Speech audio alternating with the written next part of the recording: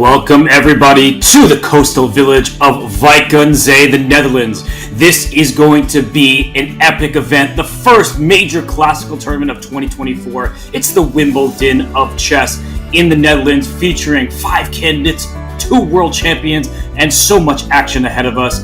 This is the lovely village, as you see in front of you, historic village that hosts this chess festival each and every year. I mean, what a lovely sight to behold. But the players, they're inside. They don't get to enjoy the water. It's a bit cold in January anyway, but they will be slugging it out on the chessboard. So the scenics, they're wonderful, but for the players, they are going to focus all of their attention on the chessboard inside the host city in the Netherlands, in Wijk aan Zee. So, oh my goodness, Jovi, I'm with International Master Jovanka Hauska, Robert Hess here. Jovi, what a beautiful village it is, and it's always a great chess event.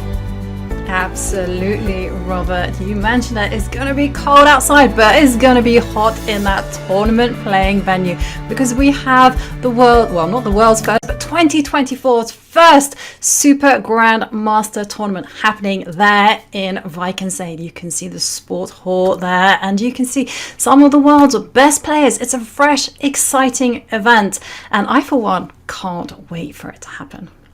I know, every time we lock in, I'm like, can we just start this event already? But this event has been going on for a very long time. It's one of the most illustrious events in the chess world because it's called the Wimbledon of chess for a reason.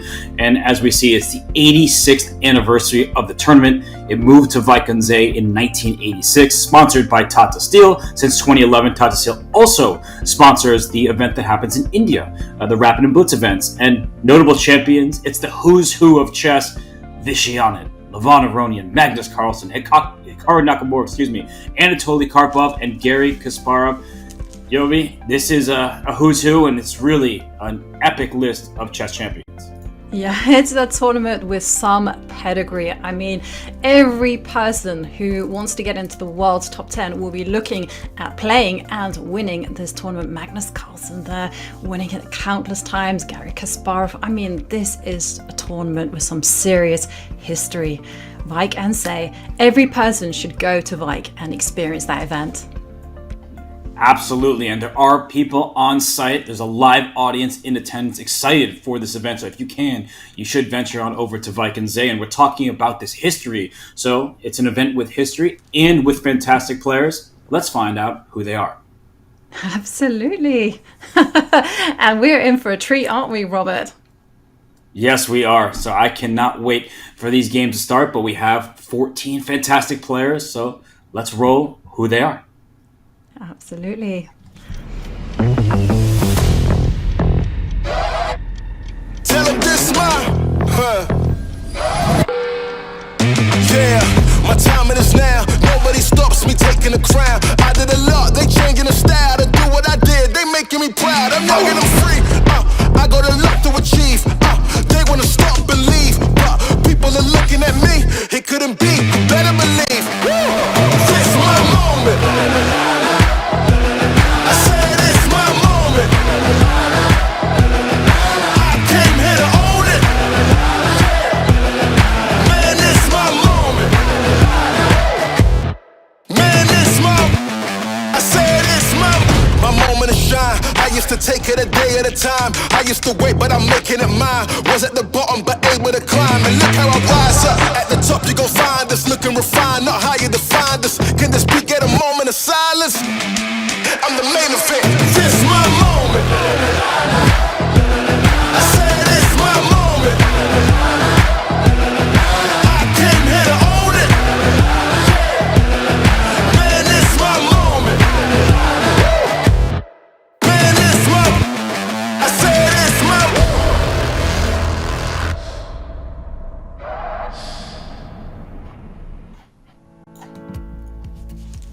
Fantastic list of players. We see their faces on screen. Some of these competitors, arms crossed, ready to go. Others, well, they better have their nerves in the back window because the event is about to begin. And Ivanka, of all the matchups, and there are so many great ones, Vidit against Ding Liren, could this be a foreshadowing of a potential World Championship match? Absolutely could be, because as we know, Vidit did qualify into the candidates last year. In fact, we do have 5 players from the candidates competing, and there you can see another one, Praggnanandhaa, facing off against Maghsoodloo. There are no easy games in this event. Everyone is well prepared. Everyone is a fantastic player. I mean, it's a grueling event. It's 13 rounds, and the players will be having to play the best chess of their lives if they want to put in a good performance. And truly, most of these players have a legitimate shot at the crown. Only 2 players, you see Anish, Giri and Jordan van Voorst right in the middle of this graphic here. They've won this event before. So either we get a repeat Dutch winner, the local fans will be thrilled, or we have a new champion in Vaikenze. Yeah, it's going to be very interesting, especially with regards to Anish Giri, because he's just come off the disappointment of not having qualified to the candidates tournament, but he always plays really well here in Vike. It seems to inspire him to great heights. It really does. He does bring his best chess. It's his local event. I mean, he really wanted to win a few years ago when Jordan van Voorst eked out an Armageddon victory. That was a huge upset, but Anish, he got his win last year. And it's not just about the Dutchman in Vaikenze. Of course, many fans will be rooting for those too, but so many interesting storylines that we have to navigate because one player in particular, the world champion Ding Liren, he's back. And that's, I think, maybe the dominant storyline heading into Vaikenze. Absolutely. Of course, we all remember that last year, Ding Liren became the world champion. He played one event and after that took a massive pause because of health issues. But it's here that Ding Liren is making his comeback.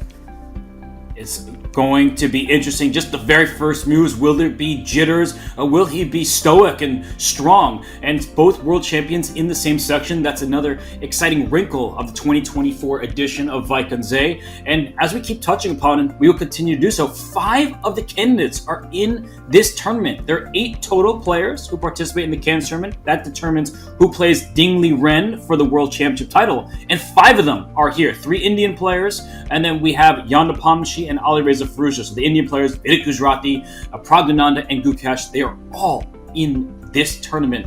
So it promises to be a great one. Absolutely. And there we saw some footage of 2 men of the moment. We have Vidit, whose 2023 year was just absolutely phenomenal, winning the Grand Swiss. Also coming very close in the World Rapid and Blitz to some great achievements against reigning world champion Ding Liren. Ding Liren there with black pieces. Vidit, incredibly well prepared opponent there. Vidit has been on a tear, at least in 2023. It was a coming out party for him. He was able to shine under the brightest lights. He won the Grand Swiss in the Isle of Man, so he stamped his ticket. He earned his way to the candidates tournament, and it seems like he hasn't let up. He won a Rapid and Blitz event in Azerbaijan as well, the Kashima Memorial. Jordan van Voorst, that's a former champion in Vaikenze. Ivanka, nobody could take him lightly. No, absolutely. He is the master of invention. I mean, he is the one who comes up with very unique opening ideas. And he's facing off against Alireza Firouzja, 20 years old, will also be competing at the candidates tournament, as you mentioned, in April. And this one is also going to be epic. Both players have a dynamic fighting style. Can't wait to see what they bring to the table.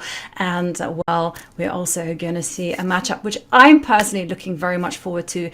Wenjun against Anish Giri.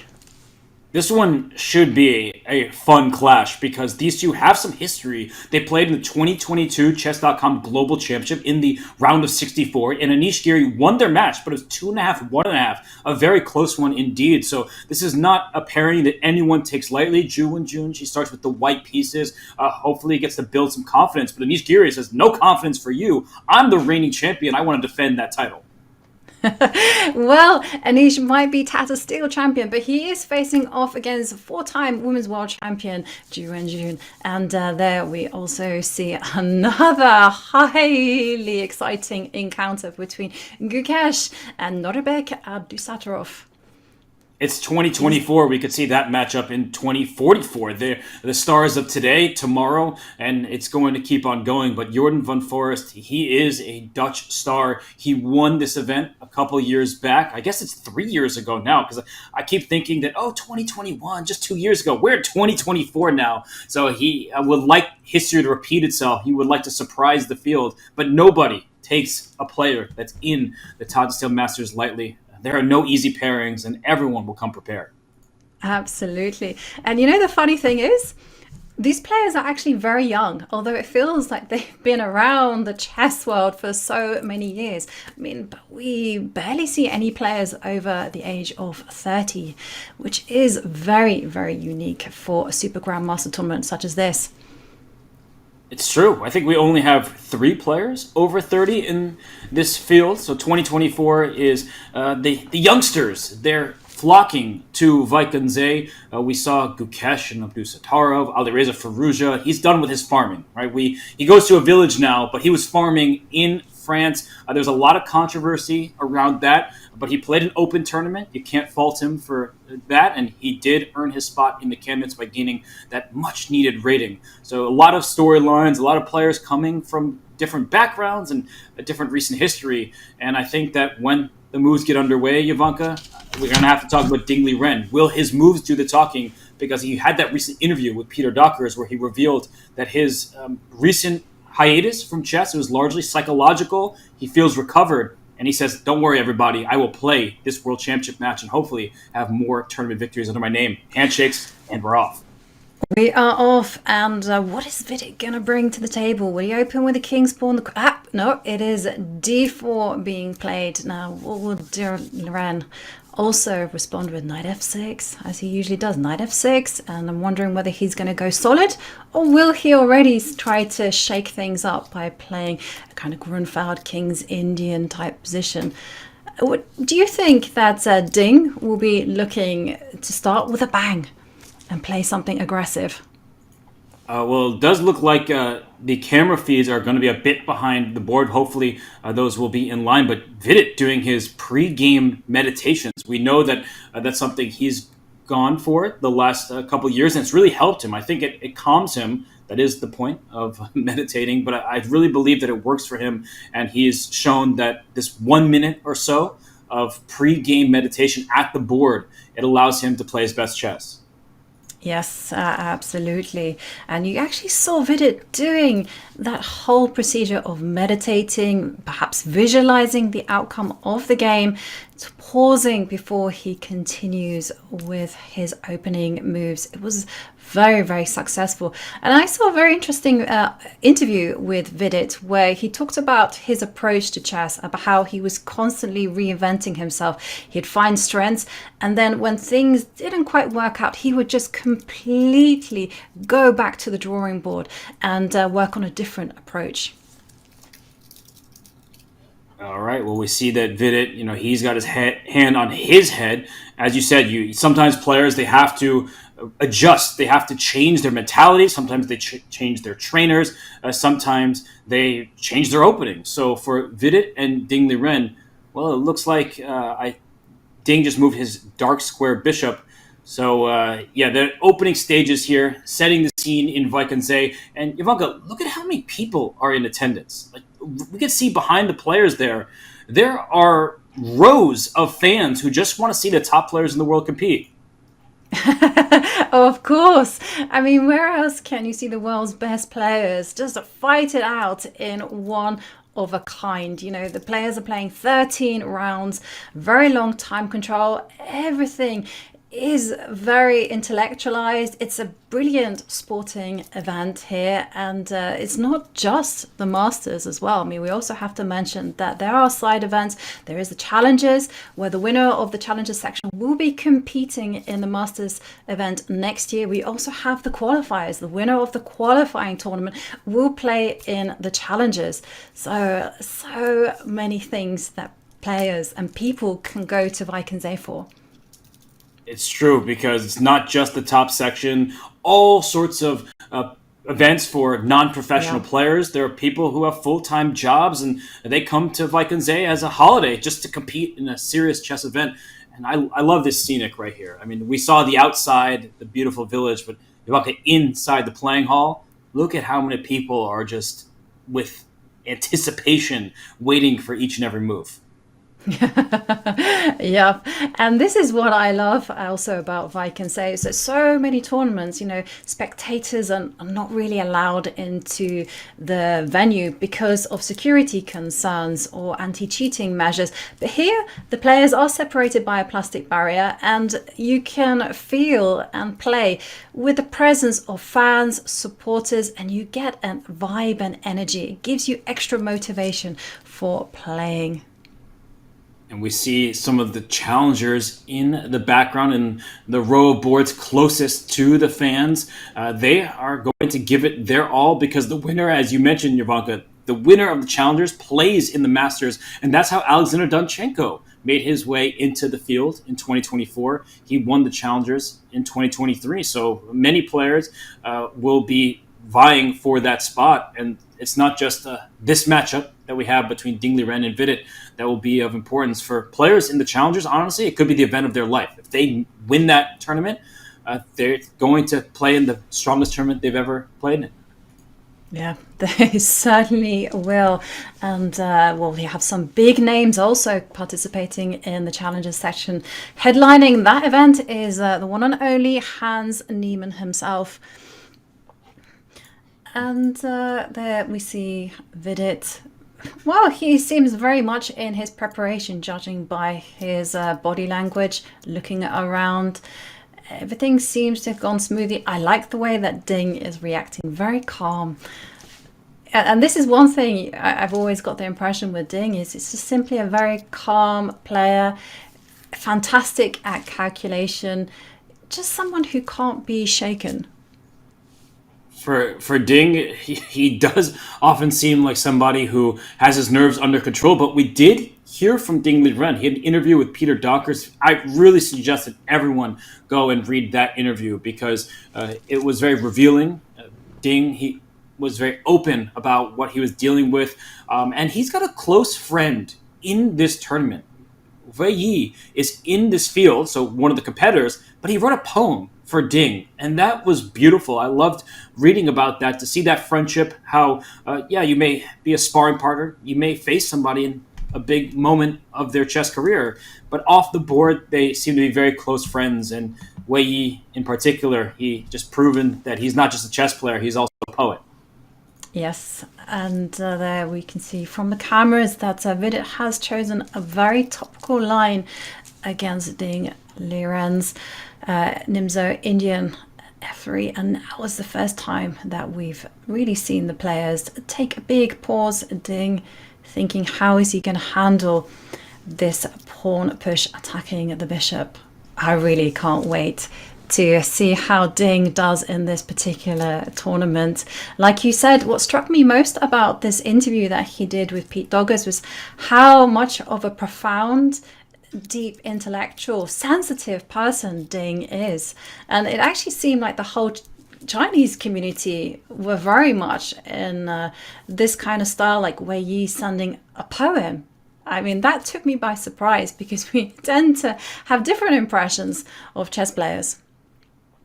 It really was beautiful. Like, I was touched by that, because we witnessed Ding Liren become world champion, and he outlasted Jan Nepomniachtchi. That was a truly awesome match between those two. There were ups and downs. Ding Liren, he almost was out after 12 games, but he withstood the pressure, and he gave it his all. And afterwards, he's like, I guess I can't really play chess for several months. Like, I'm exhausted, and you could hardly blame him. And right now, the past, the world championship title, that's all important.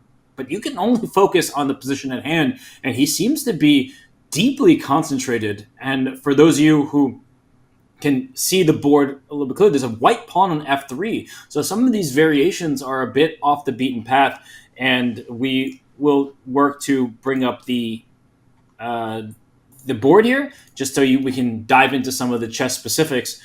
This is Ding Liren on the black side of a Nimzo Indian defense, trying to figure out his next turn against Vidit Gujarati. Yes, that is the big question. What is he going to do? I mean, one of the things I love about long classical games is there's very much a psychological element. Like the main line here would be actually bishop capturing the knight. But this is clearly something that Vidit will have studied, will have looked up in great depth. Does he go into Vidit's preparation, or does he perhaps retreat the bishop and play something that's less mainstream? It's not just a chess battle over the board. There's so many different elements when it comes to classical chess. It's psychological. It's about knowing your opponent. It's about knowing their style, their weaknesses, their strengths. And remember, these players would have had months to prepare for these opponents.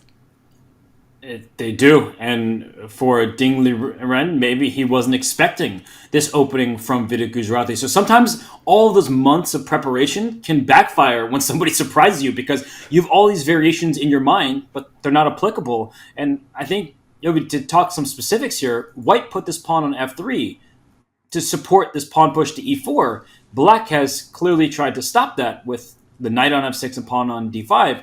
But this is a big question to this bishop on b4. Most players take on c3. Do you really think that Ding is looking for an alternative, retreating the bishop? Well, why else the hesitation? So if I were Ding, and I would be surprised, I would be looking at ways of taking the game into routes perhaps unknown. So I agree with you. A move like bishop retreating all the way back to e7 does carry some risk because of White's plan of pushing the e-pawn. But Black's position and the structure especially is still solid. So I don't think there's too much wrong if you do retreat the bishop back. It just indicates your kind of approach. Are you going to go passive, or are you going to say, actually, I'm not afraid. I've studied this position. I know it very well. I'm going to capture that knight. Okay, well, that was a board from a different game. It seems like some relay things are being worked out on site, but we appreciate the hard work from everybody who is trying to help this tournament be relayed to the masses. So I believe that everything is in order except for Ding Liren's move choice. He has not picked one yet. That's the only thing that I think from his perspective needs to be worked out. But he has to figure out, does he retreat or does he capture? And I guess this is a very long time control. That's the good news for the players as they sit in for a think. But from what we've seen from even the top players, when you spend so much time early, you may find yourself in time trouble that you can't come back from. That is true, but what I have noticed is that the players do tend to use their time at certain times. For instance, they might take a long time now to make a decision, but afterwards, once they've committed, and the bishop, as we say that, the bishop does retreat, but once he's committed to this plan, then what's going to be happening is that he will then play the moves relatively quickly, because like you say, you can't be burning the time every single move of the game, otherwise you're going to get into problems, and when the time starts ticking down, the stress levels get up, and that's when blunders occur. And he does bring his bishop back to e7. So that's a big choice from Ding Liren. And I think we have to talk about the move e4. That seems to be the most logical reply here from Vidit Gujarati. So I'm just going to put it on the board. It hasn't been played yet. But e4, that's what White is clearly aiming for. Black after e4, Yamanga, I think that he should take this, but when we get to a position where White has this massive pawn center, I'm going to change these are dangerous pawns. I'll put them in red. You have to be scared of those. Black sometimes plays this e5 move, and now we're talking about White with the massive center, but Black carving out some key dark squares. Yeah, you can't allow White to sit there with a massive pawn center. You do have to start chipping away. And I'm just going to check out the theory, because I'm not so familiar with this type of position. What will happen if White does establish that huge pawn wedge? I personally really enjoy playing with a lot of space. What about you, Robert? I don't mind being cramped. At least when I play Blitz online, I'm always playing the hippo and things that are off the beaten path. And I'll get my space later, hopefully, or otherwise I'll be squeezed. And I mean, Ivanka, I think that in these types of positions, black does need to strike at some point with a move like e5 because white never wants to take and ruin the pawn structure. And if you gain a little bit more space, we do see that black does gain control of some key dark squares, and suddenly we have a situation where if we cut the board in half, white is up a pawn on the queen side, right? If I just draw some arrows here to indicate that white has an extra pawn here, but black has an extra pawn on the king side, namely this f7 pawn. So I feel like we sort of are focused in different directions. Yeah, and you're quite right. There are some weakening of the dark squares. I mean, you can see what's going to happen. Say, for instance, if black were to get the bishop to c5 and secure the placing on that bishop, then suddenly white's king will be looking a little bit shaky. And I guess white will have to now tread with some caution, because if white manages to consolidate, then he has amazing pawn center. That pawn on d5 will be, and there you can see e4 being played on the cameras. And like I said, Ding, once he's taken that decision, making the moves very quickly. And this is going to be a big moment. And Ding strikes in the center, but he strikes with the c pawn. Perhaps it wasn't up his alley. He wasn't liking pushing the e-pawn a second time, but he's striking right at the center, and Vidit does not slow down, and his pawn goes to d5. So the position is opening up. The players are moving a little bit more quickly. First glance, Ivanka, who do you prefer this for? Like, would you rather have this from the white side with the space or from the black side with the presumably safer king? Oh, I'm a space monster, as I call it all the time. Give me that. And especially with a pawn on d5. If a white pawn gets there, then it's all about not necessarily going for a quick attack. It's just about getting your pieces to good squares. And now is for white is going to be a focus on getting that king to safety. Once it's there, then it's going to be about who controls those open lines. The pawn on d5, yes, it's a protected passed pawn, but it's time for its moment is just all about just simply clamping down the black position. Black, on the other hand, it does seem like he will have to do some groveling, maybe reroute a knight to d6, start developing his pieces on the queen side. I just want to point out how instructive that is. I mean, it can, of course, be the f6 knight to d6, but what Ivanka is using here is a very important chess principle that when somebody has a protected passed pawn, knights are the best blockading pieces, because a knight, if I can just put hover on d6, it stares over the pawn into enemy territory in a way that, say, if you block with the queen, which is always a bad blockader because it's easy to attack a queen. But the point is that a knight is really the best piece to sit in front of a passed pawn. So Ivanka, a really instructive point about rerouting the knight. You're seeing the future, some important strategies that, rather than a queen, a knight would be a much more suitable blockading piece. Yeah, absolutely. And it's actually really, once Ding is really banking on the fact that his pieces are going to be active, because strategically his position is quite poor. The protected passed pawn is going to be fantastic in an endgame. If Ding doesn't get control of the open E line, then white will simply overrun the position. I mean, white has so much space, so much more freedom with his own pieces. And there we can see Ding there with his head in his hands. I don't think he's that comfortable either. No. And the dark squares do look a bit vulnerable for white, but it's hard to get in there. Bishop takes own pawn on c5 might be one of those moves. I'll take my own piece just to get the activity. A bishop on this diagonal would be fantastic. A bishop on d6 eventually, not so bad either. But black, I think, does need to be quick, as you're saying, Ivanka. All of the elements in this position seem to favor white, except for the safety of the king. Black's king is the safer of the two, and it looks like Ding Liren, unfazed, trying to potentially play b5 or blockade on the d6 square, preventing a knight b5 jump. So why don't we leave these two players to go at it? This is a really tense position, and I think a lot more in store from here. But why don't we zoom out for a second and look at our bird's eye view, because there are six other fantastic matchups that are underway. Absolutely. Let's go and check out the other games. Okay, so I'm looking at this scene. There are too many chess pieces for my eyes, it looks like the game in the second from the left in the bottom row between Max Vadam and Jan Nepomniachtchi. I think the local fans rooting for Max. He was invited to the top section, one of the rising stars in Dutch chess. He's fighting against Jan Nepomniachtchi, and well, I think that it's going to be interesting to see how he starts in this tournament. Yeah, I'm very curious. He's just 21 years old, but also incredibly well prepared. A very, very dangerous opening repertoire. If you have a very aggressive style, in general, I'd actually recommend that you study the games of the Dutch players. They're innovative, they're always attacking, and they're full of confidence. And Max Warmerdam, I think he's worked with Jordan van Foreest and also Anish Giri. So definitely very dangerous player there, and he's facing another player who's playing in the candidates, Jan Nepomniachtchi.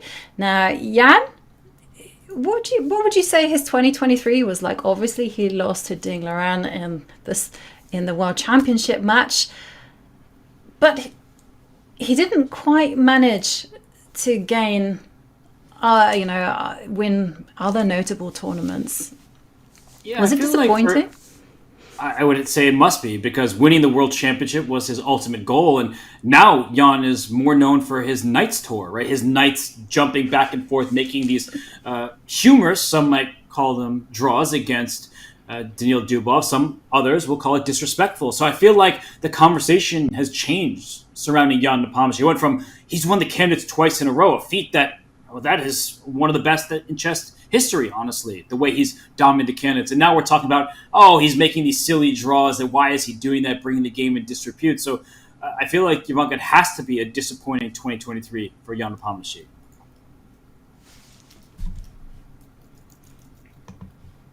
And we see the players there in the playing hall, and as they pace, we're pacing ourselves for what should be a fantastic round.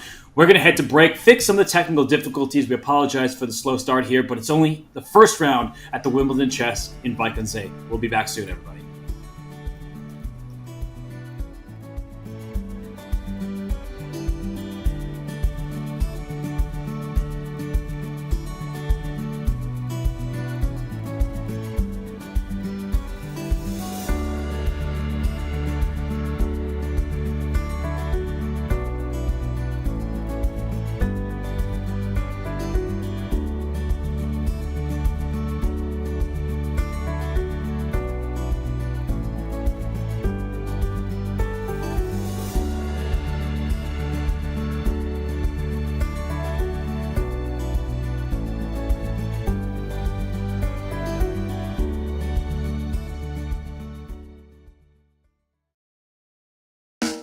Can you beat Magnus Carlsen? Okay, yeah, probably not. But what if we give him a few distractions? Can you beat Magnus while he's cooking?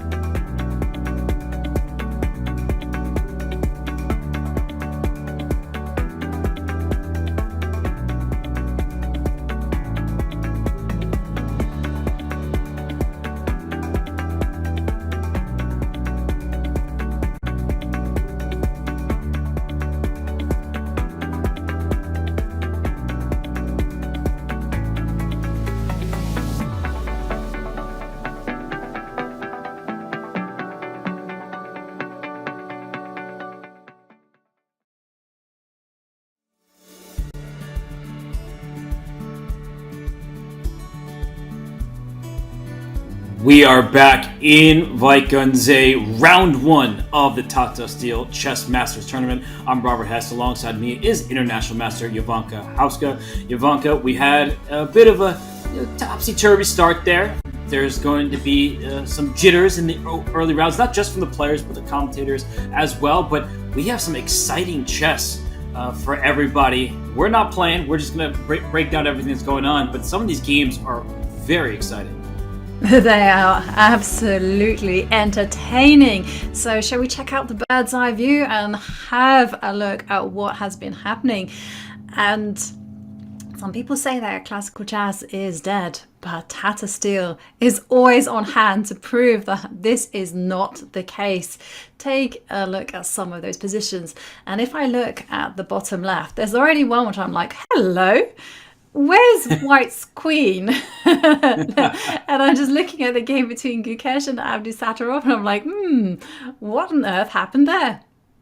Yeah, normally I'm sitting here, I don't know which game to go to. I think we're going to sprint right to the game on the bottom left between Gukesh and Abdusattorov, just because it is a fascinating material imbalance. White does not have a queen in that game. Black does, but White has 3 minor pieces. So I think we do need to lock in to that game and try to rewind, explain how we got here, because the position as it currently stands is one where it's completely unbalanced. Absolutely. I mean, tell me, how did this happen? Because like you say, once we see a situation where there's 3 pieces versus a queen and all sorts of factors come into play. But first of all, I just want to find out, how did we get there? I mean, how many minutes did the players use? Not many. I mean, look at Abdusattorov. He's upright in his chair. He's leaning over the board, very concentrated. Gukesh looking at this with a bit of a side eye. And I think as you look at the position ourselves here, let's just do a material count. So there's a queen. That is clear. White has, let's change the color, 3 minor pieces. So if a minor piece is worth about 3 each, that seems equivalent. White has 6 pawns and black has 7. So it's a queen and 1 pawn for 3 minor pieces. Very strange position indeed. And before we dive into the X's note here, let's just rewind, because I think we should start from the top. It's a long show. These are long games. And Jovanka, have you seen this type of position before? We start with a quiet Italian, but as we continue here, normal moves. This is where it seems things got very hectic. The pin along the diagonal here. Yeah, it is all normal moves until, something happened and chaos on the board. But one thing, you mentioned, have I seen this type of position before? Well, I haven't seen this exact position, but I have had 3 pieces against the queen. And I'm a person that loves playing with the queen. I appreciate her power. And one thing I do have to say, that the 3 pieces normally work very, very well against the queen. But it all depends on certain things. It depends on whether they're coordinated whether they can coordinate. It also depends on factors like weaknesses, strategical weaknesses, like whether pawns are good or bad. And also something that really does occur in every single game, something that every player should be worried about: king safety. Yes, king safety is paramount here. And I just want to apologize. As you just noticed, I was talking about moves that you couldn't see. Well, we are struggling in this first round here. We are working through it as best we can. So let's just focus on the live position, since I can't go back and show you how we got here. Next time, soon, we'll fix that for you. But in this position, you mentioned king safety. And, well, Ivanka, it does seem like the white king is in worse shape, because there is a black queen sitting just 2 squares away. It's menacing. But is the black king really that safe tucked in the corner? There's a rook staring towards the black king side. The bishop on the light squares means that king has no moves. It seems like you can make an argument for either side. Absolutely. And we did see from the position that black's last move was f7, f5. opening up lines for the rook to join in the attack against the h2 knight. And one thing I have to say is that the knight is defending the king, and as we all know, and everyone should memorize this little expression, a knight is a king's best friend. So white's king is relatively safe for the time being, but if a rook comes into f2, well, there's going to be problems there as well. But the move f7, f5 is really curious because it did allow knight takes d6. Now, I'm a certified pawn grabber, and the first move that I'll be looking at is what's going to happen after knight takes pawn. But I can see that another pawn has been captured on the board. Pawn takes pawn being played. And what is happening? I mean, this position is just fascinating. Yeah, this position is fascinating indeed. And as we look, the pawn on f5 was captured. You said you're a pawn grabber. If this rook takes on f5, then the bishop can go into e6. Like, there are tactics everywhere all of a sudden, and that would pin this rook towards the queen while attacking the other rook. And it seems like problems in all directions. Yeah, that would be serious problem for black there if he got all his pieces. I mean, what is the word? Skewered? Yeah, it's skewered. Like, yeah, I guess it's one long skewer from c8 down to h3. I mean, that is very picturesque, but yeah, you do not want to fall for that one. And well, there are some consequences though to pawn takes pawn. Presumably the rook on f8 now has a life. It can lift up the board to the f6 and make its way to the h line, and if that happens, there's going to be questions for white to answer against his king. I mean, in fact, that's quite a serious problem. That is a huge attack in the making here. So that's one option for black for sure. You would love to take back on f5. We just showed that you can't because the bishop has this e6 square. And you see that Nodirbek, he's thinking after the last capture on f5. He's the one who played f5. Once it was captured, now he's thinking. Sometimes that's a bad sign for players. It means they might have overlooked a subtle thing or two. But I think that he's really just trying to figure out his plan forward. And white is already attacking the d6 pawn, d4 pawn. Ivanka, this looks like black's hanging on by a thread at the moment. Yeah, black's position is very stretch, to kind of quote the English chess players' vocabulary. But definitely black will have to play very accurately. And one thing that I did mention, is the rook lifting to the h line in order to threaten checkmate against the white king. But one mustn't necessarily get hung up on these short-term plans. This position is very much a move-by-move position.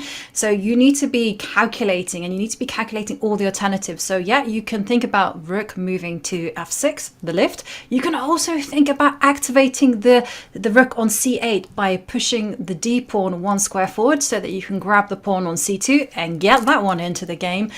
And if white consolidates, then white will be winning. There's no question about that. The two rooks will come in, they will target the g pawn. You also have the knight on b5, which is ready to spring to d6, and if that gets to f7, that's going to be all she wrote for black. So black does have to, I don't think it's very good to kind of seize the defensive by going rook to c6, holding on to the d6 pawn. I think the time now is to go for counterattack. And how much time has Nodirbek hasn't used that much time. I mean, it still seems like this is all in the realms of his opening preparation. And I love your suggestion, d5. It's such a good call by you because you're activating the rook on c8 towards this pawn on c2. So that is a really good decision, I would say. It also means that after d5, if the bishop slides back, no longer does the bishop have access to e6. So you can successfully pick up the f5 pawn. So I was just going to say an overarching theme of these type of openings is that you're trying to force the issue, right? There are three minor pieces for the queen. And if you can find the path towards equality, that's good for you. And maybe black can even play for an attack. But if you make one mistake, and I think that it's easier for black to make mistakes in this position because there are three different minor pieces, then black's position completely collapses. Yeah, this is a really sharp position, and like you said, everything should be calculated. So, I mean, go through the whole list: the checks, the captures, the threats. So, d5, one move. Rook takes bishop is another move that I would seriously be looking at. Although that might be a panicky move, just trying to bail out with ideas of perhaps rook takes f5 at the end of that, and trying to get again an imbalanced position where the black queen will, because of the problems, white king safety will be okay against the rook, against two knights. So I'm really looking forward to seeing what Nodirbek has up his sleeve, because like you say, this position is balancing on a knife edge. It really is. And I think now that everything is settling in for us and the players both, I'm going to rewind. If I can, let's see if it works. I'm going to rewind to the start of this game, because it does feel like Nodirbek has to think about his next choice. It's a critical moment. So let's see, does it work? And there we go. Yes! Okay. Well done, Everything Robert. is working. Oh, I finally got it to work here. But it's my fault. I take the blame, everybody. But it was an Italian game, as I was saying before. And Ivanka, around here, this is the point I want to highlight, is that the bishop came out to g4, and white kicked the bishop back, and black just moved the bishop, clearly getting ready for a knight sacrifice on g4, that if you try to chase the bishop away and block the pin, I'm going to sacrifice a minor piece for 2 pawns and expose the white king. And that's exactly what happened. So, Ivanka, I have not seen this idea before. It's new to my eyes. At first glance, what do you think of it? Well, I haven't seen this plan with the black pieces, but I have to say I have seen a plan very similar with colours reversed. You know, where white is the one putting the bishop on g5. And I've been very cagey and wary about these type of positions, because they're very unbalanced. Everything turns on the mistakes. They're sharp. If you make an error, then, you know, that could be defining the game. So that's not my style, I'll be honest with you. I do enjoy commentating on those type of positions, but playing, too hair-raising for me. But overall, I'm appreciative as a spectator and a commentator. I love what the players have brought to the table. Yeah, it's really a nice way to combat white's attempt to block this bishop. Queen c8 is saying, if you make this g4 move, just to put it on the board, then after knight takes pawn, pawn takes, queen takes g4 check, you've given up a piece for 2 pawns, but you're also winning the knight right back thanks to these 2 pieces on the diagonal. So you're going to be up 2 pawns just to finish the variation. I think it's helpful for everyone to see that black has 2 extra pawns and is clearly much better, if not winning already. So instead of that, we saw the king slide over, and the black king did the same, and now the intentions became very clear, Ivanka, with the rook coming to g1, the king tucked on h1, g4 is in the cards, but black said, I don't care, you can play g4, and I'm going to take it anyway, and this is where the fun began. And would you say that actually capturing on g4 was almost forced? Because one thing that you have to be very careful with a bishop out there on h5 is that if you just simply kind of with the hand just retreat that bishop to g6, then that bishop could get locked out of the game very easily, and it won't find a way back in. Famous examples of this, right? There's famous Capablanca games where the bishop is just locked out completely, and just to put that on the board as well for everyone to see that even the evaluation bar already says white is significantly better, but it's more of a practical advantage because this bishop is not getting back in the game. It's stuck staring at a pawn chain that is well defended, whereas white's bishop on that light square diagonal is very pleasant. So I would say that knight takes g4, when you play like this, it was required, but it still was just heating up because Ivanka here, the bishop took the knight, the pawn took back, and we saw the knight gallop in, and bishop g5. So putting pieces on undefended squares is the name of the game, but black is getting ready to try to open up this rook for the attack. There are threats of this queen getting on over to h3 if the bishop moves out the way. I wouldn't want to be on the white side at first glance of this position. It would be very scary to me. The pin is always very scary. You gotta pin it to win it, as the saying goes. But yeah, white king very uncomfortable. And like you say, if the queen does come to h3, that is going to be game over for white. But on the other hand, the bishop and the queen, they are not working that well. I mean, they get in each other's way. So let's see how the black queen managed to disappear from the board. We saw the knight take on c7. This is another fun tactic of many in this game. And the point, everyone, is if the queen takes on c7, it's a distraction tactic. This bishop on g4 is loose. And if you say, well, I'm going to get rid of my bishop first by taking this knight with check, the problem is, as you see the evaluation bar, the queen protects h3, so the black queen doesn't get in. And if you take the knight, now your second bishop is captured. White ends up a piece ahead. So Ivanka, lovely tactics on display, some fireworks from these two players. But this is where things got even more fun because the bishop slid back to h5, opening up the diagonal. Ignoring the fact that the rook on a8, which is a non-participant in every sense of the word, is up for grabs, and black's like, no, checkmate ends the game. And well, white now has to play very accurately in order to stop the queen getting to h3. And this is where the queen sacrifice happened, right? Yeah, I think it was more or less forced at this stage, just to point out that knight takes rook in the corner. That's not going to work out for you. The queen jumps into h3 with check. Only legal move is knight to h2. And here you would think, let me just take this queen. You could also bring your bishop into f4 first, threatening checkmate in 1. That looks like a pleasant idea. And at the end of all of these lines, let's say you give up your queen here and we get here, you have to protect the knight on h2.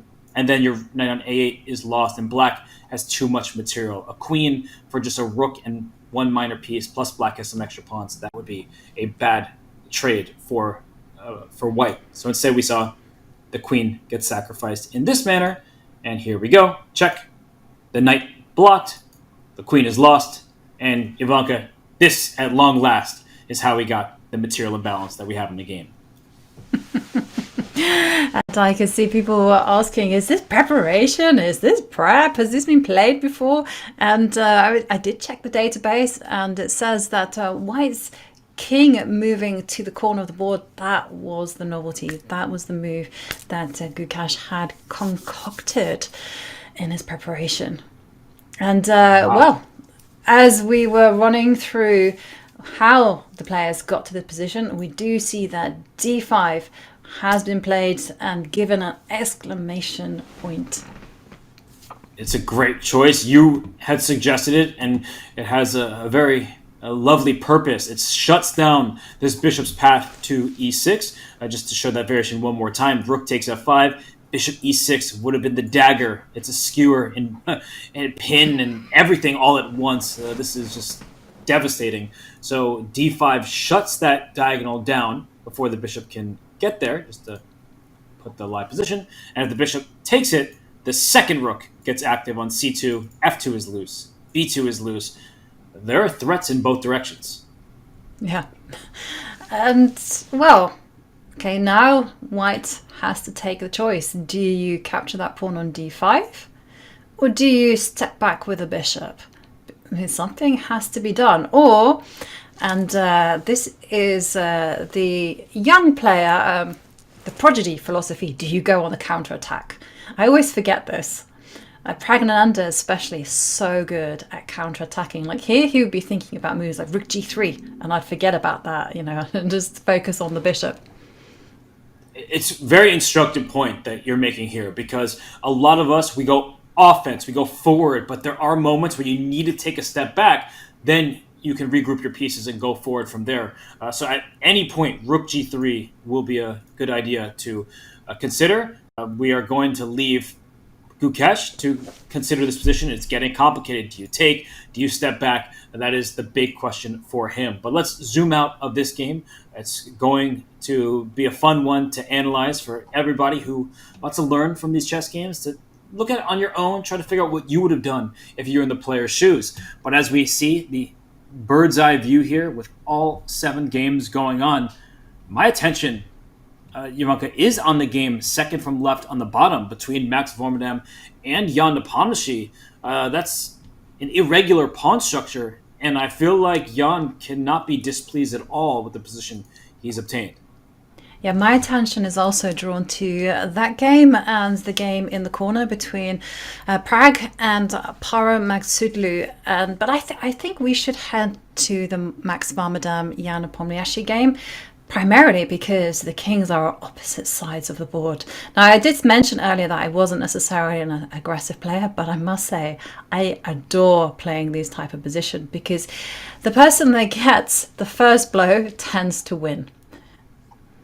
It's And true. the white king there in the center, if it's probably going to castle kingside, and it's not going to be living a happy life there. But then take a look at the cluster of pieces that black have on the queen side. Looks very impressive, but also a little bit clunky at the same time.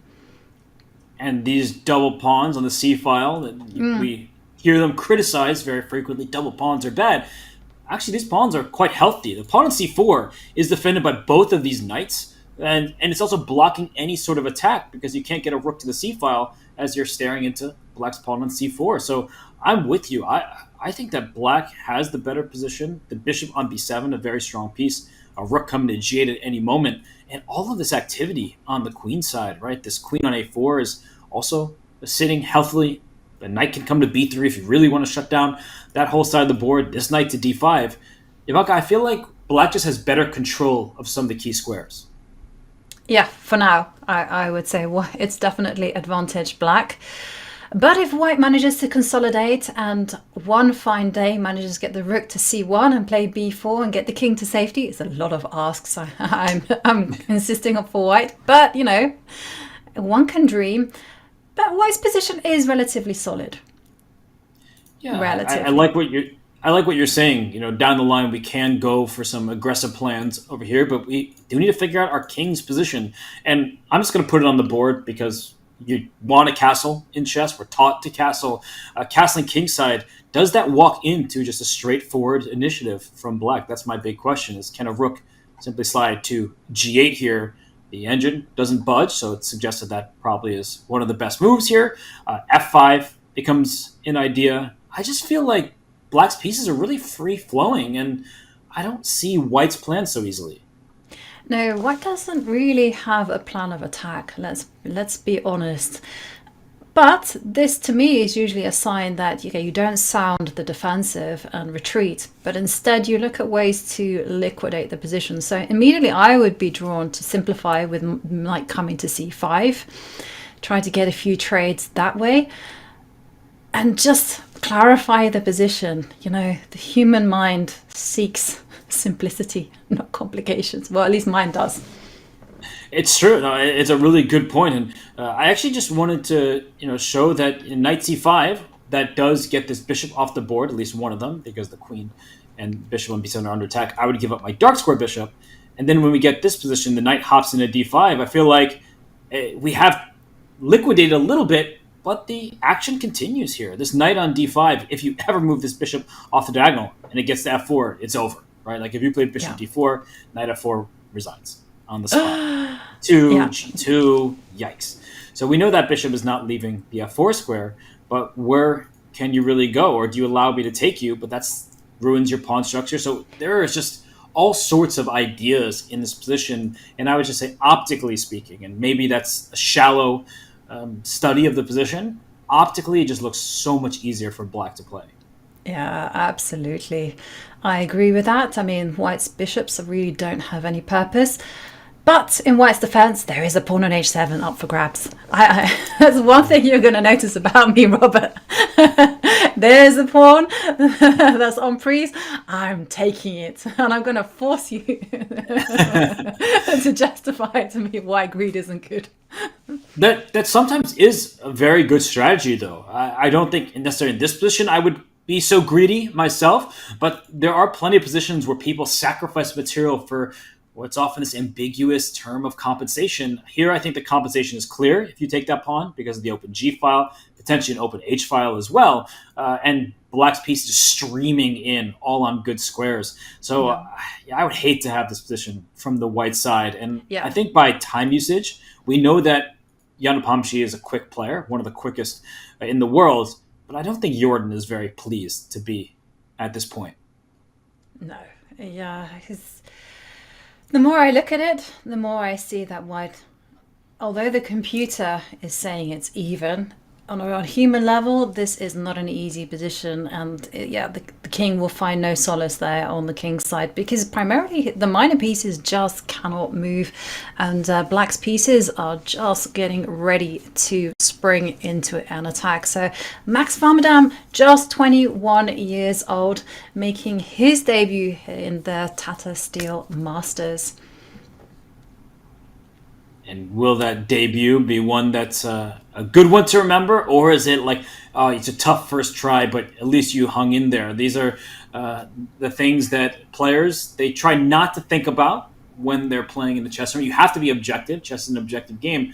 But Ivanka, let's talk about that a little bit. I mean, he is one of the lower rated players in the field. He's also from the Netherlands, so he's one of the Dutch hopefuls here. Do you think that's added pressure because of he was invited as somebody who's a prospect, or do you think there's less pressure because he's one of the lower rated players in the field and thus expected to score fewer points? Well, I think overall it is going to be less pressure for him, because after all, he's not expected to get a great score, so therefore he can relax and just play some good chess. But saying all that, there's always first round jitters. He's not used to the spotlight in this particular event. After all, this is the Wimbledon of chess, and he's playing the best players in the world. And we can bring up some stats of Max Vadam. I'm sure he's going to be a name that we're going to see a lot more of in the future. Such a promising talent, very aggressive style, and he's been a second for Fan Forest and a second for Anish Giri. So he has a lot of creative ideas to bring to the board. But here, opening round nerves, that's going to be something. Do you get first round jitters, Robert? Well, I don't really play anymore, so no jitters for me. But I think that players often, they get off to these slow starts because sometimes they don't trust themselves. Max Vadam, the 2021 Dutch champion, he's worked with Jordan van Forest and Anish Giri and the candidates, so he has a wealth of experience despite his young age of 23. Or is it young? I don't know in chess terms anymore. In life, 23 is very young, but in chess, is 23 already old, Ivanka? Yeah, 23, not 21, as I was saying. He looks like he could be 15, in my defense. He looks very, very young. Unfortunately, in this day and age, it's kind of considered very old because, we have players so young. Recently, I just saw 2 8-year-olds have incredible performances at the Blitz events, like one just now, yesterday, Badana from England. She finished 15th with 8.5 points out of 13 in the European Women's Blitz event. And also in the World Blitz event, there was another 8-year-old who was coming along and defeating Grandmasters. So it's kind of scary how good these players are, so young and so quickly. But he's Dutch, and 23 is still very, very young, and still time to make your mark on the world. And I love how you left it to me to pronounce the other 8-year-old's name. I think it's Roman Shagziev. Pardon me if I've butchered the pronunciation, but if I'm remembering correctly, Roman, he was like a strong Roman, beating 5 grandmasters in the World Rapid and Blitz tournament. So exceptional talents these days, starting younger and younger. And for Max Vadam, he's been in Vikonsé many times as a local Dutchman. He's been playing in this festival. He knows this tournament hall very well, but it's his first time on the main stage playing against the likes of Jan Nepomniachtchi, and he continues to go into the think tank here. He is really expending a lot of effort and time as he wades through the complications. I have to say, I don't want to make prognostications this early, but I'm looking at how he's spending his time. I'm looking at the ease of Black's plans. It's Jan Nepomniachtchi, of all players, on the other side. He loves kind of aggressive position. I'm not feeling good about Max Vadam's chances. It's a critical moment here for White. White has to really consider how are they going to untangle the pieces. I think it is time well worth spent if you come up with a solution. And this is the kind of position where you can just go into the tank and still not come up with a great plan. And Nepomniachtchi, as you mentioned, confident, great instincts. So it's not looking good for Max Vadam. And I think we saw Jan Nepomniachtchi strolling in the background, taking a little bit of a break, glancing at the other games. We're going to join Jan for a quick break. Don't worry, everybody. There are so many hours of chess left today and throughout this whole event. It's only round one in Vaikensee. So we are going to step aside just for a few minutes, but when we return, it's more action from the lovely village of Vaikensee in the Netherlands. You see all the buildings, the beach. It's cold at this time of year, but the player, their chess, just heating up. Be right back, everyone.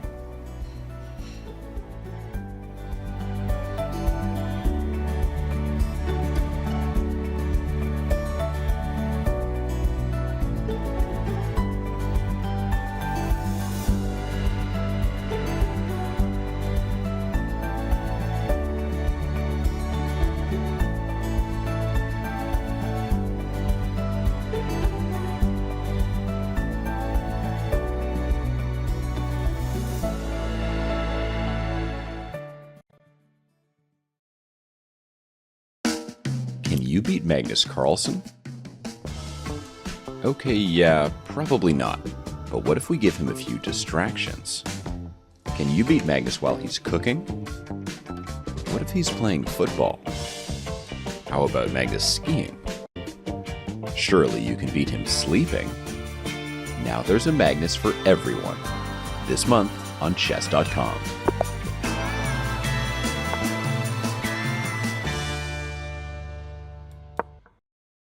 Echixale Vuga refers to what kind of chess? Bughouse chess? I don't know. I have no idea. Who defeated Viswanathan Anand in just 6 moves? Levanaronian? That guy.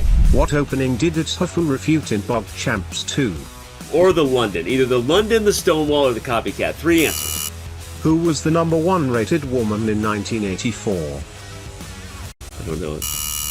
Pia Cromling. Pia Cromling. Anna Cramling's mom, of course! Who is the only player to have won a World Cup while not representing an EU federation? Okay, who is it? And how could I get that wrong? He's a famous legend. There's a lot Danny doesn't know about chess, but there are some things you do need to know. Danny's new course for Chessable covers everything you need to know in just 2 hours. Check it out for free today.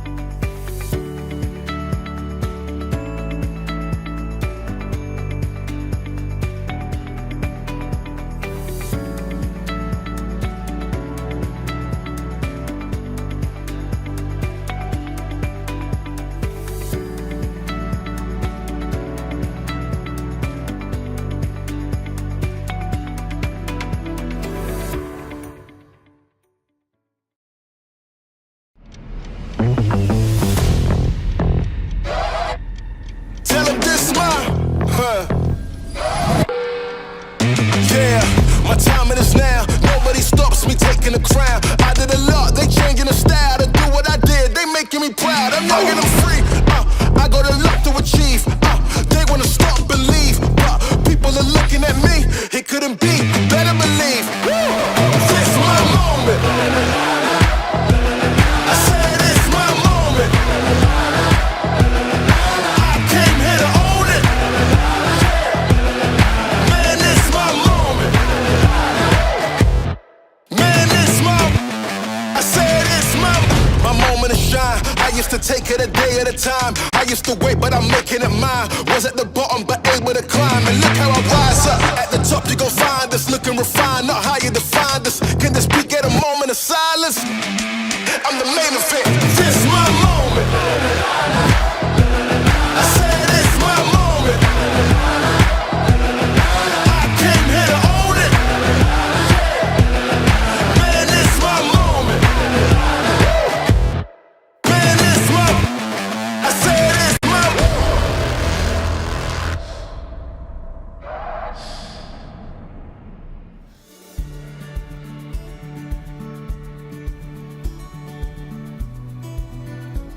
Back in Vaikanze, you see the 14 players in the Master section and the 14 in the Challenger section. They are deep in thought, trying to figure out their next moves. So many fans are in attendance. It truly is a chess festival at the Wimbledon of chess. This is the first round of action in the 2024 edition. So many great players, 5 candidates, 2 world champions, and tons of great moves in store for the masses. This is Vaikanze, and this is our first super tournament of the year. I'm Robert Hess. Alongside me is International Master Jovanka Hauska. Jovanka, so far we've seen the players, they're bringing the heat. They are not afraid to get combative. No, they are rocking and rolling, because during that break I was looking at the other games and I was like, wow, so much fire on the board, Robert. We are in for a treat. So shall we bring up the bird's eye view and just get analyzing?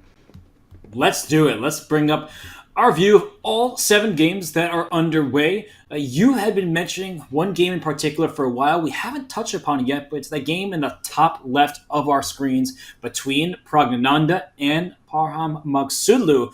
And Praggnanandhaa, he gained so many fans in 2023 when he went to the World Cup final against Magnus Carlsen.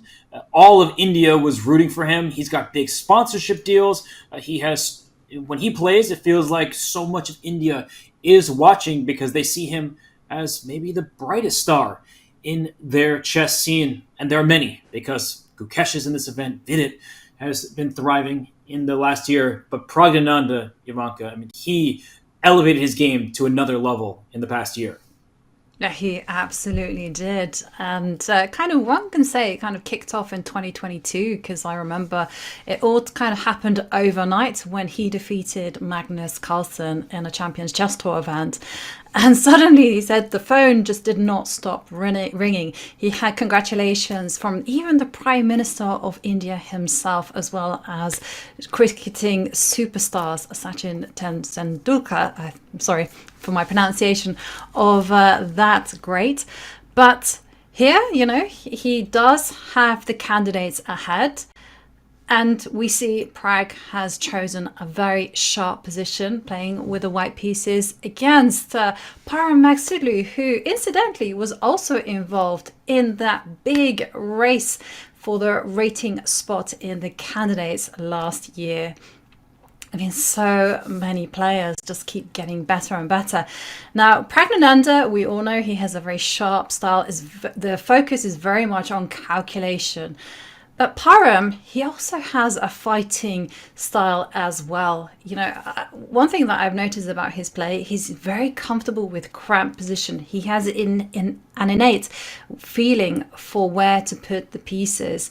And here, his position looks relatively cramped, but you do see the knight jump to the e5 square, attacking the queen.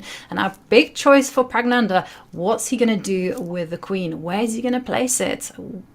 It's a kind of difficult question, because that knight jump also attacks the g4 pawn, but also kind of stymies up the g4, g5 advance that white had been planning. This is a really interesting position stemming from the Sicilian defense. I won't spend too much time going through the theory, but I do want to rewind. We have plenty of time. It's a classical chess tournament to show everybody how we got here. It was a Sicilian defense and d6, a Najdorf. So for those of you who play this opening yourself, you want to brush up on the theory. And Parham Maghsoodloo, he shows that he's willing to fight. He's not playing the Berlin. He's not playing a solid approach. He wants to get a fight from the very early stages. And here, I think, Ivanka, this is where black starts to get, you call it cramped. When you have pawns on d6 and e6, your bishops, they don't have diagonals to work with. This kind of almost feels like a kind of a Scheveningen's kind of structure, which basically, black prepares themselves for the onslaughts, and they're kind of reasoning that they're going to get their pieces developed on the first 3 rows, and then after that they're going to deal with the position as it comes. Very much a reactionary opening choice. Completely agreed. And these pawns, they take away key squares from white's pieces, so they are doing an important task, but they do limit the scope of the bishops. And as you said, the pieces, they often come on the first 3 ranks for black. We see this happening. The queen went out to c7, g4 played, the knight comes to d7, and this was a big moment from Pragg. First playing bishop to d2, because the knight went to d7, and it can go to e5. But first, instead of going directly for the pawn, because you can try to take this pawn on g4, white gets to move h3, and g7 will fall in return. So black's king is still in the center. I don't think you want to open up too many lines. And it's only after white pushed the h-pawn that Parham goes for this, because now the pawn's on h4. So after knight e5, if we do slide our queen to g3, which may still be the best move, if this pawn is captured, white will have to rely on f3 rather than on h3, and maybe this change in pawn structure is one that black is happy about. Say we take f3, knight back, queen takes g7, we get here. Ivanka, at first glance, before we go any deeper, would you prefer to have this from the white or black side? Oh, white 1,000 times over. Because, the queen is there on g7. That's awfully close to the black king. And king safety is the name of the day in this particular position. The queen can even, once it's grabbed that pawn on g7, just dive back and just ask the question to black, what are you going to do with your king? Where are you going to go? It just allows so many avenues for the white pieces to attack. So you don't really want to be touching this with a barge pole. I'm hoping we get down a similar path as the Gukesh game against Abdusattorov, because I'm looking at knight g6 here, protecting the rook and trapping the white queen. And I don't think there's anything you can do to stop rook h7 next with the queen being trapped. But you give up your queen. You play h5. I'm going to get as much as possible for my lost queen. And after rook h7, okay, I'll take you. You take back. I'll take your knight. You take back, and I'll take your pawn. And what do we have here? Maybe a rook takes h6. Okay, clearly that was not the most precise move, but the engine's still in the middle, and the point stands that black has a queen, and white has a rook and a minor piece plus initiative against the black king. Yeah, I must admit, I forgot about the knight retreating to g6, trapping the white queen. This one looks, in the speak of chess books, unclear.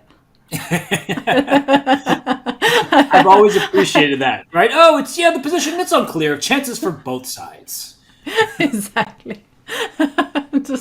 I don't know what's happening here. The black king is so unsafe. You probably have to kind of start mending some of those holes by putting the knight back to f8 and then just getting the king away from the center as quickly as possible. Bishop d7, castle queenside, and just curl up into that proverbial little ball for a few moves and wait for white to generate some play. And once you've done, once the position has been clarified, then the queen can just start moving forward.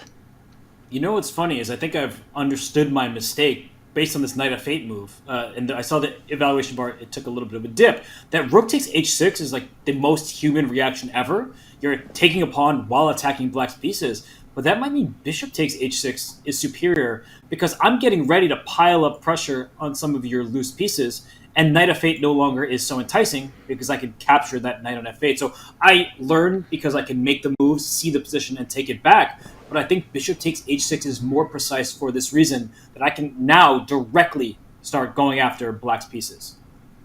Yeah, and it's a difficult spot actually, bishop takes pawn, because after all, rooks thrive in open lines and the bishop gets in the way of his own rook.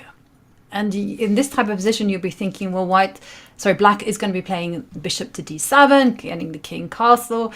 You have to be much faster than this. But appearances can be deceptive.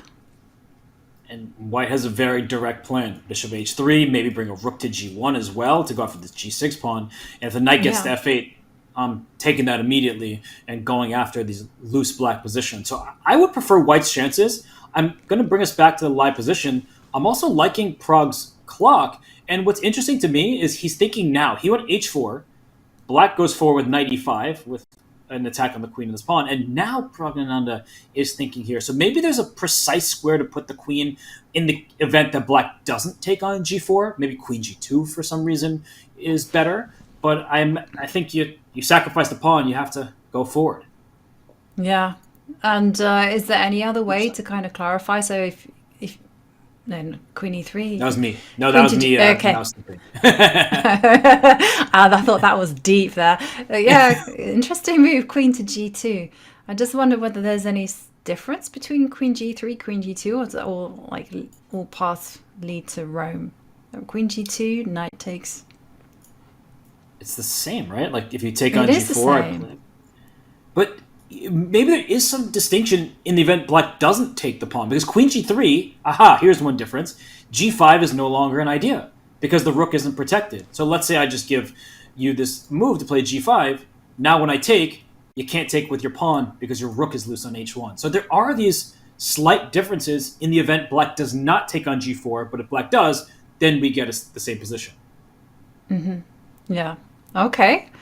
And is there any other way that white can just simply sacrifice the pawn and not go in for this imbalanced rook and minor piece against queen? So for instance, after queen to g2, I'm just thinking once the knight comes to g4, you just go h5 is what I was. And then, then the knights are kind of superfluous. They're defending each other. They can't really move. I agree. That's a really actually instructive move by you, h5, because it takes away that resource we were just looking at where black tries to trap the white queen. So f3 becomes a threat. And how do you stop that threat? Do you play king f8? That looks like you're walking into the line of fire. That does not look like it solves the problems. So I love your h5 suggestion, Ivanka. That's a really, really instructive and nice move. Yeah, but the position is very, very complicated. And again, you have to be looking at all possibilities for both sides. Like, for instance, in this particular position, you can look at defending the pawn on g7. You can also look at counterattacking with queen to c5. I mean, so many possibilities for both sides. This one is brewing up for a very nice fight. We're being spoiled, Robert. We are indeed. I hope we get more queen sacrifices, more open positions, but Praggnanandhaa, he's the one on the clock. So let's zoom out of here. We did just dive into some of the possibilities. We'll see how Praggnanandhaa wants to continue this game. But let's go back to our bird's eye view.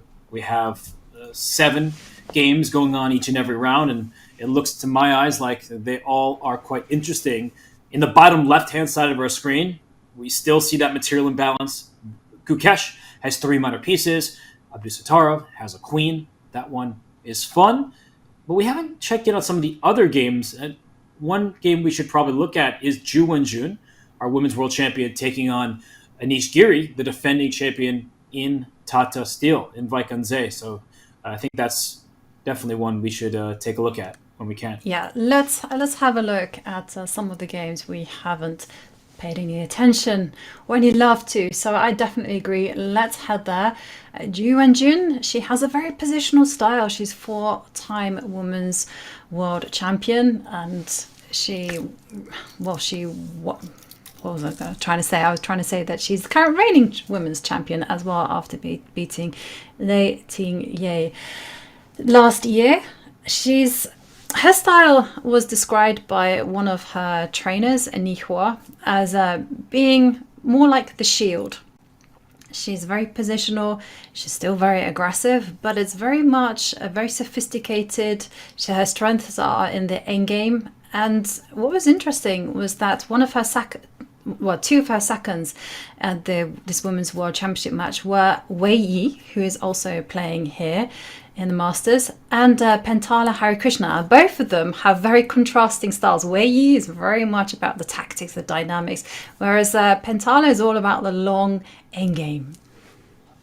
And he has been a super grandmaster for such a long time, has Pentala and Wei Yi. He loves these aggressive games, you're saying, but that's important to be universal.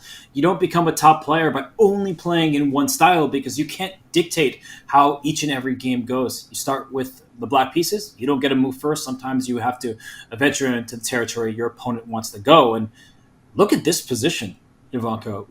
Wenjun with the white pieces, with more space on the king side, with 2 pawns here, but as black just played the move c4, has gained space over on the queen side. So I think that we have a situation where both sides can be happy on their respective controlled flanks. Would you take white in this position, or do you believe in black's long-term chances? I'm actually, again, I'm a player with a one-track mind. And here I'm only looking at Yu Wenjun's potential on the king side, because it's so appealing and it's so straightforward. So what happens if, like the caveman that I am, I just go f4, f5 and push those pawns? I'm going to back that up with g4, h5. Move in some knights there for good measure, take as much space as possible, and I'm just going to storm that side of the board, because I feel that this is the pressing issue. Because yes, Anish will be happy with the long-term prospects. Yes, he will have a great endgame if he gets there, though. The big if, right? The endgame will be awesome for black if those queens come off the board and black doesn't get checkmated. Your plan definitely comes to mind for white pushing forward. There might even be ideas to get this knight into d5. Because if we trade, you've just carved out the e4 square and f6 and d6 and lions and tigers and bears. Oh my. Yes. A few of the how's that song? A few of my favorite things. Lions. I'm not even sure whether that is from the song, but it sounded like it could be. I'm sorry, I'm just Robert. going classics, Wizard of Oz. I'm throwing back to a very different era here, but this is also reminiscent of a romantic era chess game where you just start throwing pieces forward and go for the attack. It looks like it would pay off.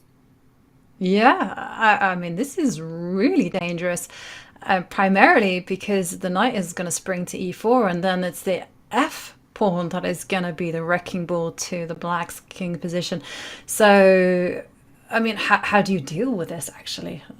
Suddenly we're on very concrete territory, and each has to play very accurately. So let's rewind a few moves. So first up, f5. What is he doing? Is he putting the bishop on c8? I know it's going back to its starting square, but maybe it's going to go to b7, or does it make a difference? If it doesn't make a difference, then okay, put it on d7. Yeah, at least if the you're at the rooks are time, connected.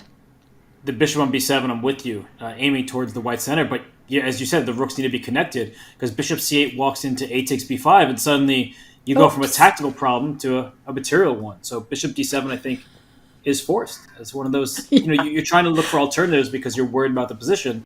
Yeah. I think bishop d7, knight d5, and maybe black just has to move the queen out the way somewhere, but that doesn't look very pleasant either. No, it sadly doesn't look pleasant. And again, you have to be careful. I think you have to put the queen on d8. Because you put it on c8, whoops, knight will come to... Oh, no, hang on a second. I fell for a little cheapo there, because the king on g1 is on an open diagonal, and whoops-a-daisy, the bishop will come to c5 and win the knight. But why I find a blunder like this so important to show is it means that black may have more resources, defensive resources, than initially meet the eye, because knight to b6 would look like a winning opportunity for white, but it actually is not going to work with the king on g1. So we're highlighting the fact that white's king, we keep talking about how white gets the attack, but white's king isn't the safest either, because when you push pawns in front of your king, you create weaknesses that black can potentially exploit. Yeah. Definitely chances for both sides, but I do feel that the initiative is all with Ju, and she does have that plan of improvement.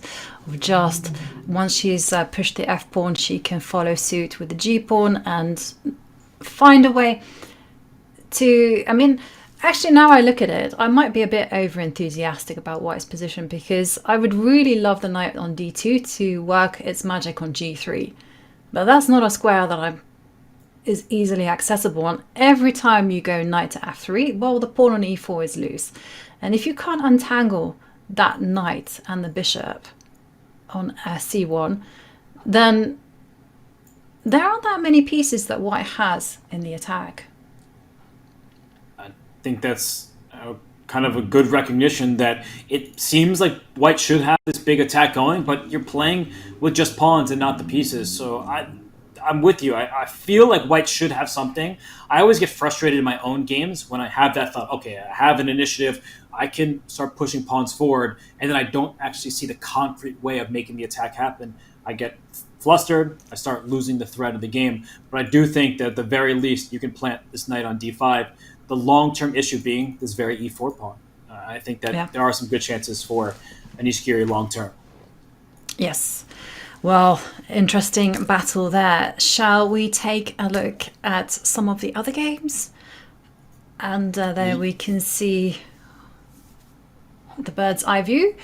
And one game that we haven't looked at is the game between Jordan van Foreest against Alireza Firouzja. It's already an endgame, and it's there on the left side. Okay, yeah, I see that there. It's it's in the it's slap bang in the middle. Yeah. Yes. it's sometimes too many games. I'm looking left, right, but it's actually center, and that is in the end game, the game between Jordan van Foreest, the 2021 champion in Vaikunze, taking on Alireza Firouzja, who is going to be in the candidates for the second time in a row, the youngest player to ever reach 2,800. Not many players in chess history have reached that threshold. But for Jordan van Foreest, he doesn't care who his opponent is. He knows that when he's playing his best chess, especially in Vaikunze, he has a shot. Absolutely. He did, of course, win Vaikunze a few years ago. And he has a style that is so sharp that he can defeat anyone. I think he can really play amongst the world's best. And Jordan van Foreest, what are we thinking about his position against Alireza Firouzja? It's an endgame. It feels a lot more quieter than the other positions that we've seen. What are we expecting here? I'm expecting this to still be a fight. I think sometimes players, they say, oh, it's an endgame, queen's off the board. That means we're going to have a draw. But not all endgames are drawn, and not all endgames are simple, especially when there are certain dynamic imbalances. So as we try to dive into the game between Jordan van Foreest and Alireza Firouzja, we will talk more about some of the specifics, like the fact that it's the game in the center in the bird's eye view here, that white has 3 pawns on the queen side to black's 2.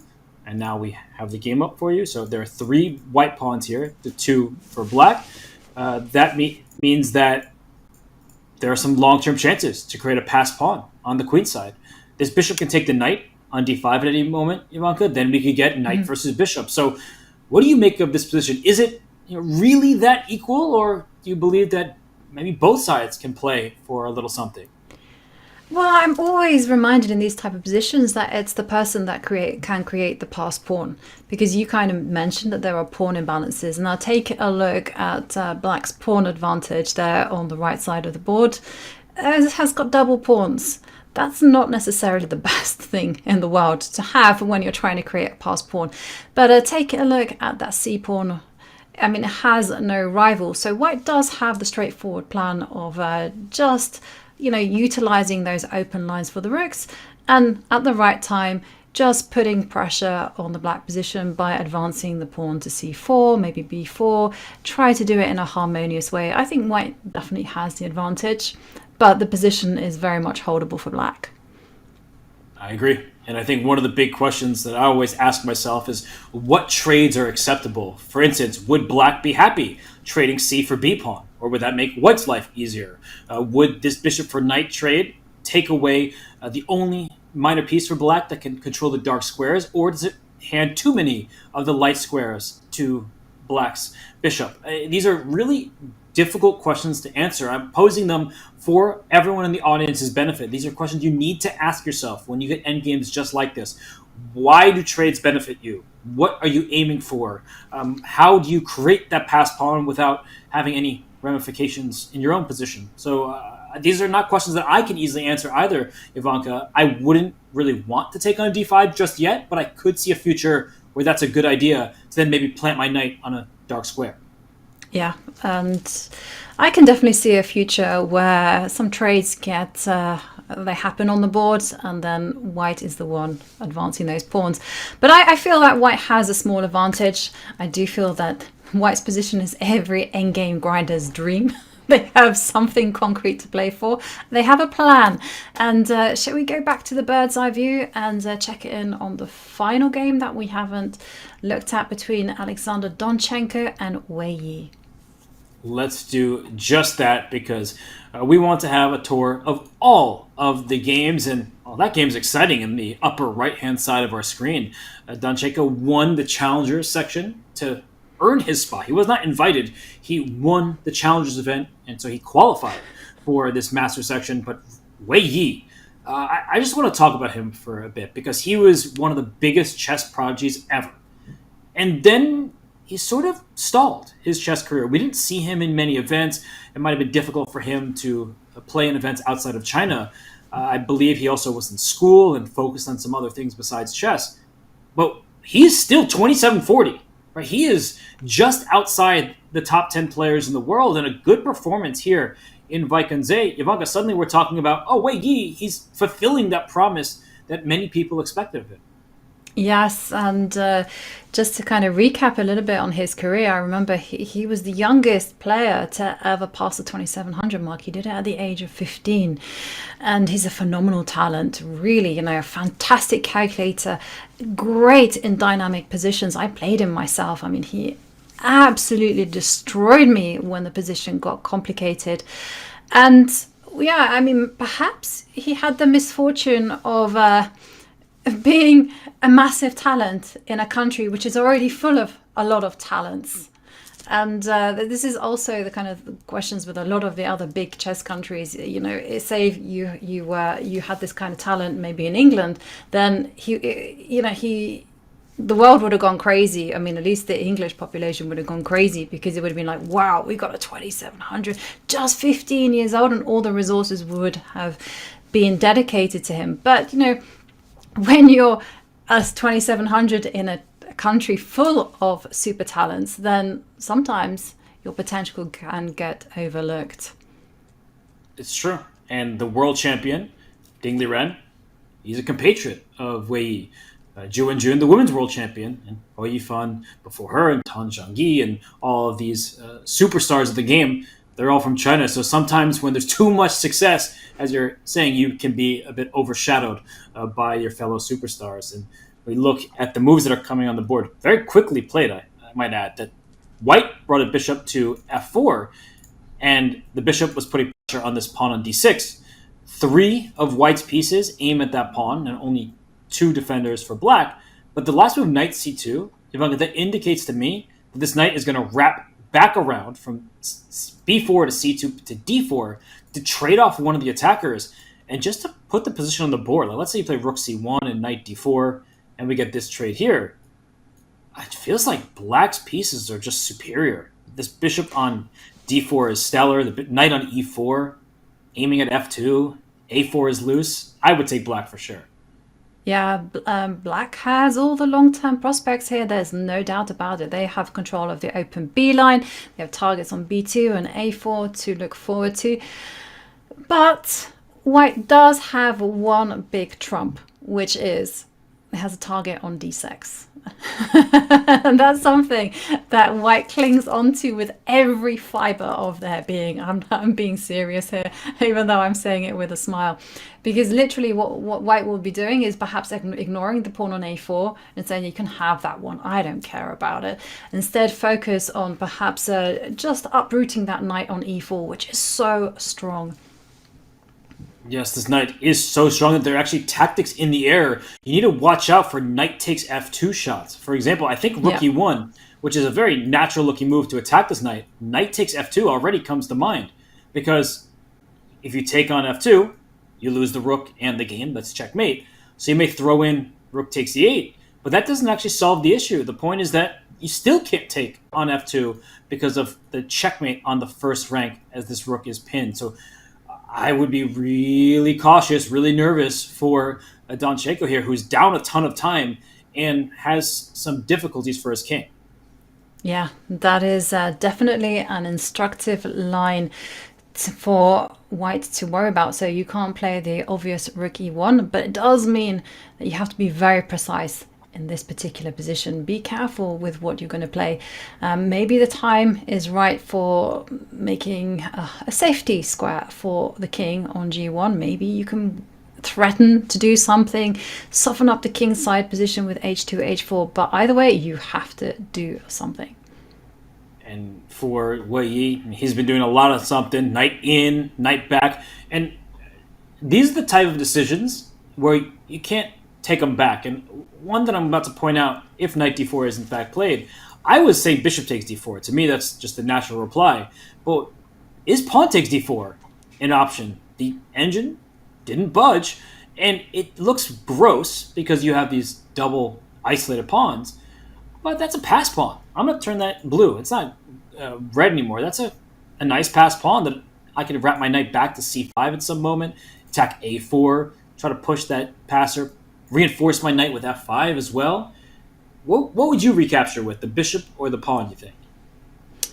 I would recapture with the bishop, but only after some serious evaluation as to whether this bishop on d4 would be traded off by the rook. I would be thinking about rook takes bishop being a serious possibility. And if that's not a possibility, then yeah, I do like preserving the integrity of my pawn structure. And there you can see the computer saying nope, no problems whatsoever with the black king. So okay, I think I don't think I would go pawn takes d4. I don't have the creativity for that kind of thing. Bishop takes, keep that bishop on a long diagonal. In fact, I would tell my students off, Robert, if they captured with the pawn. I was like, it's in the way of your own bishop. But I think several of your points are very well taken. The engine laughs at rook takes d4. It's not going to work, but something you need to keep in the back of your mind, because the moment you forget about it is exactly when it happens. And if this knight were not on e4, bishop h6, queen f6, and hello, there's dark square problems in a checkmating attack, but that is not available thanks to this knight on e4. So rook takes d4 is something we would need to keep in our kind of mental bank. And knight d4 was in fact played by Wei. He continues to play at a blistering pace, and that open b file is valuable. The a4 pawn is going to be loose. I would take black's position 100% of the time. Yeah, I would as well. But the only reason why I'm slightly optimistic about white's chances is I once had a very similar position to this, and it looked terrible for me. But the only thing that I had with the white pieces was this pressure against the d6 pawn. And that was enough for me just to kind of solidify my position and then even turn around the game. Because black doesn't have a free hand for the attack. Yes, you can go rook b8, and but you can't go queen b7. You can't follow that up because you still have to keep an eye on the d6 pawn. And once the d6 pawn drops, then white has his passed pawn on d5, which is a nuisance.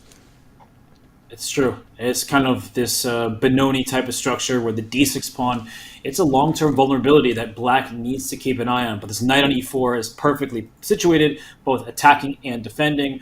I would take black, but I'm with you. White is not hopeless, not at all. But while these two players, they continue to play in the center of the board, let's dive out. Let's go to our bird's eye view once again, because a game that we checked in on earlier, it's changed quite a lot. It's really been a one-sided game, and that's the one second from the left between Max Vormanam and Jan Nepomniachtchi. I was concerned for Max Vormanam. I think concern is not nearly a strong enough word for how I feel about his current position.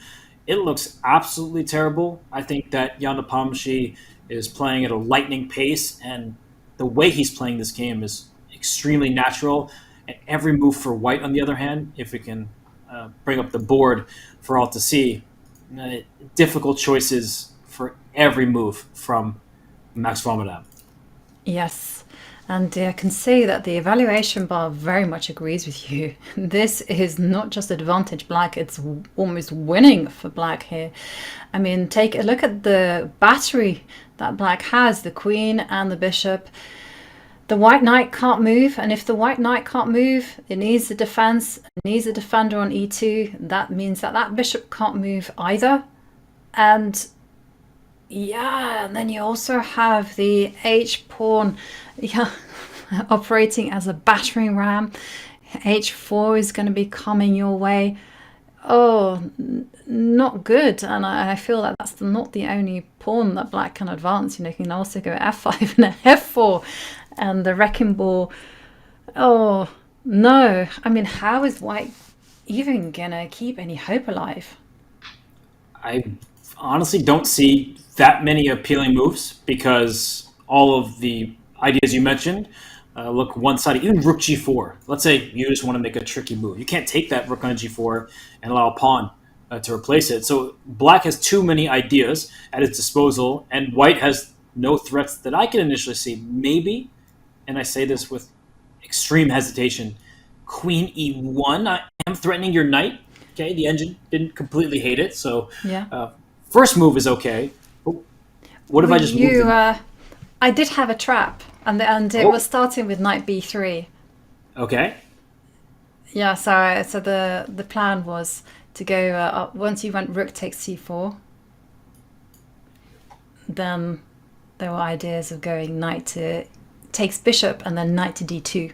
Well, this was really effective when the queen was on b1. Not effective now. Okay, but I like the plan so much that I'm gonna try to make that exact thing work. Let's say we make a careless move like rook e1, and then you take here. This is beautiful and illustrates the point you're making, that the battery seems overwhelming. That's a free knight, but that's also a free checkmate. It's such a pity that checkmates end the game. I feel that somehow it should be, we should just scrap the idea of checkmate, and it should be when all the pieces get removed. Whoever has the most pieces left on the board. I think in this case, rook h4 was played. So rook defensive h4. posture. Yeah, that's as defensive as it gets.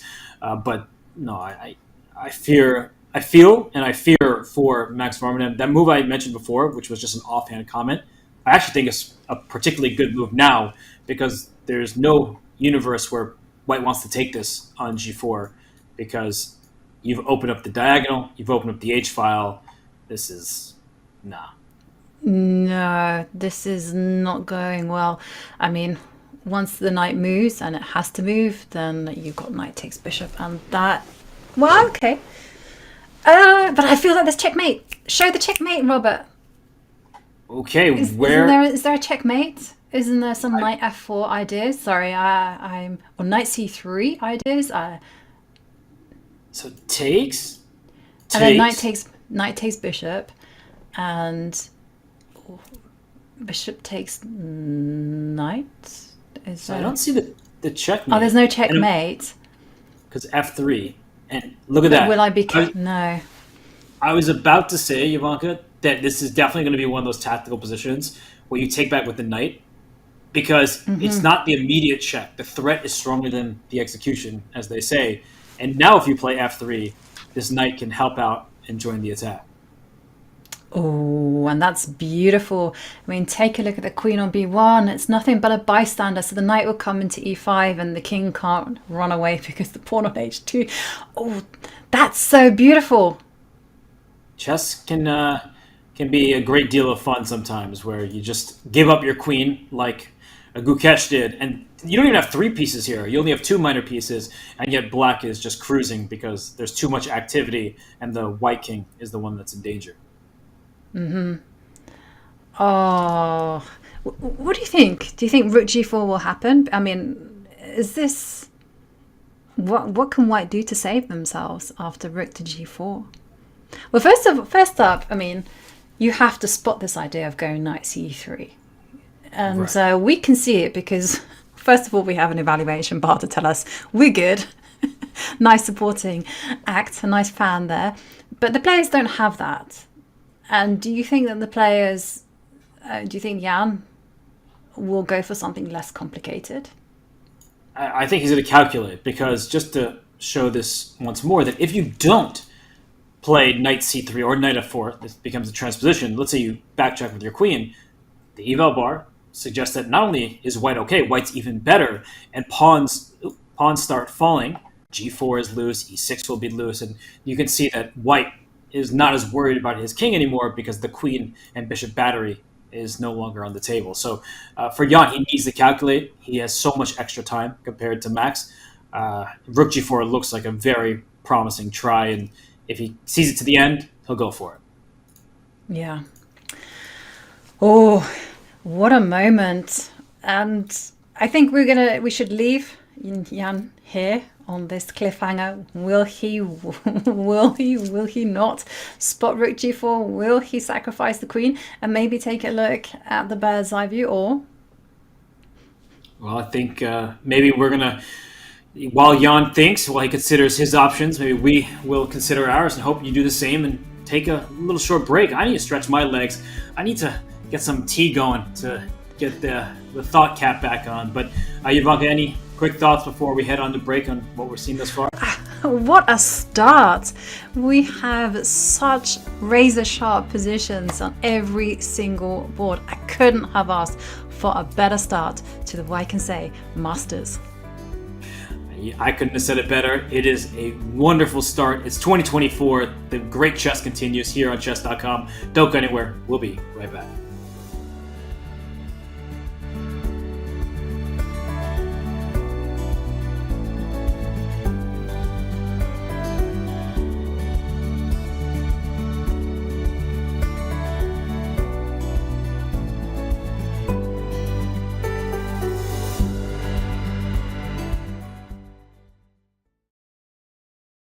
Your subscription makes shows like this possible, which is why our Twitch subscribers will never see ads on chess.com.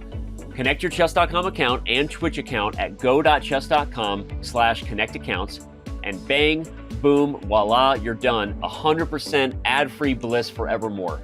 Whether you're following our events on site or on stream, type the command connect in the chat, and thank you for helping bring these shows to life.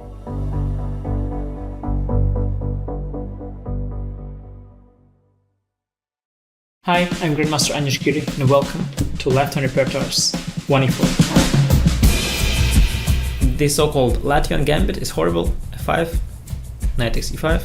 This is not how chess is played. He played too many moves with pawns and the queen, and didn't develop his light pieces. And if knight e4, this is a very important trick to remember. Many people fall for it, actually. Knight to b5, brilliant idea. ab, and queen g7, and after rook f8, bishop h6, queen c5, and f3, and surprisingly, queen f2 is almost checkmate, but it's not. If your opponent wants to be solid, we go for aggressive, for the kill. If your opponent wants us to go for the kill, we play simple chess. And just use the fact that we have more space in the center, clear-cut plans, and nothing to worry about.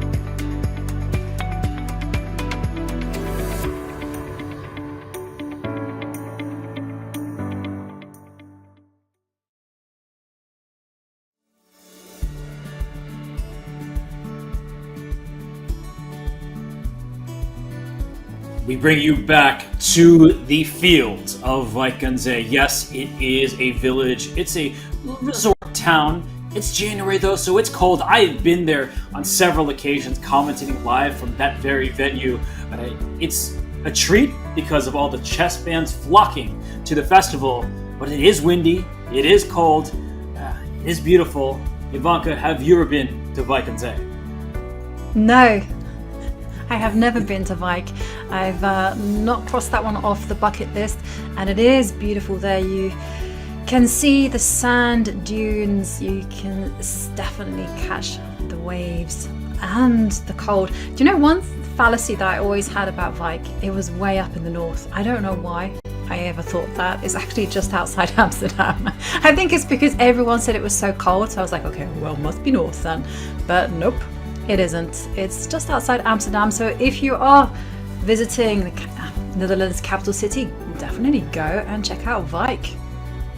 You can bundle it into your itinerary. You can get to go to the Rijksmuseum and all that Amsterdam has to offer, and then just go to the chess tournament, the festival in Vaikanze. It's the Wimbledon of chess. It's known as that for a reason. So much history behind it, and there are players who would like to make history this year because in the Tata Masters, we only have two former champions. We have the defending champion in Anish Giri, and then Jordan van Forest, who won in 2021. But other than that, Ivanka, no other player in the competition this year has won the event. It seems likely we'll get a new winner unless Anish or Jordan has something to say. Yes, well, we have a very strong field. We have some of the world's best players, most informed players here in Vaikanze. We have sharp openings. Everyone here has a mission. Everyone has a goal, a challenge to achieve. And for Anish, it's all about retaining his title that he won last year.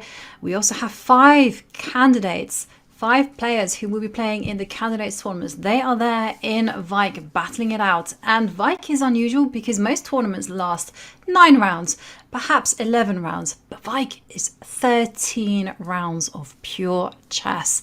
And the classical time control in a small. Is it small?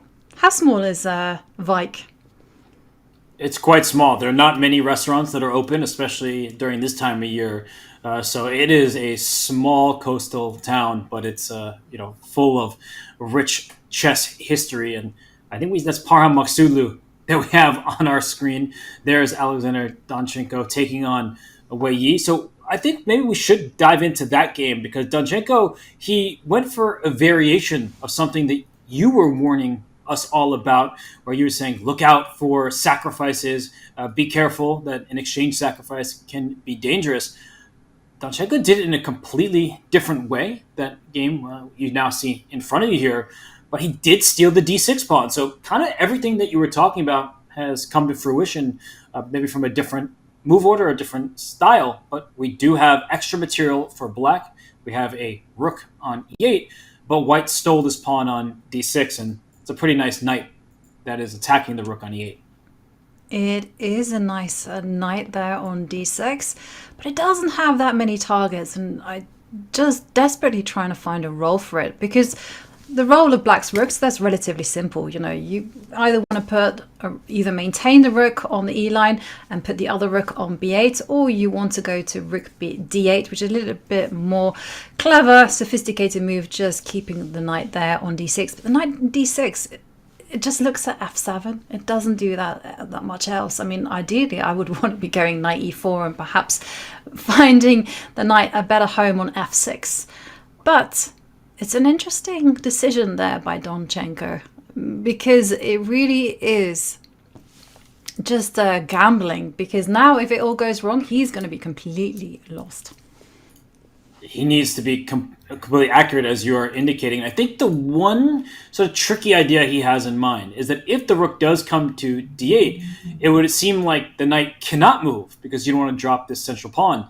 But knight b5 is an option in some of these positions because if you take the pawn on d5, once we swap the queens off, there is a knight c7 fork. And I was going to say that black will be better in exactly this variation because there's one passed pawn that's quite advanced and it's black's. So even if you restore material equality in terms of the number of pieces, the quality is clearly in black's favor thanks to this healthy pass pawn. Yeah. And, well, the reason I wanted to put the rook on d8 is actually because I wanted to keep that knight on d6, and I didn't want it jumping around and the pawn on d5 advancing to the d6 square, upon which I think white starts to maintain some kind of dynamic balance. But this is not great news if what white wants to do isn't necessarily a good idea. No. This trick on knight b5. I think that actually it really just doesn't work out. Just to instant replay that once we get this fork on c7, I think that we will see rook f5 if this were to happen, because the bishop is so valuable and the knight is all the way in the corner now. This pass pawn is dangerous. This knight can almost get trapped in the next few moves if you don't get it out of there. And d3 opens up the rook and the bishop, and there's a pass pawn that's storming forward. I don't think I believe in white's chances to hold a position like this. Yeah, and just to kind of piggyback on your idea, so say for instance you go rook to d1, just to kind of hold on to, just keep an eye on the advanced d pawn there in the final position, then sorry to... Yeah. I clicked the wrong button. It's on me, don't worry. I just saw ideas like you could go rook e4, and then drop your rook back to e7, lock that knight out on a8. But also a big threat was to perhaps go d3 as well and get your own rook behind your pass pawn.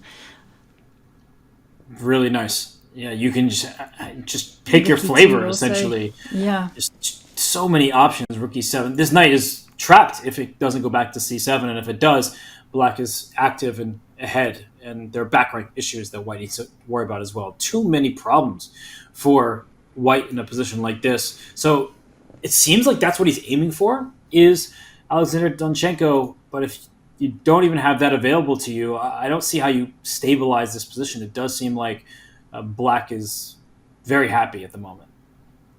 Yes. Well, we will see how that one develops as well. So shall we go back to the bird's eye view and take a look at some of the other games? Because, while I kind of mentioned it many times, I feel like we've been treated because the players have all come to the board in a fighting mood. And we've seen very curious positions, a lot of imbalances. And the one that I'm really dying to catch up on is the game between Gukesh and Nodirbek. Because there we saw Gukesh playing with 3 pieces against the queen. And we still have that exact dynamic in the bottom left-hand side, and now on the board in front of you, I still see 3 minor pieces for white. I still see a queen for black. The pawns are hard to count because these are doubled on the f-file, but it is 5 pawns for white and 5 pawns for black, so it's 2 knights and a bishop for a queen. Mm-hmm. And, okay, white's last move was to drop the bishop back to e4, protecting the f5 pawn. And, well, my greedy eyes are lining up 2 pawns, like the pawn on f2 and the pawn on b2. Which one should I go for first? I'm kind of thinking, I can't make up my mind. I can see you being greedy. Like, I'm watching this unfold in real time. It depends, because if you take on b2, you don't win the f2 pawn next. So that's the clear downside of taking that pawn. But if you take on f2, then you won't win b2 because the rook protects it along the second rank. That is my dilemma, and I want them both. This is a pawn grabber's dilemma. Yes. So the kind of thinking that I'm falling back on is, if I take the b2 pawn, because that is the one that my eye is drawn to, I'm thinking, what is the move that white is going to play to defend the f2 point? Are they gonna, rook f1? I would be very happy because those rooks are not good for white. And if you're going f3, I would then kind of consider, is this rook trade going to be beneficial for black or for white? And the rook on the second row for black is looking good. But then again, the rook on g2 is a great defender. So decisions to be made. really difficult ones, and that's why the players are investing time. And just to show something, rook takes f2. This rook protects the b2 pawn, so the white knight can step back, take this pawn on d4, and it's a pawn for a pawn, an even trade. And we're getting some simplification, though the position remains anything but simple. And then if you take on b2, I still think I could take on d4, and apparently not the right move, because I was relying on this knight f3 move to kick your queen out of here, but somehow, some way, Black is surviving this, despite what looks to me like Black has to give up material. Maybe it's just... this looks wrong. Is it rook takes knight? Oh, but this is really playing with fire. Then you have to go rook takes f5 and... This but is then, again, we have a weird position, right? Where we have a queen and pawns against a bishop, knight, rook. Queen and probably 2 pawns, because a4 and f5 are both under attack, but it is bishop, knight, and rook for those queen and 2 pawns. I usually would prefer to have the number of pieces rather than the queen and the pawns, but the engine is completely unfazed. Yeah, whatever, it's equal. From a human perspective, I think white has the upper hand. Yes. But somehow, the queen. I'm such a fan of the queen.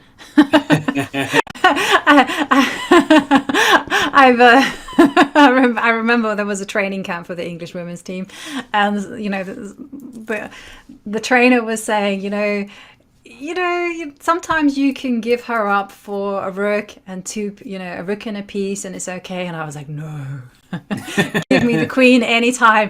And I was playing these positions, and I was kind of convincing the trainer, okay, that the queen is a very strong piece. But the thing that makes me a little bit hesitant about kind of saying that white has all the chances is just because the white king is so unsafe. It's going to come back to that, and I do feel that Black will have the option just to keep on checking the white king. White just doesn't have the free hand to attack those weaknesses. So such a fighting game here. But it's very interesting because I did see the evaluation bar that after rook takes b2, it shot up all in white's favor, which indicates that this is a big mistake. And couldn't look any more natural. Why? To steal a pawn. Right. Maybe because knight d4, I was trying to save my f2 pawn this way, tactically, still equal somehow. Maybe king g1, just the simple king move. The knight now can come to f3, d4 will be gobbled up, and then once that pawn is gobbled up, a knight comes into e6. I think that white is coordinating, so even though you're not gaining a pawn for a pawn, the coordination is more valuable. Wow. So this means it's now a critical moment for Nodirbek. He has to find rook f2 if he wants to keep his chances alive, if he wants to keep the position balanced. Rook takes b2 is a step in the wrong direction. It looks like a coin flip. It really looks it absolutely like does. You just choose one, and rook takes b2 happens to be the wrong one, and by process of elimination, that leaves the only other capture. So I would be worried for Nodirbek here. I know this was preparation from both players. Nodirbek was playing at quite a blistering pace early on, but I've always struggled to believe in openings where you have this material imbalance and you're the one who needs to find all the accurate moves. And as we're showing, that white can make a bunch of moves and the evaluation bar is still at the minimum in the middle of the board, equal, but black can make a mistake and suddenly white just has the clear upper hand. Yeah. This is a really important actually point to note, that when you choose your openings, you also have to choose them by according to the price of a mistake. If the price of a mistake is going to be quite high, I would be a little bit cautious about choosing such an opening. Whereas there are others that are so, tranquil, solid, that even if you keep making mistakes, they're not going to ultimately affect the outcome of the game. And in the meantime, the rook did capture the pawn on f2. These guys are good. They understand these type of positions. Very precise chess in what is a really messy position. So great job thus far from both of them. Let's zoom out of this one because another game is also messy, but with another material imbalance that isn't quite a queen for 3 minor pieces. Wenjun, the women's world champion. She takes on Anish Giri, and we see her thinking right now as Anish has left the board. But when we pull up the position here, you see that black has 1 rook, white has 2 rooks, but black has 6 pawns, and one of them is quite advanced, to white's 5 pawns. So it's an extra exchange for white, but a dangerous looking pass pawn and potentially a vulnerable e4 pawn down the line. First, we have the Evo bar off the side, but I'm going to try to ignore that for a second. Would you really take white's position right now? Well, it depends on whether white can win the b3 pawn. So the first move that I'm going to go for and I'm going to suggest is rook f to b1. Greedy. I know. It's my calling card, Robert. You're a pawn grabber, but why not take the most dangerous pawn on the board? This time I don't blame you. It's bothersome. And and what does what does black do in order to defend that? I think you just go after a different pawn. I mean, I don't see a way to defend it. No, you can't go queen c5 because knight takes b3. So can I go bishop c6? Because if you take on b3, now your e4 pawn is loose. So knight takes, rook a8, queen a8, and then you have this problem on the e4 pawn. Yes, I do. And I'm going to have problems with the king as well, because after rook takes knight, we should just show this variation. Then the queen can come to a1 check, or is it... And then the queen will step back to f1. You have to do that. And unfortunately, really dangerous. It does look very dangerous, because you can go queen takes queen, and then it's the f pawn that also falls as well. All of these pawns are vulnerable here. Yeah, this as one option. You could also probably just take this pawn to start with and keep up the pressure down the diagonal. So Anish is relying on this type of position to play for an initiative and an attack against the white king. It's actually a very challenging setup for white if this were to happen. Yes, it definitely. So white can't simplify the position just yet, but you can maintain the tension, right? So if you were to go back to the position after rook to fb1, I don't want to give up on my dreams of winning the b3 pawn. I'm sorry. Okay. And then the bishop does come to c6. I love that move. What happens if you just say, okay, this position is going to reach boiling point and I'm going to wait for the time being. So perhaps go... I don't see a good way to build. I was thinking moves like h3. Love it. Because I'm using tactics. I'm using tactics to kind of ensure that the queen doesn't get to c5, because then I play knight takes pawn. And the knight on a5 is pinned.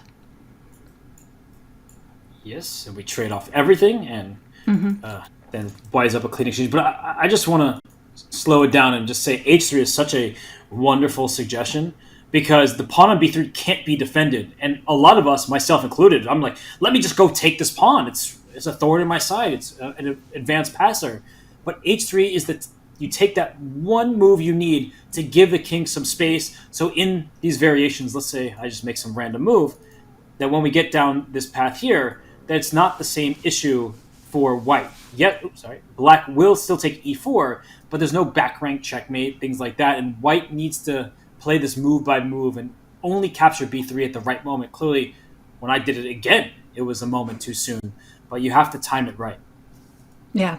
Yeah, I like this policy of waiting, and this is very much of Wenjun's style. She has an innate positional sense and also fantastic in the endgame. So I think it's a nice possibility for her. I don't really see another plan for white, actually. If black is giving a free hand, I feel that he's just going to go bishop c6, protect the rook on a8, and then introduce the queen into the equation. Maybe the queen can go to c8 and go to b7 and try to line itself up against the e4 pawn. That is, You're honestly just giving me all of the resource I need to figure out this position. Rook FB1 is played. I think bishop C6 is mandatory, and that might mean that Black's next move will be Queen C8 anyway, to try to line up all of the firepower at the E4 pawn. So I love the H3 suggestion you mentioned, if bishop C6, pawn H3, but I also love Queen to C8 as Black's follow-up. Yeah. And no, for a second I was looking at the camera and it looked like Anish said something to Zhu, but he didn't. He absolutely didn't. He was just considering what he's going to be playing. But yeah, it's looking like he has to be very careful and make all the right moves. Queen to C8, bishop C6. He has to find a way to increase the pressure on White's weak E4 pawn. And I think that's going to be the nature of the ensuing position. The E4 pawn, it's likely to drop, but if B3 is gone as well, who does that favor? Can White get the upper hand with the rook compared to a Black knight, or does Black have enough available to him to maintain maybe not just the balance, but even try to play for more? So I think there are some other games that have changed a lot, so I do want to zoom out of this one as Anish takes an important decision here to likely play bishop c6. But if we look at some of these boards, second from the left in the bottom row, Jan Nepomniachtchi, he's cruising. He did play his rook to g4, first throwing in exchange of knight for bishop. You see the eval bar heavily in Jan's favor. I do think he will win this first game. But I actually also was looking at the top left board there, Jovanka, where Praggnanandhaa didn't just sacrifice that first pawn. He sacrificed a second, so he is going all out. Yes. And, well, talking about all out, let's go in and take a look at that game.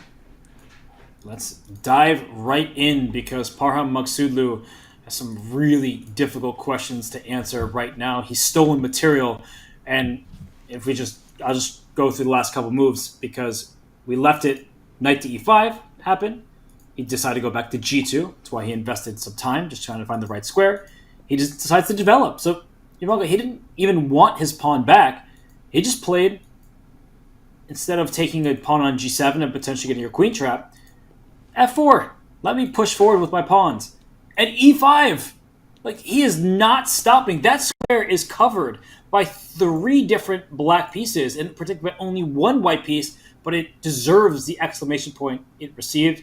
And after the swap, the knight took on e5, and the queen came to g3. Again, an exclamation point. A great move. Knight f to g4.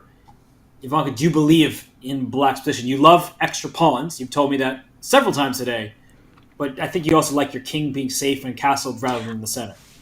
I do like the king safety. I appreciate a safe king any day. And the big question that I would be asking here as black is, what is white's threat? So if you were to make a developing move, say like bishop d7, is black going to lose on the spot? That's a big question. And, oftentimes you need to ask yourself in that manner. White's turn here, how quick do you have to be? Do you have to play a really aggressive move, an attacking move, or can you play a move like king to b1? That's not out of the question, just to get your king to even more shelter. I'm starting with bishop f4 because I'm threatening to pin and win some pieces. How do you defend against this whole thing? Okay, so bishop f4, well, that forces black's hand. Black probably has to play bishop f6 or f6. I'm not liking this. The reason I don't want to go bishop d6 is because white can do a traditional Sicilian sacrifice, which is to go knight to b5. But now I'm looking at it, I'm thinking knight b5 might not work because of knight to d3 check. And whoops, did I mess up? No, I didn't mess up. Somehow this position is just so complicated that, is there king b1 somehow? King b1. Okay, yes. Well, let's take the knight. Let's take the knight first. Let's do the rational thing, and then try this check. But still, king b1, with a neat point that knight takes queen is a check. Wow, that is check. So you don't get to take. Won't allow me to do it. That king is in check, and that means that white wins the game. Yes. So, okay, bishop d6 out of the question. So that means you have to defend the knight in a different way. And f6, bishop f6.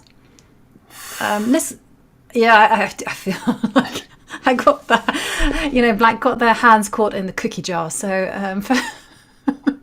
and the reason why you have to defend e5, just to kind of stress, is because white is actually threatening bishop takes g4. And then the knight on e5 will be completely undefended. Yeah, the defender of that knight is threatened, so everything is on the verge of collapsing.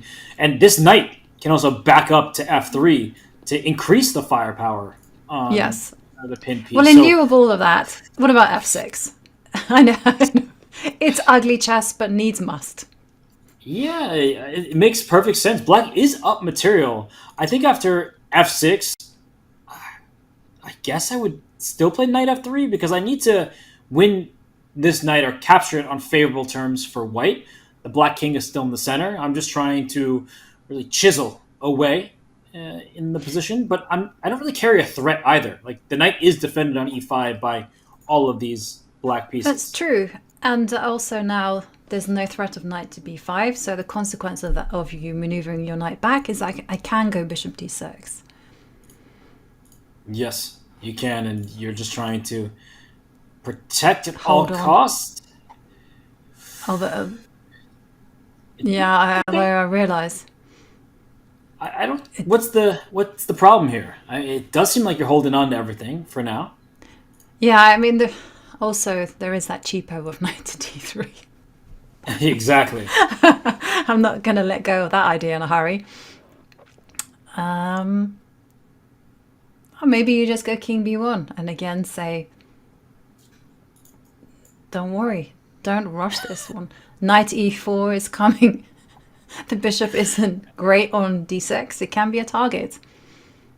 And this is why this is played in classical chess. I think in a blitz game, black just gets completely obliterated, blown off the board. But the players, they need to play accurately. Even in this moment where bishop f4 to my eyes looks like the very natural move. I don't actually have really other move candidates besides bishop f4, but Pragg hasn't chosen it. Like, what else do you think he's deliberating, or do you think he's actually thinking about the follow-up after bishop f4 and pawn or bishop f6?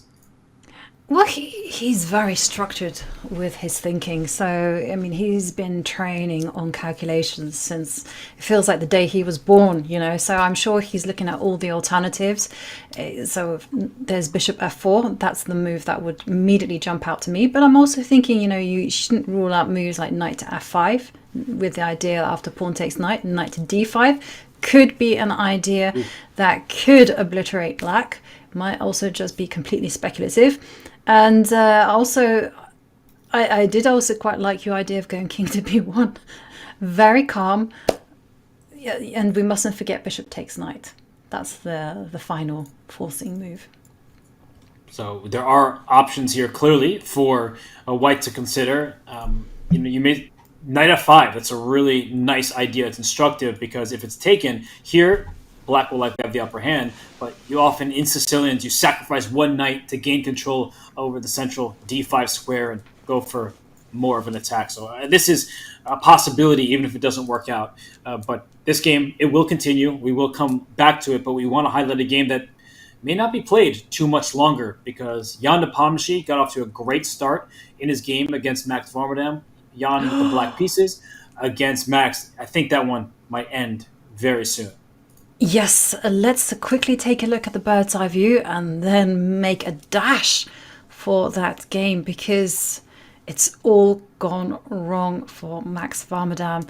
And take a look at this. How many moves in are we? 26. Are we in miniature? 26, okay. And let's rewind a little bit and see how Max got to this position because we left it at rook to g4 and indulge us once again. Please, can you show the queen sacrifice? That was just beautiful. Well, unfortunately, Jan didn't even allow us to get there, but it was if you started with rook g4, then after takes knight d4, there is knight f4 or knight c3, threatening checkmate down the diagonal. The queen is taken. And instead of taking the white queen, I go in the other direction.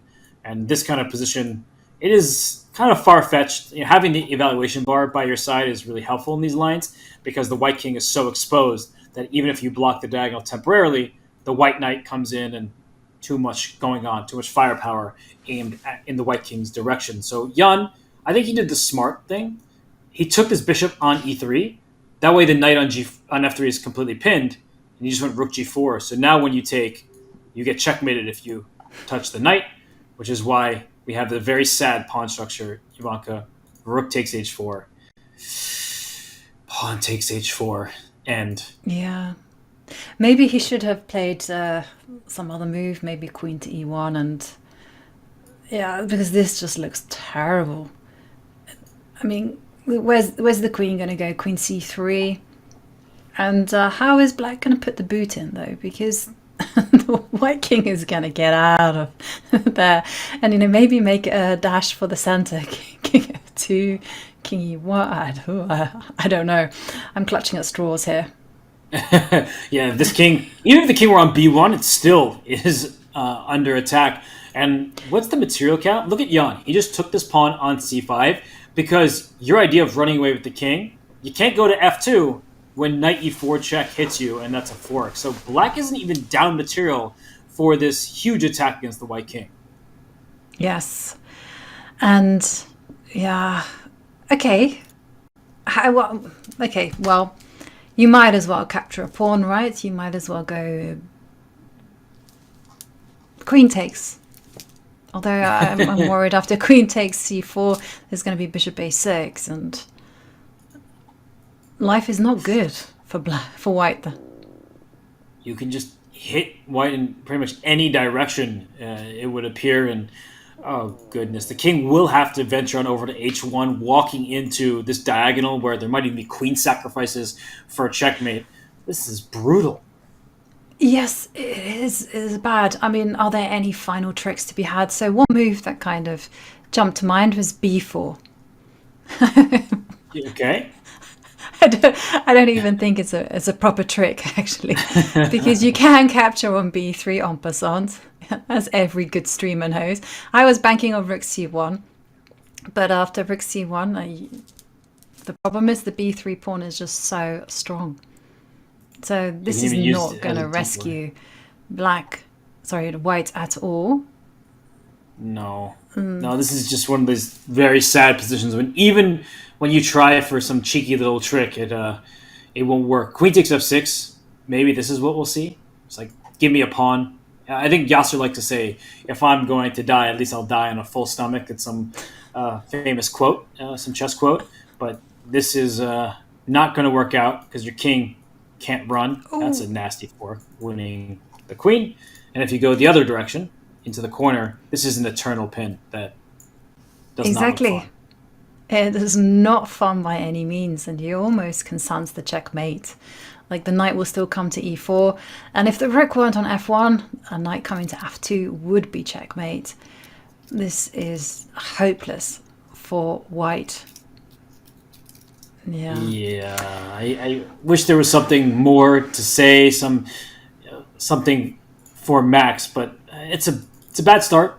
I'm not, of course, judging him. He's such a fantastic player, but this is like the worst case scenario. This is the nightmare scenario, I should say. When you play a tournament of this caliber, you are invited by the organizers who believe in you and you want to prove them right.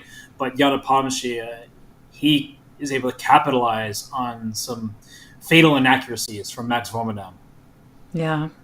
But sometimes these kind of defeats can be a bit of a godsend because the worst thing happens. It's almost like you need it to happen to get it out of your system, and then you can relax, and then you can play good chess. And it's a marathon. This is a 13-round event, so unlike some shorter tournaments when you lose your first game, you're completely out of it.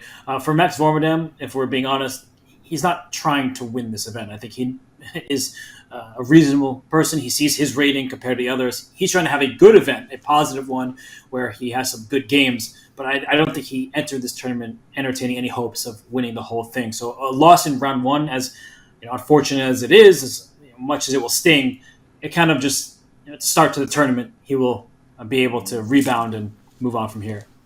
Yeah, absolutely. And he can take inspiration from players such as Vidit, because Vidit lost his first game against Erwin Lamy, who's actually playing in the Challengers event in the Grand Swiss. And then he went on to win the whole tournament. So definitely a first round loss, however devastating, is not the end of the world.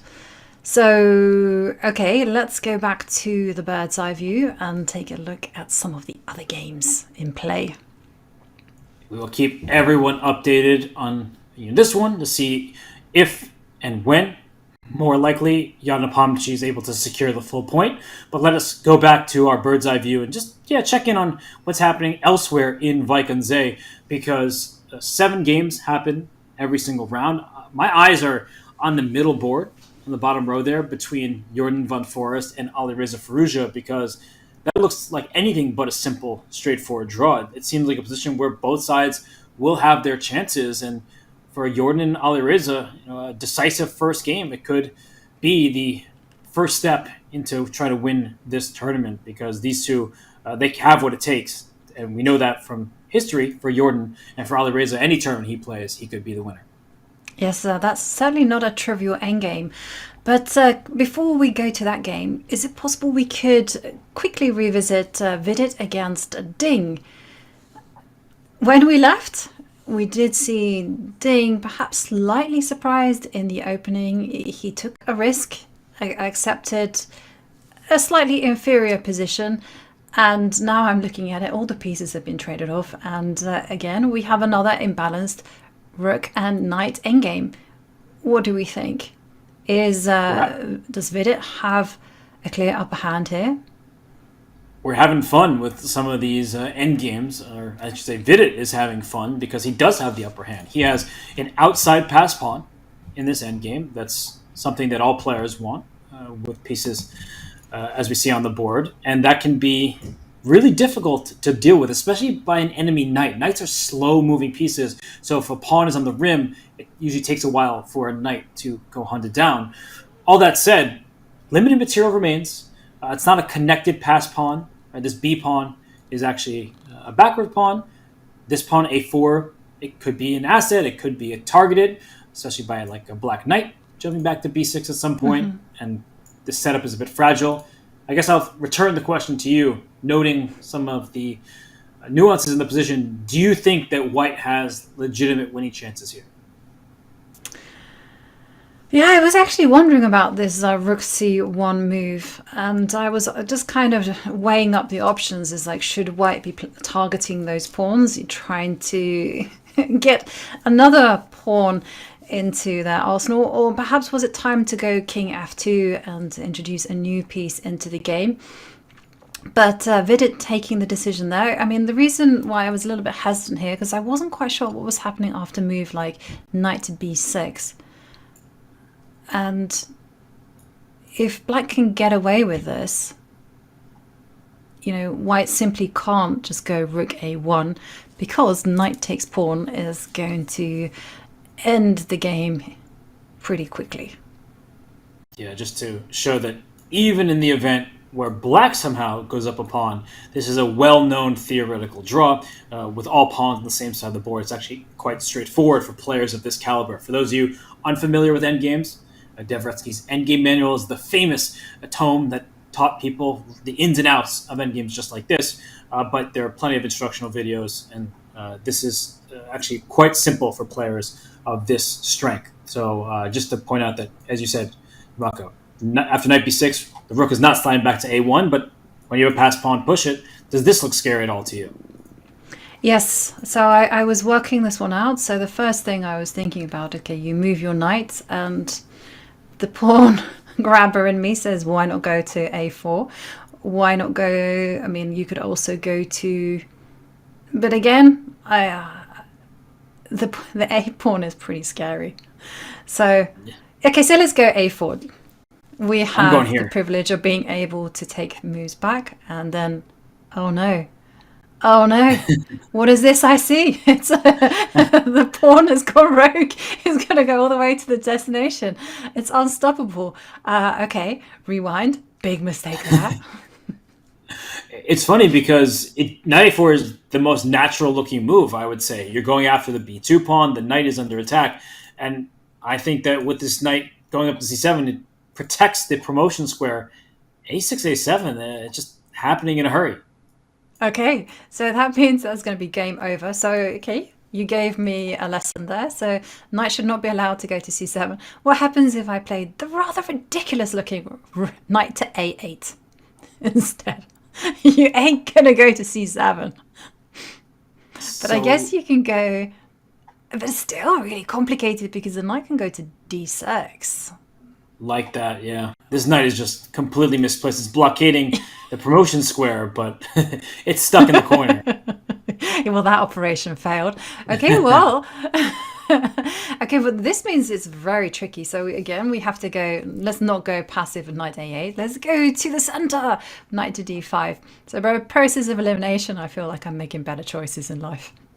Yes, it says white is only slightly better, which means that we're within that holding territory. We're taking away the c7 square, which is super important for that white knight. And if the knight does move back somewhere, like knight to d4, then black, you can take this pawn on b2 and try to get your rook behind the a pawn. At some point, black can also go for the a pawn directly, but I don't think that white is winning this endgame at this point because the black rook is too active. Yes, definitely. You want to keep the rooks on and go rook a2. One thing that I would not recommend black do, so say for instance white is really careless and goes h3. I just kind of wanted to highlight the risks here. So if you go h3, this rook takes g2 check. Yeah. It just didn't. I just wanted to show that yes, the king goes, knight takes rook. Yes, you do win a pawn, but on the other hand, when the pawn going to a6, this is gonna be such a difficult pawn for the knight on c4 to stop. Don't go in for this type of cheap tricks. No, you trick yourself because you do stop the pawn, but you see, it's not just about the pawn quantity. I love saying this, and I think this is a really great example. A picture-perfect example that white is down material, but is well ahead because you have the best pawn on the board, and maybe black can hold, but it's not going to be easy because of white's activity. The fact that you have to be tethered to the a8 square, and the promotion square means that some knight trades can be offered that you can't accept. So I'm with you. This is biting off more than you can chew. So I think Ding, I do trust him though. How could you not? He's the world chess champion. But I feel like he usually has that pinpoint precision that's required to survive in endgames of this nature. Yeah, and I have one final question. I mean, is Ding perhaps tempted to simplify the position immediately by going rook to a8? With the idea that after rook takes c4, you can just simply go knight to b6 and say, well, all's well that ends well. This is a good try indeed, and we see that Ding takes your advice and plays rook a8, giving up a pawn to get a pawn, and with that kind of liquidation, I don't think black is in any danger. Okay. Well, very interesting position there for Ding, but we are anticipating that this is going to end in a draw. So should we go back to the bird's eye view and take a look at some of the other positions? Let's do it. I see on the top right the evaluation bar in Wei Yi's favor against Alexander Donchenko. Donchenko sacrificed in exchange, so black has two rooks, white only has one, but white has a pawn in the center, things that can be kind of tricky in such a position, but my eyes are still also on this Jordan van Forest against Alireza Firouzja ending. Okay. That's in the middle on the bottom there, because right now, in fact, it's white who's a pawn ahead. Jordan has extra material, but not for long, and I would say that Alireza has the better chances. So this is not just an equal endgame where we'll see the score sheet signed soon. I think that Firouzja, he is playing for more. Okay, let's quickly go to that position. It's because we do see Jordan has played rook takes a7 check, and in my language this is good news, but then again, as you pointed out, the rook on f5 is hitting the f2 pawn.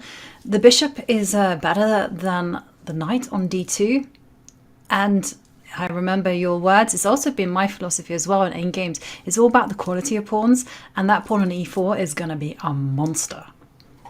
It is fantastic. With f2 falling, the e-pawn can rumble forward, and if f2 falls, the whole second rank is in danger over here. So this looks scary for Jordan von Forest, but a big question for Firouzja right now is where does he step with his king? Because I think many of us would be tempted to go forward with the king, but I'm not sure if leaving your pawns behind is actually the best strategy. I mean, you get more active with the king, but then white is also happy to see those pawns be a bit vulnerable. Yeah, and okay, well, we should, I guess, play it out, right? So if you do step the king forward to d6, which I think is very natural, and the reason I say d6 as opposed to e6 is because I'm slightly concerned about moves like rook a6. But how is the white going to play this? Because unfortunately, after moves like f3, e3 is coming white's way. And With you're not remarkable stopping the haste, pawn. and that is it. That's it. White is You not can going to be surviving this one. give one check, but after this is captured, this pawn is just promoting, and you can't stop it. So, Yep. yeah, allowing e3 would be game over. So, king d6. I was wondering if maybe I can't do it. I was thinking that maybe I could just move my king over and give up the f2 pawn, but now that I'm here, I don't feel super comfortable because e3 still looks very dangerous. And there's just no tricks. Maybe I go knight b3 here, because if you take on g2, you do drop this f7 pawn. That's kind of what I was trying to highlight initially, is that the king, it's out in the open for black, but you are leaving some of your pawns behind, so you can't just go pawn grabbing yourself. Yeah. Okay. That is true, but then this position isn't necessarily dangerous for either side. But if you were to step back with the king Yeah, let's step back instead. instead of moving forward. Well, it looks like he stepped forward because that's not even my analysis anymore. Oh, okay. Okay, well then he's taken that decision for us. But I was a little bit worried that if black did step backwards with the king, that the bishop on c6 would then become a target. So say, for instance, you can go rook c7. Yeah, I was going to just take this pawn and hope that my e-pawn was going to lead the way. Mm-hmm. I was kind of hoping, yeah. I was banking on moves like king c3 here. But maybe... Do I push? Yeah, maybe Oh you can my push goodness. actually and go e2. Yeah, this is gorgeous. That after rook takes c6, I was at first thinking I'd take this knight, but if I take the knight here, then white has moves like rook d6 to stop the pawn. But after e2, you can't stop the promotion. Yeah. Maybe you can. Maybe you can go knight f3 and then go king to d2. Good. Tricked you, Robert.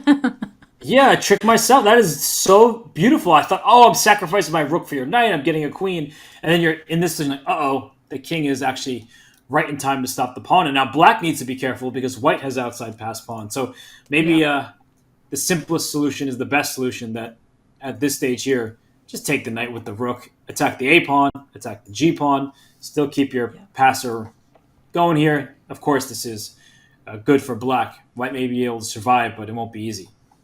Yes. Well, this was a little bit of a moot point because black didn't step backwards with the king, but instead moved up to d6, and king to f3 looked like. King to f3, then knight to b3. Can we look at that plan? Okay, so we're gonna. Sorry, king to c3 rather. Yeah. This looks stabilizing, and also the black king has to watch out because c5 check. The black king doesn't have all that many squares, but just enough. Yeah. And if black were to be stubborn and go... Yeah, because if you go e3, the king goes to d3, and it will be the king catching up the rogue pawn on e. And if you go rook takes g2, then rook takes f7, I guess. So, sorry, just to show that again. Yeah, rook g2, rook f7 is just liquidating. Now all the pieces are trading off. Yeah, and this one. But I mean, it feels like it's black the one who could be in danger here. For instance, you know, the white king can get to d4. You got c5 ideas. Okay, but the bishop on c6 is a great defender, so I don't think black should be too worried about that. And if black wants to... So after, I think rook takes f2 has to be played. What happens if black wants to be sneaky? So rook takes f2... and then knight to b3. I'm just thinking of ways that they can be patient and maybe... I really wanted to play moves like f5, but that unfortunately lets go of the g7 pawn. And if you were to go bishop...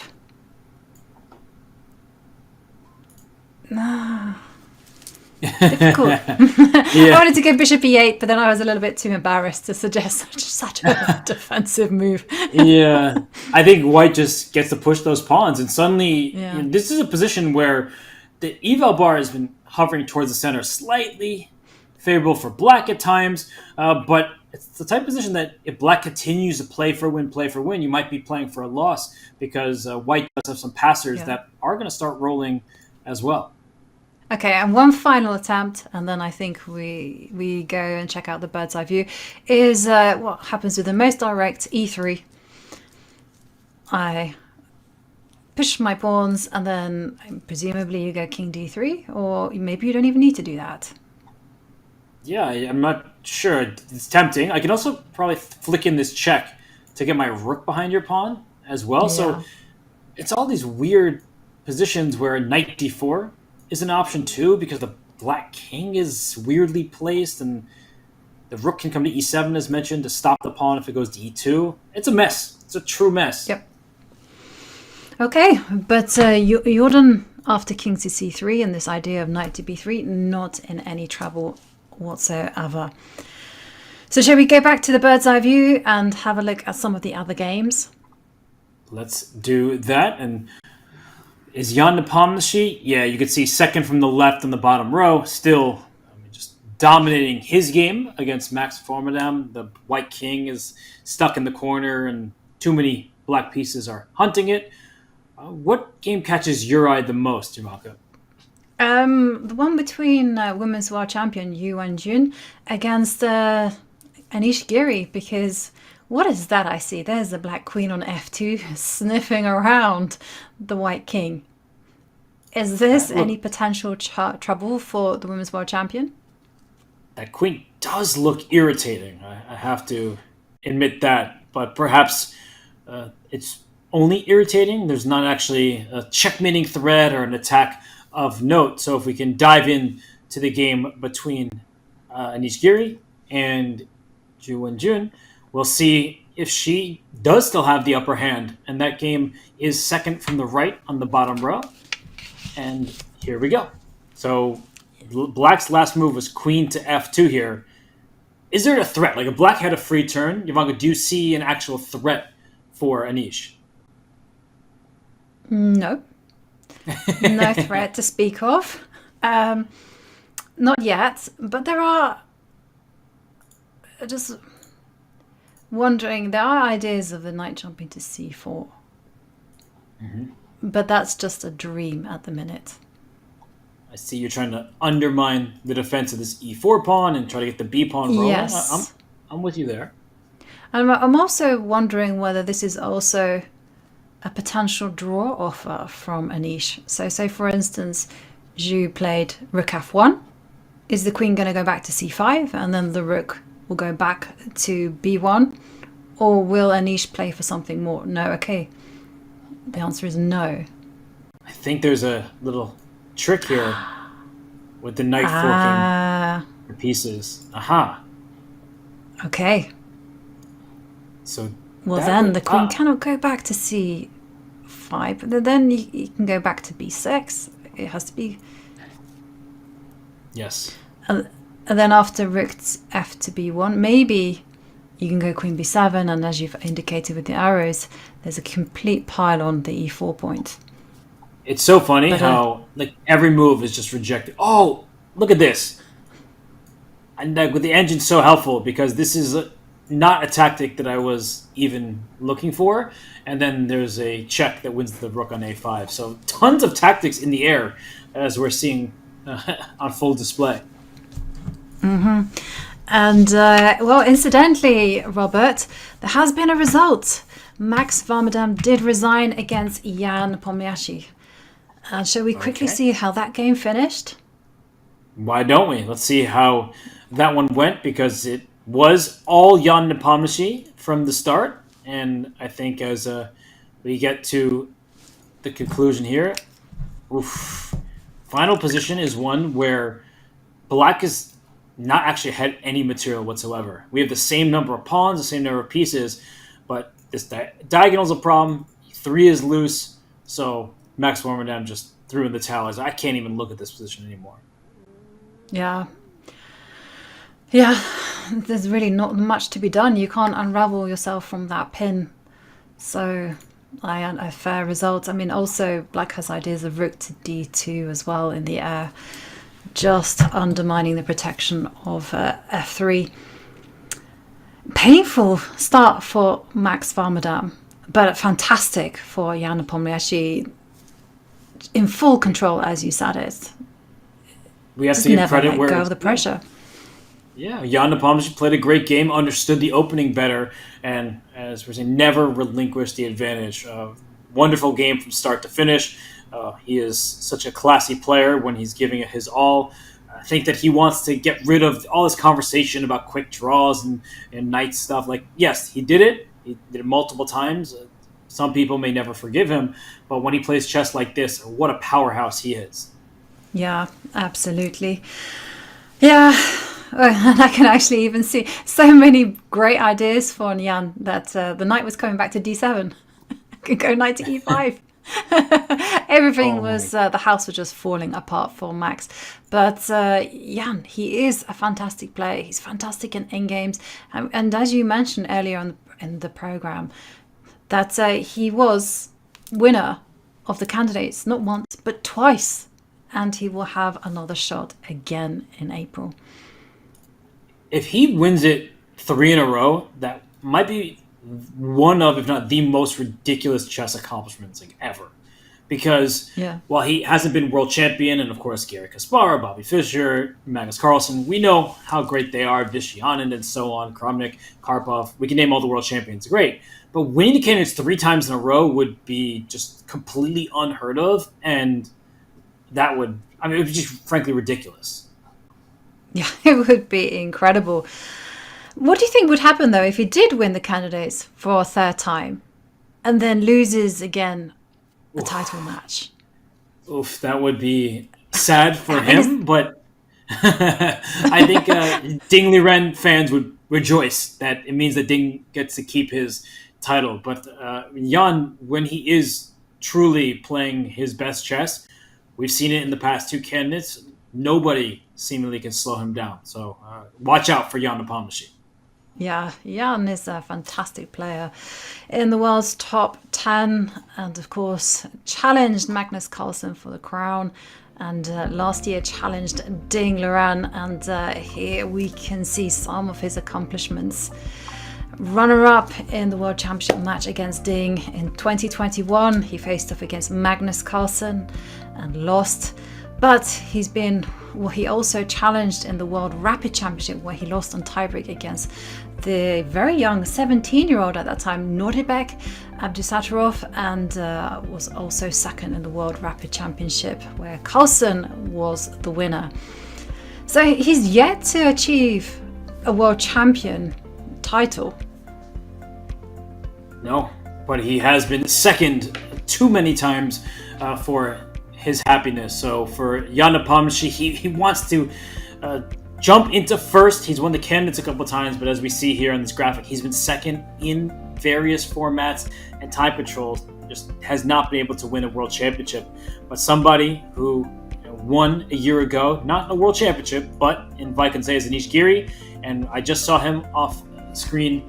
He made his move, leapt out of his chair, and it is Wenjun on the clock. And I think that means that Anish, he's starting to feel his position, and he is trying to have Wenjun prove that she can stick with him on the board. Yeah. And I'm also looking ahead to the results, and I can see we also have a second result. It was a draw between Vidit and Ding, and there on the camera we do see the women's world champion, four-time women's world champion Wenjun, who has her move, and she has a decision to make. Anish, Mr. Pacer himself, full of confidence. And you can see, she is really staring at the board right now. It's a pretty critical juncture of this game where she has not taken, if we can just flash the live board for one moment here, she has not been able to snag that pawn that's been in her territory for quite a while. So we see her still dealing with it. Close to her is that black B pawn. But for Wenjun, many question marks in this position. Not because she's made bad moves, but she's question marks left, trying to figure out how to deal with this pawn on b3 that still is here and isn't going anywhere. Yes. And, okay, well, Anish's last move was king h7, which was such a calm move, dealing with the threat of rook takes a5, the one that you highlighted. Just avoiding all of these tactics. Rook takes a5 with queen d8 check could have been frustrating. And in fact, if we just backtrack a move here, that rook takes a5, it was available. The tactic still is here. But the problem is, at the end of a variation like this, after queen takes d2, e4 is loose, the b pawn is still troublesome. And if you try to take the pawn, queen d1 check, white did that to black first, but the second time hurts more. Black picks up a full rook. Mm-hmm. Yeah. And, well, Anish is quick, and he did understand why Wenjun did lift up the rook to b2, setting that sneaky idea of rook takes knight. But king h7 came very quickly from the Dutchman. And now, big question for Zhu. How is she going to basically pick up the pawn on b3 or unravel that rook, which is now awkwardly sitting on b2? It's not a great square. I would not be enjoying her position. I feel like black's pieces are more active. White does have a rook for a knight and a pawn that's extra material white, but the advantage in terms of the dynamic play is in black's favor. So I think we just saw Wenjun a little cough. She will sit and think, and while she does that, maybe we will take a quick break, because when we return, so much action left here in this first round of the 2024 Vaikon Z Masters.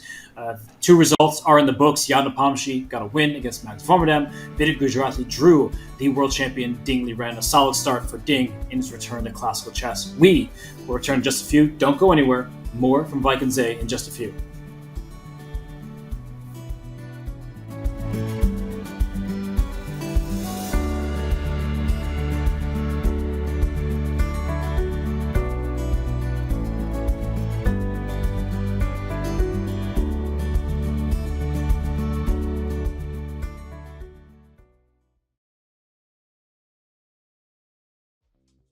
I'm here with Magnus Carlsen, world number 1, and to many, greatest chess player of all time. We're going to ask him a few questions. I'm going to name a sport. You have to tell me the greatest of all time. Mm-hmm. Sounds good? Yeah. Basketball. LeBron James. Soccer. Messi. I agree with both. Baseball. Barry Bonds. What did he say? Okay. Football like American football. Tom Brady, I guess. Okay, yeah, good one. Tennis. Djokovic. Golf. Tiger. Fair. Poker. Doug Brunson. That's a unique one. Chess. Garry Kasparov. Are you allowed to say yourself? I don't know if I'm allowed, but I think Gary is the best of all time still. Chess boxing. I'm on Hamilton. I agree. We're gonna play this or that. Would you rather go on a cruise or a road trip? Road trip. Comedy or thriller? Comedy. Coffee or tea? Tea, but only slightly. Preferably neither. How do you get energized? The sun? Cats or dogs? Cats. But I like dogs too. It's like this or that is a little bit tough with you. You like everything. Shower or bath? Oh, shower for sure. Okay. I don't have the patience to take baths. Are you a morning person or a night owl? Night owl for sure. Would you rather get on a phone call or text message? Texts, probably. I feel like the answer for you is neither. I feel like it's just... Usually, yes. just go. Sunrise or sunset? Sunrise. Winter or summer? Summer. How many beers would it take for you to drink for me to beat you in a classical chess game? That's a very difficult question, because I'd probably sober up during the game, so I'd probably have to keep drinking. Probably start with 20 and take it from there. 20, okay. What's the size of the cup? Pints. Wow, okay, 20. Name your price if you have to chess box. $10 million. Do you prefer to play chess on a computer, over the board, or on your phone? I rarely play on my phone. I would say I prefer to play on the computer. In your entire career, have you ever had a day where you went, I think this guy might be as good as me in chess? No. Well, I mean, not you know, since, not the last 10 years, for sure. Okay, has it ever been, this guy might be kind of close to me if I have a bad day? Yeah, I would say Fabio at his best was very close in classical, for sure. My other question was going to be, who do you think is the second best chess player in the world? So, I suppose... Yeah, I think Fabiano Caruana is the second best player. Yeah. Thank you, Magnus, for sitting down with us and doing these rapid-fire questions. Now get out of here.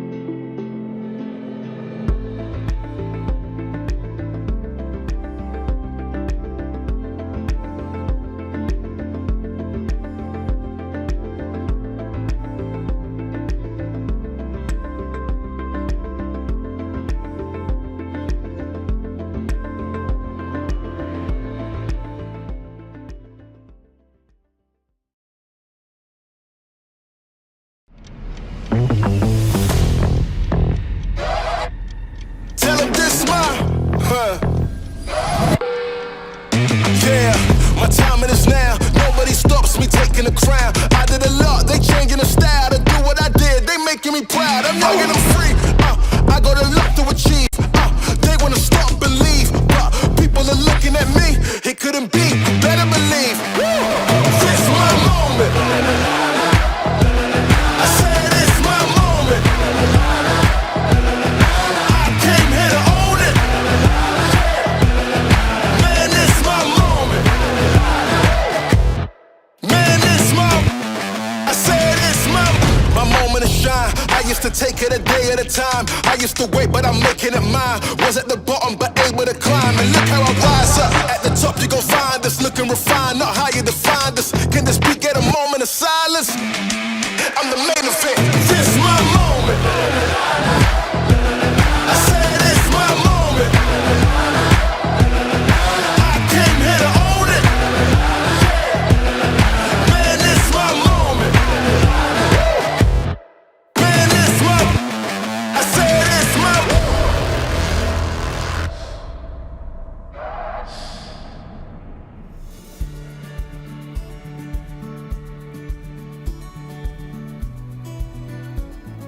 We're back in the Plague Hall in Vaikanze. The first round of the Tata Steel Masters 2024 is well underway. In fact, we have 2 results in the books, and here we see Alireza Firouzja.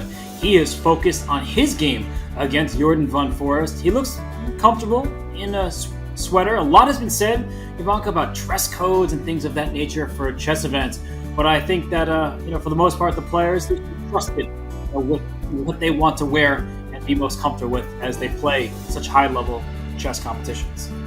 Absolutely. When you're sitting at the board for such a long period of time, it's good to be comfortable. It's good to be there and focus and be able to get into the zone. And I have to say, Alireza looks stylish, whether he's in his Gap hoodie or whether he's in a suit. And there you can see 2 results have already been decided. Vidit drew against Liren and Nepomniachtchi to a blistering start, absolutely crushing Max Vadam.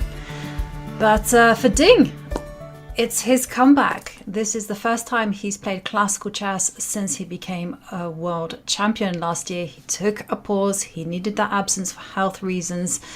And there is a beautiful interview, which you mentioned, Robert, that he gave to Pete Doggers, where he explains his reasons for his absence, his mindset as well. And it was very revealing, very eye-opening, and made Ding instantly relatable.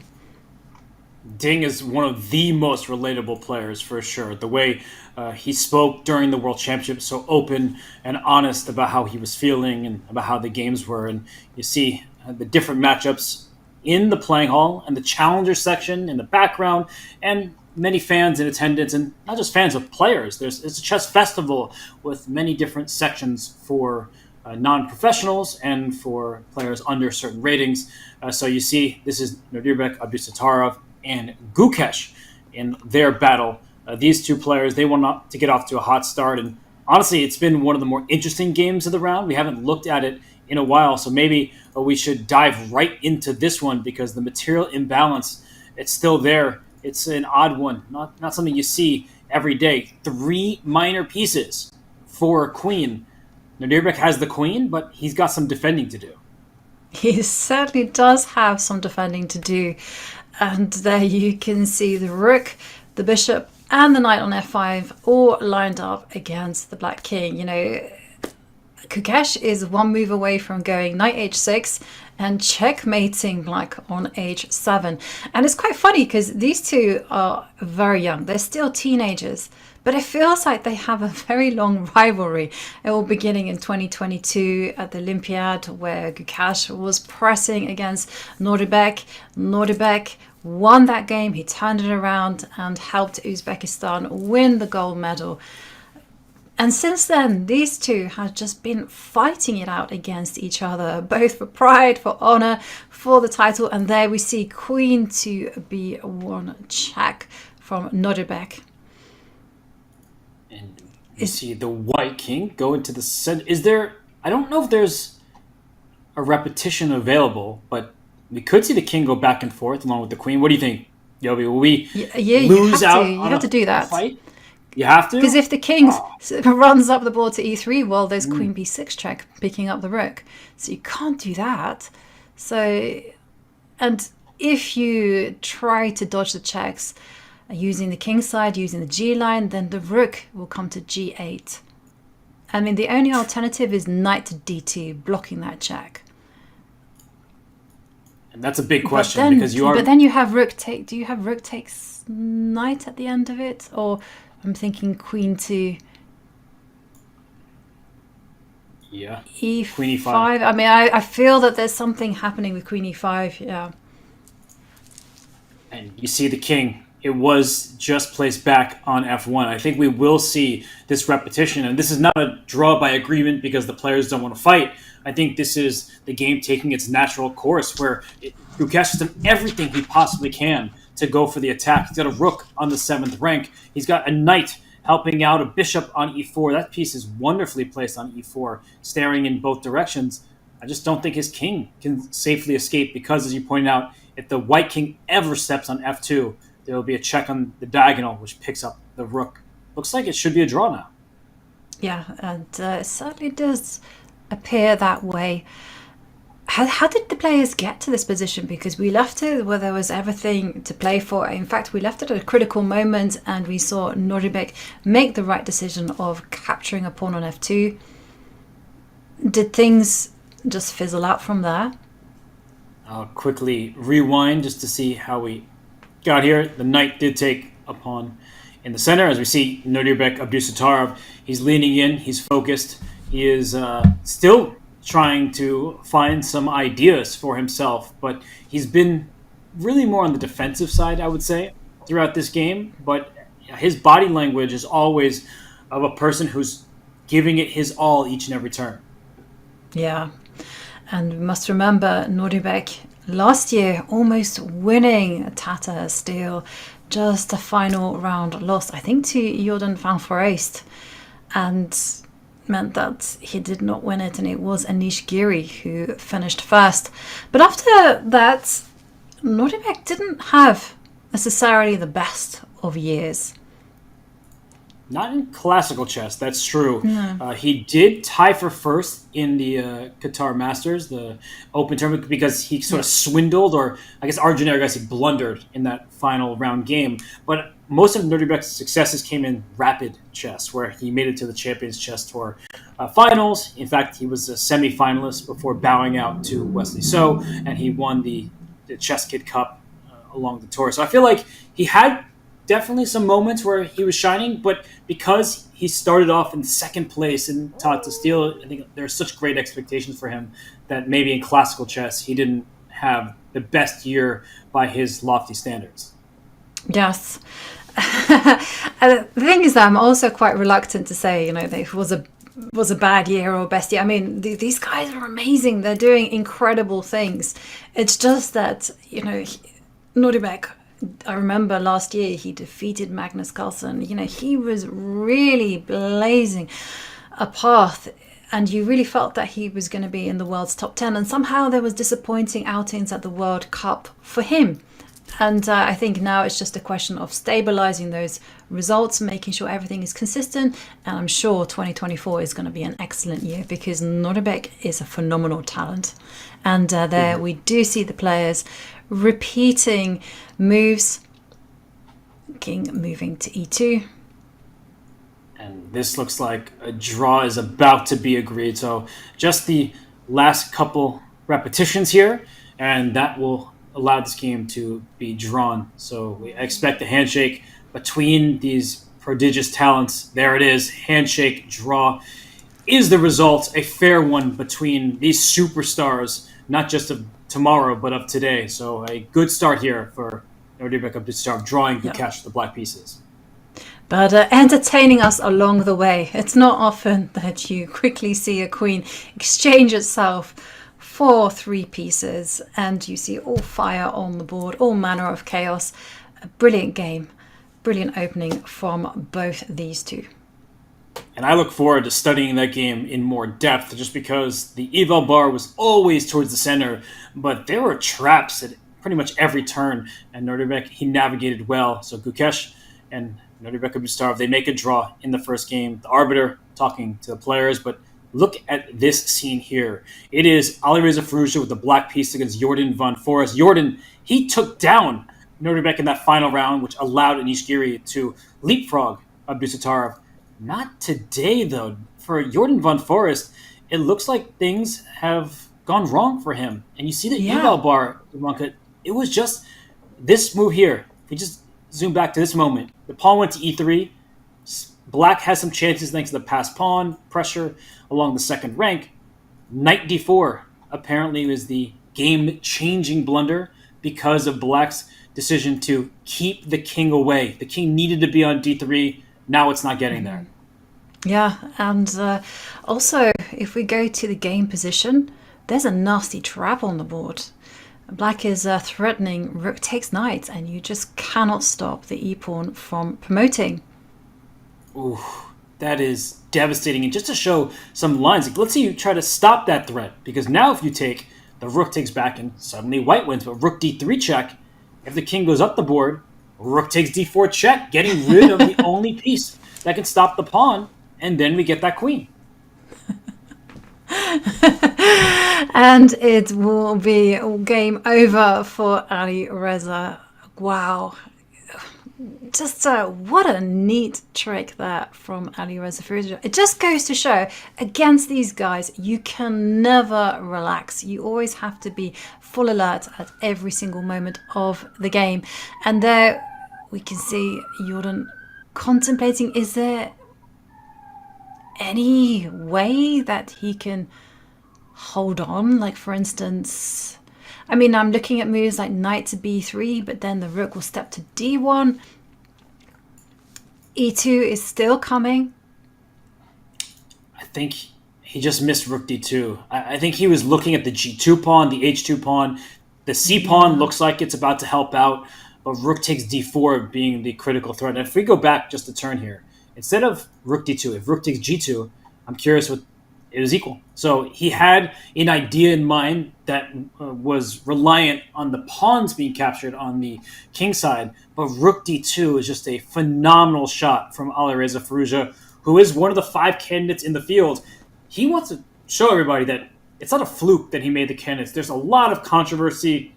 It was quite divisive, Ivanka, the way he gained his rating points in these matches and then in an open Swiss tournament. But now on one of the biggest stages of the year in Vaikonze, winning with the black pieces against a former Vaikonze champion, I think that sends a pretty strong message.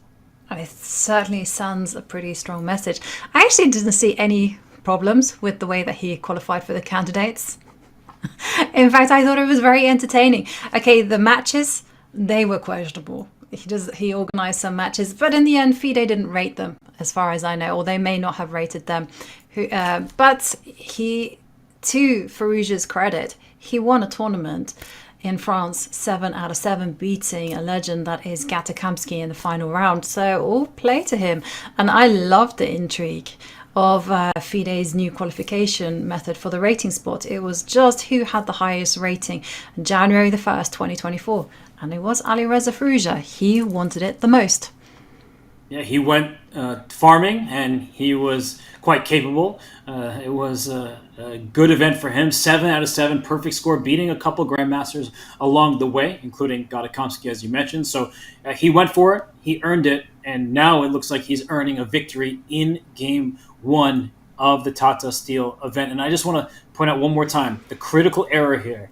Knight to d4 was the blunder. And the position, it's still complicated, where Jordan van Forest, he's hanging on because his king is close enough to catch the pawn. But the move knight to d4, and you can see it on his face. Jordan, he is really upset right now as it's sinking in. Had he played king to d3 and kept his king within the box to stop this e-pawn, after e2, the king can even slide back, and that pawn's going nowhere. Now the white knight can go to d4. It's just a bit tragic for him. It totally is, because I'm pretty sure that king to d3 was the first move that Jordan thought about before he thought, hang on a second, I don't actually need to play king to d3 because I can just go knight to d4, and if e2, then the king can come to d2 anyhow. So let's save myself some time. But unfortunately, this was a critical mistake. And c5, again, looking like you're going in the right direction because of rook takes g2. And I do think that maybe this is what he really overlooked. That he thought that black would just go pawn grabbing, but white can take on f7.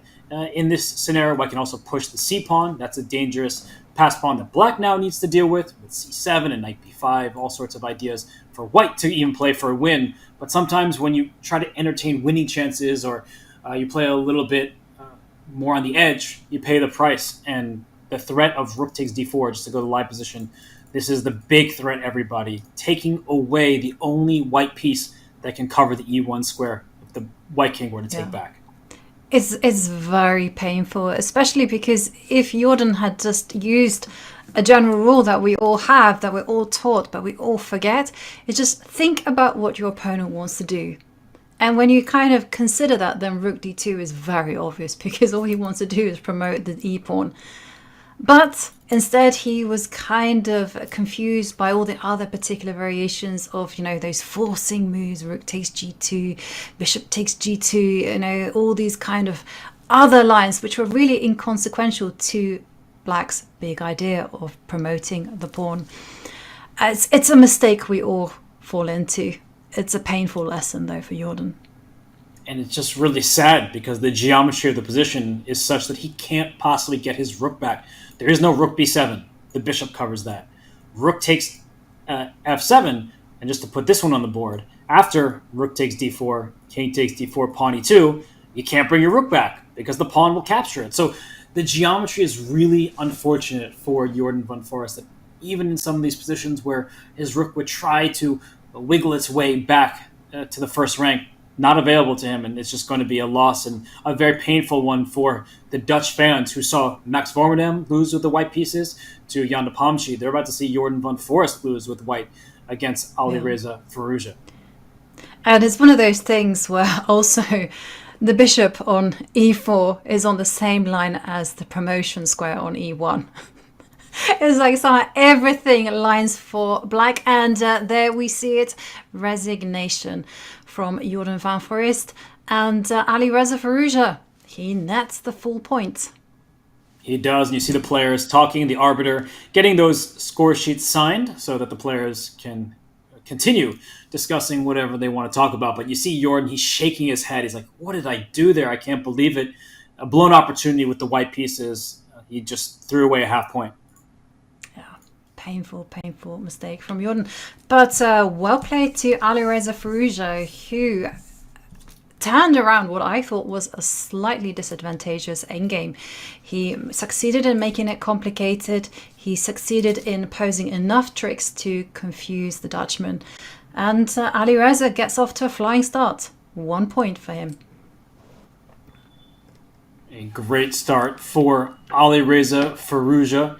He wins with the black pieces, tied for first, at minimum with Jan Nepomniachtchi, others looking to join. We got Praggnanandhaa on the screen, so Prag is trying to keep pace with the other leaders. Yes, Praggnanandhaa. He's facing off against Maghsoodloo, who is one of the world's best players in the world's top 20. He was also in contention for that rating spot at the candidates, and Maghsoodloo is such a resourceful player. He's a fantastic fighter, and he says it himself. When he gets to the board, he wants to play fighting, aggressive chess, and he will go for the win no matter what. He is such a fighter. Even towards the final stretch of last year's Tata Steel Masters, he scored some late round victories and was near the top of the leaderboard. So for Parham Maghsoodloo, he always is fighting. And in this current game against Praggnanandhaa, I will pull that up for all to see. It's really different from how we left it, where there were queens on the board, Black was up a couple pawns. Black is still a pawn ahead. No queens, and no development for Black either. So I would take white, despite the fact that there's extra material for Black, because these are double isolated pawns, and they control the d-file. Makes me like white's chances. Yeah, and my first question to you is, how did this happen, Robert? Because when we left it, it looked like Black's king was going to get caught in the center. It looked like Maghsoodloo was going to ride or die. You know, it really looked like it could be a very quick game. So how did he survive to an endgame where anything can happen? Let's rewind. So this was the moment that we left off. The bishop went to f4 to pin the knight. Yep. And then it seemed that Black had to play f6. That was the choice in the game. And the white knight went back to f3. So suddenly pieces were being traded. Mm-hmm. And sorry, 1 second here. And after knight to f3, oops, sorry, I'm just losing my place. And I thought Black castled, and then we saw a swap on e5. So, Ivanka, this is where Black's pawn structure, it changed, but Black was up material to start with, so it's okay to have a shattered structure. Okay, and then presumably bishop to g5, opening up the lines for the h-rook. Yes, that's exactly right. The bishop never go backwards. This is the bishop d2. It did go back. So I was expecting the same, but maybe bishop g5 had some flaw. There are some knight f2 ideas in some of these positions as well. So, yeah, lots of tactics. I honestly was thinking, because I see the game continuation with the bishop on g5, but perhaps bishop g5 did have... No, the engine says it's just all right. Maybe Pragg thought that keeping more pieces on the board, at least at the start, was better. Yeah. And, okay, queen to c6. And we see that being awarded a question mark by the game review. But I don't see what's wrong with it. It's going after the rook in the corner, and you're just making sure that that rook has an eye kept on it at all times. It covers the f3 square, the e4 square, so it looks perfectly good to me. And then a mistake in return from Pragg. So this is just the tricky nature of this position. I'm gonna cheat. I'm gonna look at what the best move was. Bishop g5, apparently. So you just went bishop d2, and now the best move is to go back to g5. Okay. Well, it takes a special kind of human to play that kind of move. Just accept that you've made a mistake and that you needed to go forward. No, I mean, it's so seductive, right? To grab back some extra material. You know, bishop takes knight, take the pawn as well with the queen. I think Pragg can be forgiven for making a slight mistake. Inaccuracy is more the word.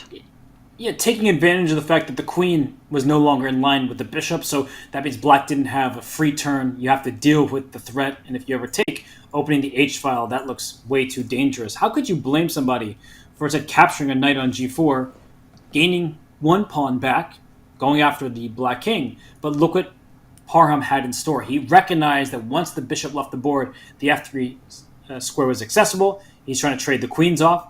No attacking chances anymore for white, at least not with the queen. And then he keeps the bishops on the board, bishop b4. So Jovanka, in the live position, black is a pawn ahead. White's pawn structure looks healthier. Do you think that Parham feels like he's got everything under control? Not until the light square bishop is developed. When that is into the game, Parham will breathe a huge sigh of release and start perhaps thinking about winning the game. But for now, it's still very unpleasant for him. I mean, he has to think about meeting rook to d8 check. Presumably he has a rook f8 in mind as an answer there. But still, Pragg can jump in with the knight to e4 and just play with a nice bind. What other moves can Pragg do? He will be looking at forcing moves. Both players are slightly low on the clock. Just how many moves have they played? This 26 moves in for these two. 26 moves in. So, and well, Parham has just over 6.5 minutes. Still a complicated position. Okay, so candidate moves. So I'm looking at knight to e4, I'm looking at knight to a4, I'm also looking at rook to d8. I'm also would really like to activate the rook on h1. You bring up all the pieces, and I think that you do want to get all of them working together, but I mean, knight a4, as you said, you're going into the b6 square. Knight e4, just sitting in the center. Is black pretty much aiming to play b5 no matter what, so that light square bishop can finally get out? Yes.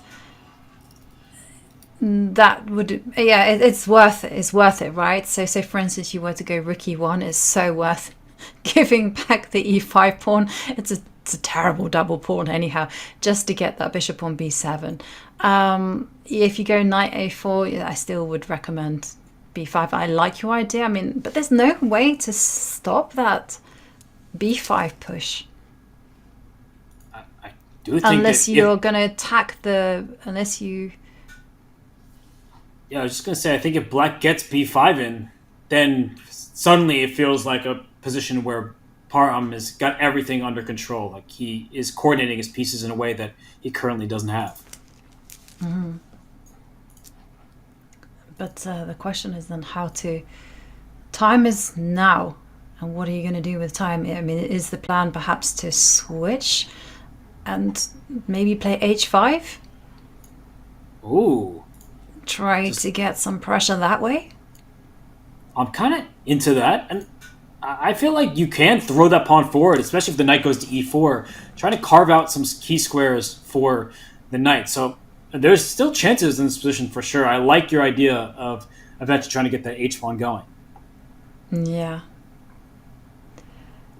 And there we can see Pragg on our screens in deep concentration mode with glasses. Yeah, that's not something I've seen from him before. Have you ever seen him wear glasses? No. Maybe. But I've heard actually that short-sightedness, and again, this is may or may not be true, is caused by looking at too many things, like books and things in short distance, and that you can rectify a lot of problems with your eyes just by spending 2 hours outside every day. But do you have 2 hours to spend outside every day, Robert? I don't. I love walking. I walk everywhere. I'm from New York, so I grew up just taking long walks, and if I had to get somewhere and you could take the subway and it would take, let's say, 15 minutes by subway or 45 minutes walking, I'm always choosing the walking. So yeah, I do like to get out and about, and for Prague, for these youngsters playing a lot of online chess, that can also do some damage to your eyes, I believe. Yeah, no, it's like a kind of epidemic because of the computers and our little phones there to distract us at every single opportunity. But, okay, it's not harming our Prague's play by any means. And there we also see on the cameras Wenjun and another wearer of glasses, Anish Giri. Anish Giri, he has his work cut out for him. The black pieces against Wenjun. He would love to start with a win with the black pieces, just like Firouzja and Jan Nepomniachtchi before him in this opening round. And for Wenjun, she's in this top section here. She wants to fight every single game, and she has found a way to stabilize as best as possible. And Anish, we see him coming back to his chair. Yeah. And Anish is playing this position with the exchange down. And in the meantime, we still see the live board there from Praggnanandhaa against Param. But there we see Anish on camera. But Anish, he is exchange down. What is his compensation? So he has a target on e4 that he can attack. But a rook outweighs a knight. In most games. Rook usually does outweigh a knight, that's true, but activity also is essential. So this is a position where Anish Giri, he is just relying on his dynamic play, his active play, to compensate for the material deficit. Mm-hmm. Yes. And like one of the ways of thinking that a trainer once told me, which I think is really good advice, is basically just stop thinking about a knight being a 3, a bishop being 3, and a rook being 5. If you kind of think of those as fluid concepts, and instead think, okay, a rook is 5 when it's on an open line. When it has when it's on the 7th rank, it's more than 5. And a knight is 3 points, but maybe even 5 is anchored in the middle of the board. And then you also see the bishop. The bishop is 3, but if it's jammed behind its own pawns, then it's not 3 points. It's less than 3 points. And if it's on an open line bearing down towards its rival king, then it's going to be worth a lot more. So it's nice to think of the traditional valuing system for the pieces as rather fluid, as something that is flexible, and this will help you when it comes to the mindset of making exchanges and sacrifices. It is a great thing to keep in mind for everybody, and how to determine when material deficit is acceptable or when you have to be on your back foot. So I also want to apologize because I am having some technical difficulties. So if we can take us to a quick break, that would be fantastic. Thank you so much to everybody who's tuning in and for your patience. We will be right back as soon as possible. I apologize profusely. We'll be right back.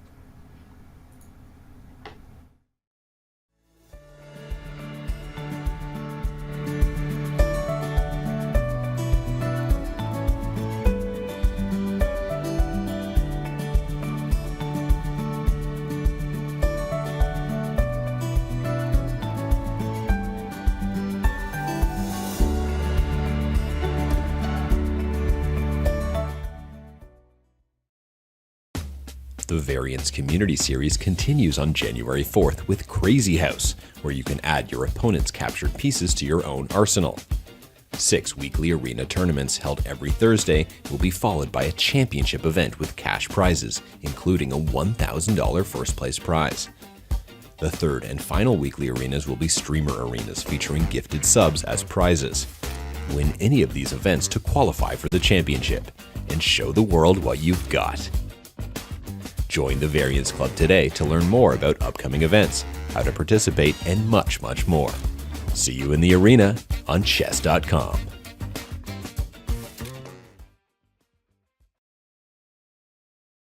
Hello, Vanakkam. Vanakkam. So this is where the magic happens, and this is where all the magic has already happened. Yes, that's a good way of putting it. That's my World Junior. 87. 87. It's difficult to tell you how many doors that opened for me and what historical moment it was, and when I got back. The chess Oscars, very nice. These 5 of them. 5 of them. The Wanderers. 5, and there's one on top that is the 6th one. So since he had already got 5, they didn't want to give him the same trophy. So they gave him a trophy of a king with the world in his hand. Yeah. This is Anand's first ever mention in a newspaper. Oh. So this is his first ever he was mentioned. V. Anand achieved a national record by winning all the 9 rounds to notch a maximum of 9 points in the sub-junior championship. But imagine now T.S. Ravi's daughter Rakshita is part of the Westbridge Anand Chess Academy. I mean, it's so beautiful to see how life comes around. So World Rapid Chess and Mind Champion. So this was NIT gave me this nice trophy. Why do I get the feeling that Aruna knows all the trophies and where you won better than you remember it, Anand?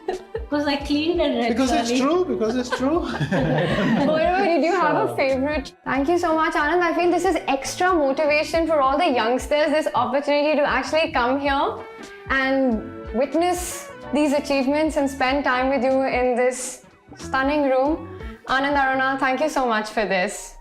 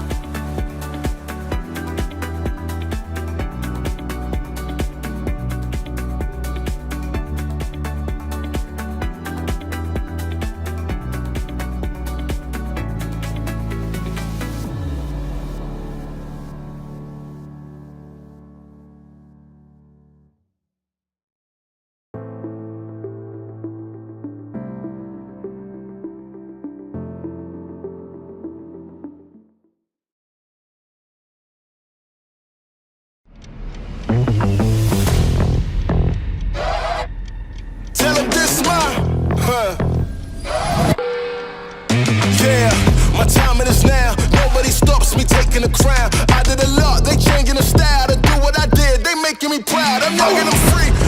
I got a lot to achieve.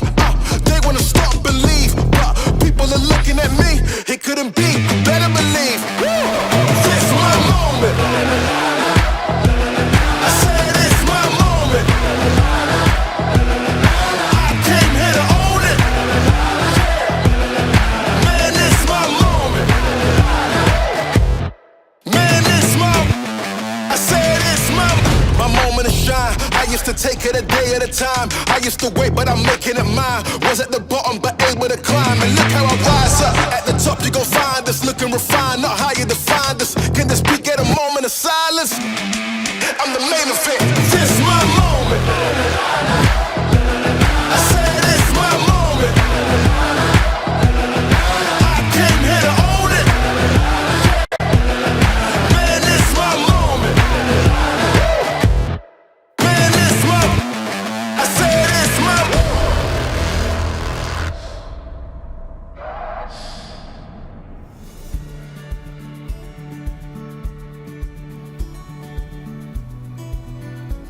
We are back in the playing hall of Vikings. I apologize, everybody, for my technical difficulties, but we are back, and there is Alexander Donchenko. He's taking on Wei Yi. Unfortunately for Donchenko, who won the Challengers a year ago, he is in massive trouble. In fact, Ivanka, it looks like Wei Yi about to win his game. Another victory in the works for the Black Pieces. Yes, he is under a minute, but his position is dire. Take a look at Wei Yi's last move. Rook e7, threatening the other rook to come to c1. Almost seems like an unstoppable threat. In fact, how do you prevent this? And Donchenko, with now 30 seconds, can he find a way out? No. I know it was a rhetorical question. You could give him 30 hours, and I think the game is just done. Rook c1 is pre-movable at this point. I don't see a single thing that White can do to stop it. No, his position collapsing, as we can see, and 10 seconds. Is he simply going to let his clock run out, or will he? There you go. You see Donchenko extend his hand in resignation, and Wei Yi also walks away with a point, which does mean that we've had 3 decisive games so far, and 3 decisive results for the Black Pieces. They usually tell people to win with white, draw with black in these top-level tournaments, but for Wei Yi, Alireza Firouzja, and Jan Nepomniachtchi, they said, I'm not drawing my games. I am going to win with the Black Pieces. A pretty smooth game, I would say, for Wei Yi, who, as we talked about earlier, one of the biggest prodigies in chess history, then quieted down over nearly the last decade, but he's showing that he's here to play. He's here to win this tournament, and he moves up the world rankings with that victory. Yes, and there we see Wei Yi leave the tournament hall, as you said. An exceptional win there from Wei. And incidentally, Wei has seconded 2 of the players in this particular tournament, Ding Liren and Ju Wenjun. And there we see the camera move to another game where the time is ticking down, and it's Praggnanandhaa against Maghsoodloo. Now, Param has been on the back foot most of this game, but he's over the worst of it. He certainly is. Maghsoodloo, ever the fighter. He has the Black Pieces against Praggnanandhaa, and we look at the current position. Even material. So at some point, Black was up 2 pawns. Then it was whittled down to 1. Now it's even material, but bishops of opposite color. And you can see that Black here is aiming towards the White king with both of the rooks. White is circling this e-pawn. So activity for both sides. I think c3 is forced here, Ivanka. But I'm looking at this position, and I would have to imagine that the likely result should be a draw, but there's a lot of life left in the position. Absolutely. And if you do make a move like c3, then the e-pawn stays alive. It can push itself 1 square further. And that is an asset for Param. You can use that pawn and use it as a passer. And whose king is in worse shape? The Black king doesn't exactly have too many pawns in front of it. the white king has pawns, but has enemy pieces staring down its direction. And there's one just little variation I want to point out, that c3 being the most natural move, b4 would look like a great try to go after the white king, but then this rook can slide to b6, hitting the bishop and gaining that much needed tempo to win this b4 pawn, because you can't go all in by trying to take things from black. You will end up losing this bishop on b7, and it's a double check, but the king slides over, and that's the end of it, because the b pawn will be surrounded and won. Yeah. But a c3 is a very difficult move to play on principle, because yes, b4 might not work right now, but it's something that white will have to worry about for a long time whilst that rook is on c8. So this is why Praggnanandhaa's bishop d2, okay, yes, it retreats the bishop, but it's a lot more safer, it's a lot more natural. And also Pragg perhaps has ideas of relocating that bishop to c3 should black be playing e4, putting itself on a long diagonal and eyeing up the g7 point. Really Still questions nice for Parham. Yeah, some serious questions for him, including on the clock, because that was white's 30-second move. You need to get to move 40 before you gain time. And this is not a position where the moves come all that naturally. E4 is one of the moves that you want to play, but as you noted, Ivanka, really good point by you. The bishop gets alive on this really long diagonal. Yeah, and you almost feel like it's very easy to lose control here with the black pieces. And e4, I'm not liking that, but then what other move do you make? I mean, again, the bishop, if given a chance, will relocate itself to c3. I The like rook one of will your be coming earlier- to e7. Yeah. Yeah, I like one of your earlier ideas too. After e4, also h5, h6. Like, you want to open up that black king as much as possible, and pushing that pawn to h6, trying to get more open lines for your bishop and your rooks. It's dangerous when, if Parham's clock is accurate, he's down about half a minute, and he gets extra time with every move played, but this is a tricky position. It certainly is. And one thing that's also just dawned on me is if you were to eliminate the pawn on e4 and be able to park the bishop, then black's king is in danger as well. But e4 played, and Pragg, what will he play? Will he play rook e7 and then follow it up with bishop c3? Or perhaps take a precautionary move and play a3, so securing the c3 square for the bishop, not allowing any b4 tricks. Smart move, just to stop black's plans before they can even happen. I like, in black's time trouble, the move h5. I think it's just tricky enough where it's a good move. It's not just trying to play purely for tricks, but it does cause some confusion. And Praggnanandhaa, he pushes his pawn forward to h5, and it's going up to h6. It certainly will go up to h6, and we are on move 33. So Parham now under the minute, and tough decision for him. It's perhaps time for him to, I mean, can he bail out with moves like king f7? Because what he'll be looking for is to clarify the situation, to perhaps trade a set of rooks. I don't know if he can bail out, though, because king f7, the white rook just runs away to a score like b6, and I'm still going to play h6 next. Yeah. Well, he's now coming close to 10 seconds on the clock, and this is such a difficult position for him, and he does move his rook to g2. This is a nice safety first move, covering the opening of the g line, so h6, the king will be safe on g8 for the time being. I really like that move, rook g2, so great defense by Parham Maghsoodloo. I like your move a3. I think you should play on both sides of the board. In a position like this, h6 isn't going anywhere. That can be white's next choice. But a3 hints at bishop c3 as you are advocating for. So you just try to be hard to pin down if you're Praggnanandhaa. That you don't allow Parham to anticipate your next turn.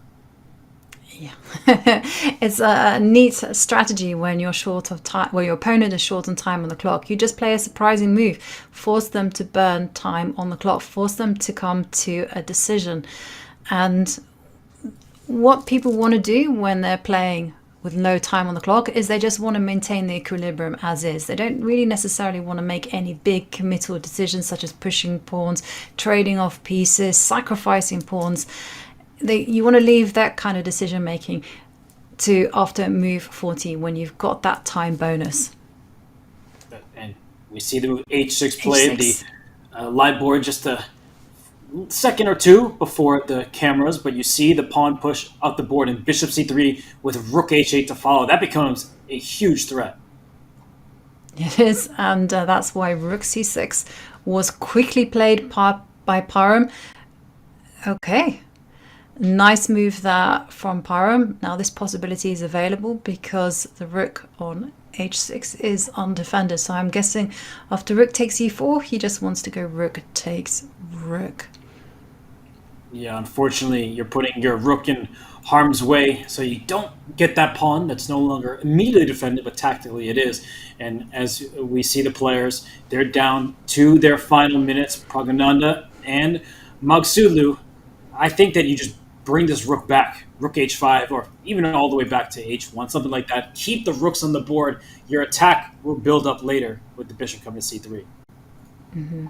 Yeah, I agree. Keep those rooks on the board. Just keep alive those problems that Parham will have to face. And we see Praggnanandhaa reaching for the rook, and yeah, he moves it to h5. Still, rook. If he's playing for the principle of multiple weaknesses, Ivanka, a4 at some point could also be in the cards. It's certainly very tempting. It's also really tempting to dream about getting the king to b4 when everything is safe and sound, and perhaps causing damage that way. But I really like this idea. Rook h4, keeping the rooks, perhaps threatening to double the rooks on the h-line. a3, a4, in the air. These are all things that Parham has to consider with less than a minute on the clock. We're already getting into territory where there could be a move that just blunders the game. And in fact, he played b4, and the engine is not happy about that choice. It's not a blunder of a pawn because you can't take on b4. You drop c2, and then black is in charge. But it's putting a pawn on a vulnerable square so that if white is able to shore up and take care of the immediate threats, maybe that pawn is going to be captured in the near future. Yeah, I agree with that. I was immediately thinking about some Bobby Fischer endings, I think against Spassky, where Spassky put a pawn on the wrong color and Fischer immediately fixed it. So always be cautious about this kind of decision making. But Praggnanandhaa's play, Maghsoodloo is not without his tricks though, because if you do double up on the h-line, Pragg will need to start calculating advancing moves such as e4, e3, attacking the bishop and lining the two rooks on the second row. That looks like a great idea for black to rely on. So for Praggnanandhaa, can he play his rook to h1? He plays pawn to b3, so he fixes, you just mentioned a Fischer reference. Look at Pragg. He fixes this pawn on a dark square. There are no further pawn pushes for it, and says, your turn. Now you have to come up with a plan while giving the white king a bit of luft. Yep, and the players on move 37 and still under a minute for Parham. Still difficult decisions to be made over the board. Does he move his king forward on a light square? Does he try to activate the light squared bishop, perhaps move it to c8 and relocate it to the f5, the h7, b1 diagonal? And look at Anish Giri right behind Parham Maghsoodloo. What is Anish doing? Give the guy some space. He's in time trouble. And he's down to 10 seconds. 9 seconds, 8, 7, okay, and it's ticking down and he's yet to make a move. Oh, okay. He retreats the rook to c7, over protecting everything. But yeah, we can see that on the board. That is given a question mark. And it's hard to criticize such moves when players are down to their final seconds. Parham got that move off with 3 seconds on his clock, apparently. But I think it is a mistake. Can you double up on the h-line? Oh, just going for the h8 square? That looks very tempting to my eyes. maybe Black's...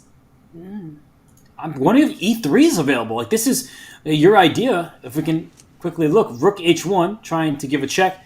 E3, I understand that I may lose my rook on C7, but if something like this were to happen, and rook takes C7, after E takes D2 check, bishop F3, and that D pawn is very scary. Yeah. Okay. Well, these guys are the best in the world. I'm sure Maghsoodloo has seen that trick, and I don't think Pragg will fall for it. But what a devious move, though, from Maghsoodloo. Oh! And he's gone for it. Rook H1.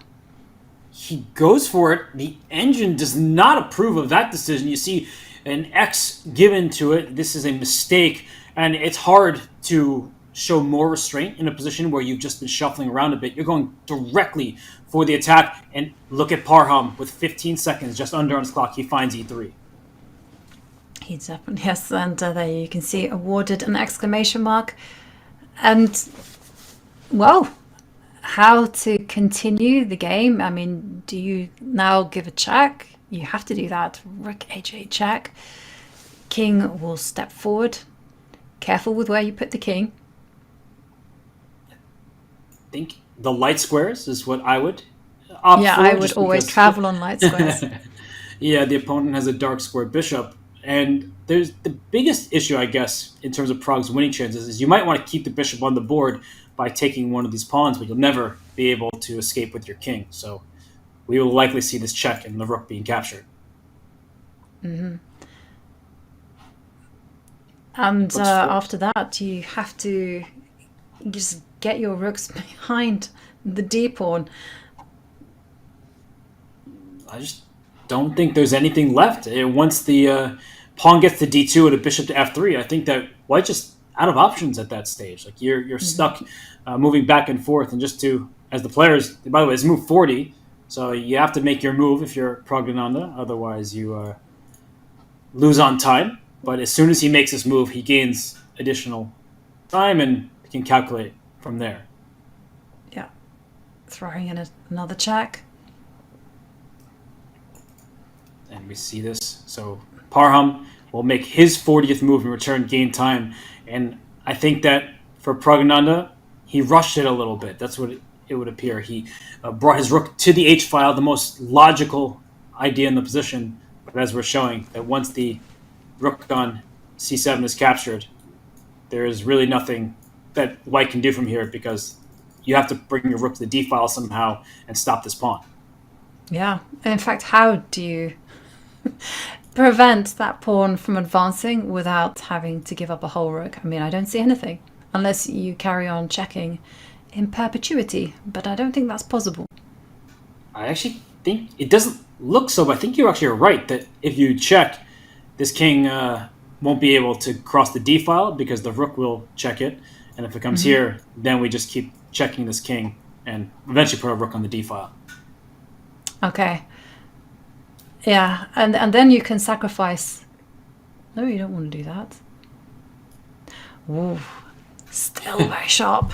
It is really a difficult position to completely assess properly, because the black king is sprinting away, trying to get out of here. But maybe can I check here? And if king was, you can even go. You have to go forward. No, I can actually go back and attack your rook. Wait, but here, I think rook d6, and if you promote, because you got yourself in a skewer. Well, that was naughty, Robert. I don't want to see that. No, but nice trick. Okay. It was an accident. I tricked myself, really. Okay, well, that means you have to go forward. But there's go forward, and then check here. And if you go forward again, White wins. How? Okay, I guess you can now double up on the D line, right? Oh, because to this D7. is yeah. Wow, this is a beautiful endgame. This is like, you move in one direction, you lose the game. If you go in the other direction, the one you presumably didn't want to go to, you make a draw still. And I think this is what I was wondering. Does this just make a draw because there's too many pieces removed from the board? And then I just start trading pawns, and this should be very sufficient for a draw. It's the wrong promotion square. This is a dark square. That's a light square bishop. So even as long as this b pawn is off the board, the draw is held. Yes. Oh, fascinating endgame. But the players have passed the 40 move mark, which means that they do get some added time and they can breathe a huge set of relief. So a huge sigh of relief. And now to start calculating. And just wanted to check one thing. How forced is this variation? I mean, so rook takes rook. I don't see what Pragg is thinking about unless he's thinking he can capture a pawn, but I don't think he can do that because you do not want to allow 2 rooks on the second. To take the rook. This all looks pretty convincing, pretty forced. Yeah. Is there another move for white besides the check on h6? Because d1 equals queen is the obvious threat. I guess you could go into that legendary rook and bishop end against rook endgame. I was thinking about a3. So just one of these types of... Yeah, one of these type of things. But this is rook c6. Good call. That's a theoretically drawn position. So that's good news for Praggnanandhaa. It means that he can't really go wrong because he has multiple paths towards knowing that he's got a draw. Yeah. This is a tough game. It's when he went into this endgame and it felt like he had full control of the position and it was only him that was playing for the win. And then to suddenly get a position like this, where you feel you have to really contort yourself in order to secure the draw, you're going to be kicking yourself. It's not comfortable. And if we go back, because rook h1, that move was given the X, I am curious what the engine says is the best move. And okay, rook a5 was the engine recommendation, which actually makes sense once you see it on the board, because you can just corral this pawn on b4 and you keep the bishop on b7 completely stuck, because if it goes this way you drop e4, if it goes this way you drop a6. So rook a5 is a very clever move, too clever to find when you're down to your final seconds. Yeah, what can I say, Robert? Greed is good. But rook a5, you need nerves of steel to find that one. Just to switch flank, and then go, oh, you know what, I'm going to be corralling the pawn on b4. No, it's not very human. Rook h1 was entirely understandable, especially when you don't have too much time. You get a rush of blood to the head. You see the idea of rook h8, rook h7, and you think that is the way forward. But unfortunately, Parham had seen just that one move deeper. It looks almost winning for white, and Parham's e3 move was the only move to save. And I was curious because this rook c7 choice also received a question mark, and black's move here, a5, is computer best. I mean, this is not a move that a human finds with no time on the clock. You're giving away a pawn for free, but the whole point is that this bishop has been misplaced, it hasn't been active, and now you activate it to this d3 square in these variations. This is ridiculous stuff. That is insane.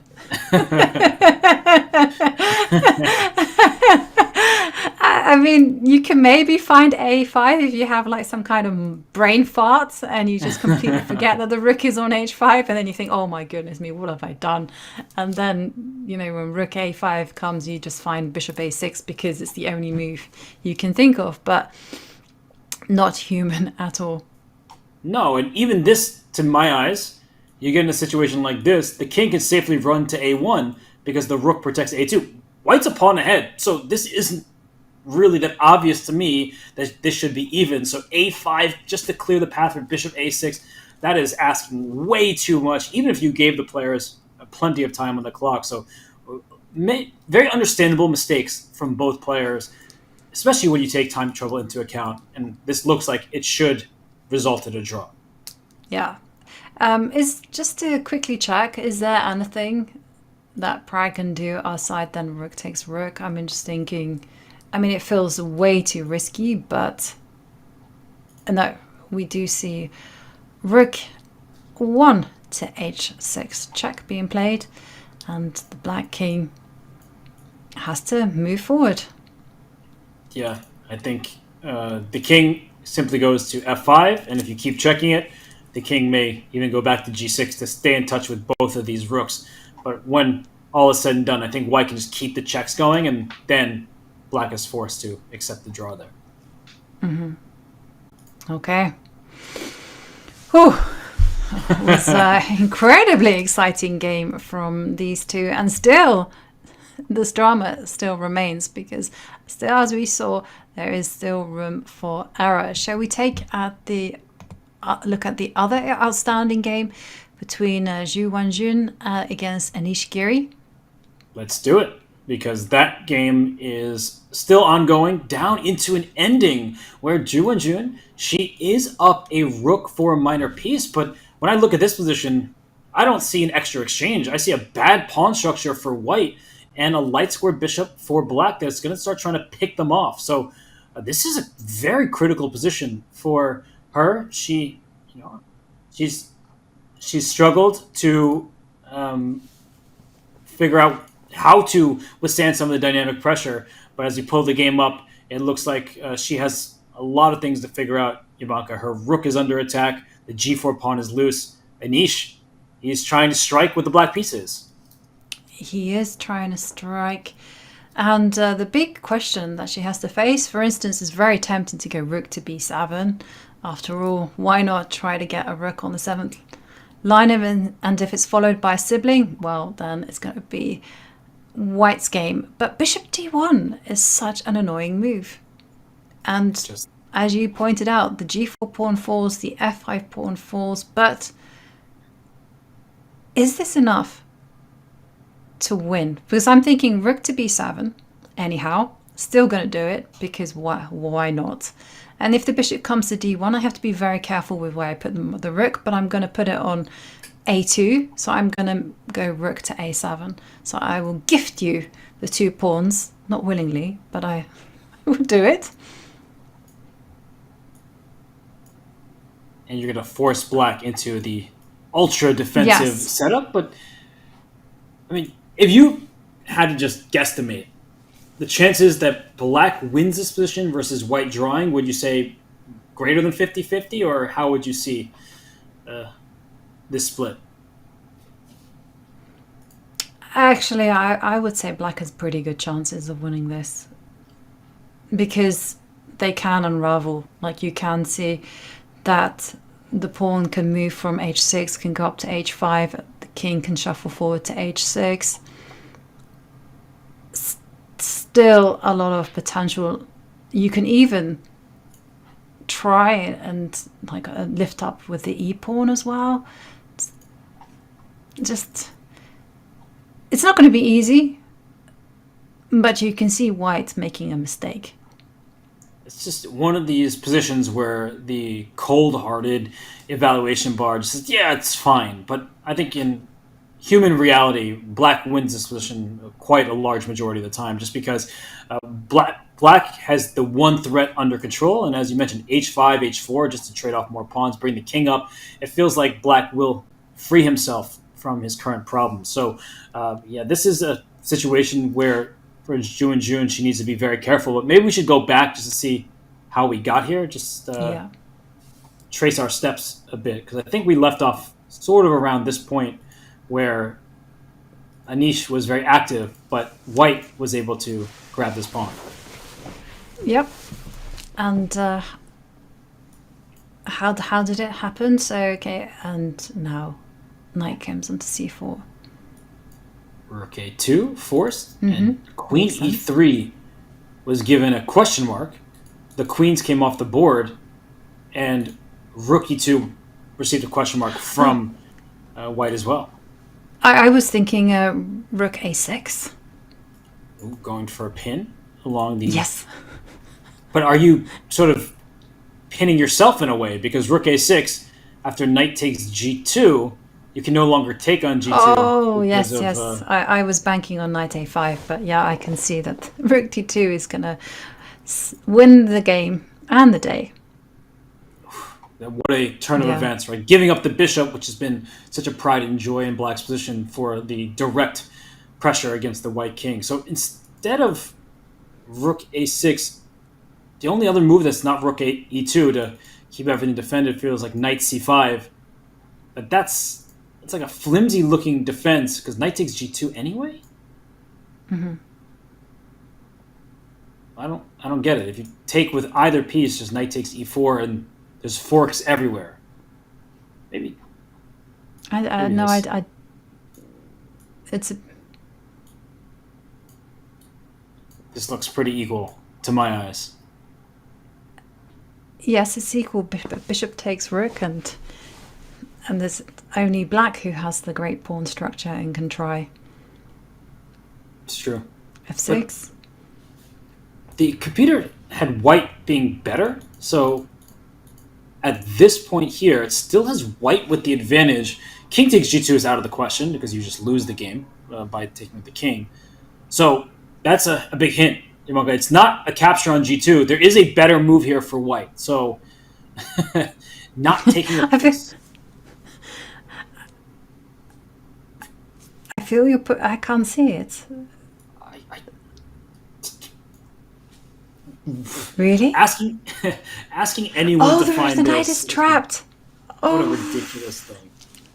The chess is awesome and ridiculous, and to expect a player to find this in time trouble after the stress of the previous stage of the game, this is not happening. no.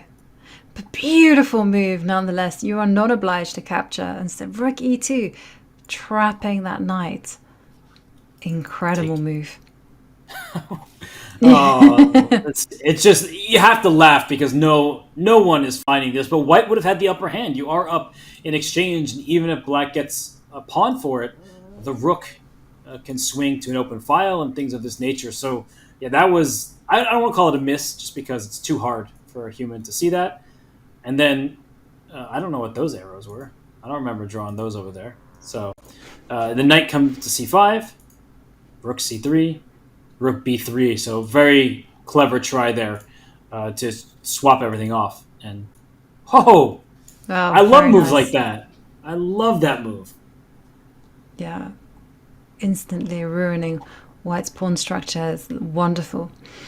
And then pawn takes knight, forced. The rook captured, king up.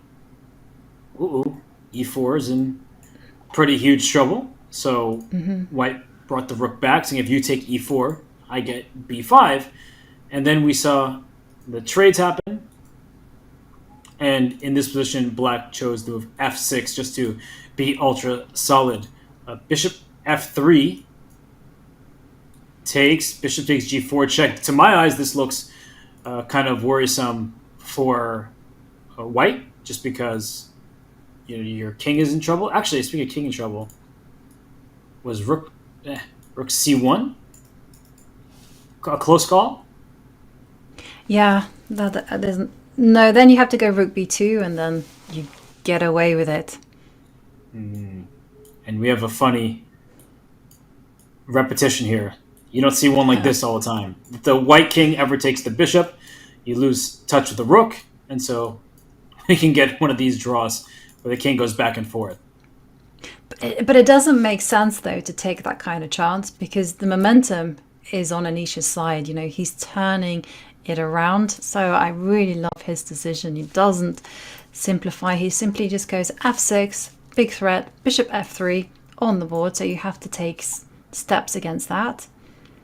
And you can still have this idea of going, oh, she went rook b. And then now bishop c2. And the bishop is trying to do that dance that we started this game with. Okay, okay, so we saw that according to the computer, rook b7 is one way how to maintain the draw because the two rooks are going to be active on the 7th row. But is Wenjun also tempted to simplify further by going rook takes bishop and then perhaps going rook to b8? keeping the black king locked. My vibe is that this is not going to be a draw.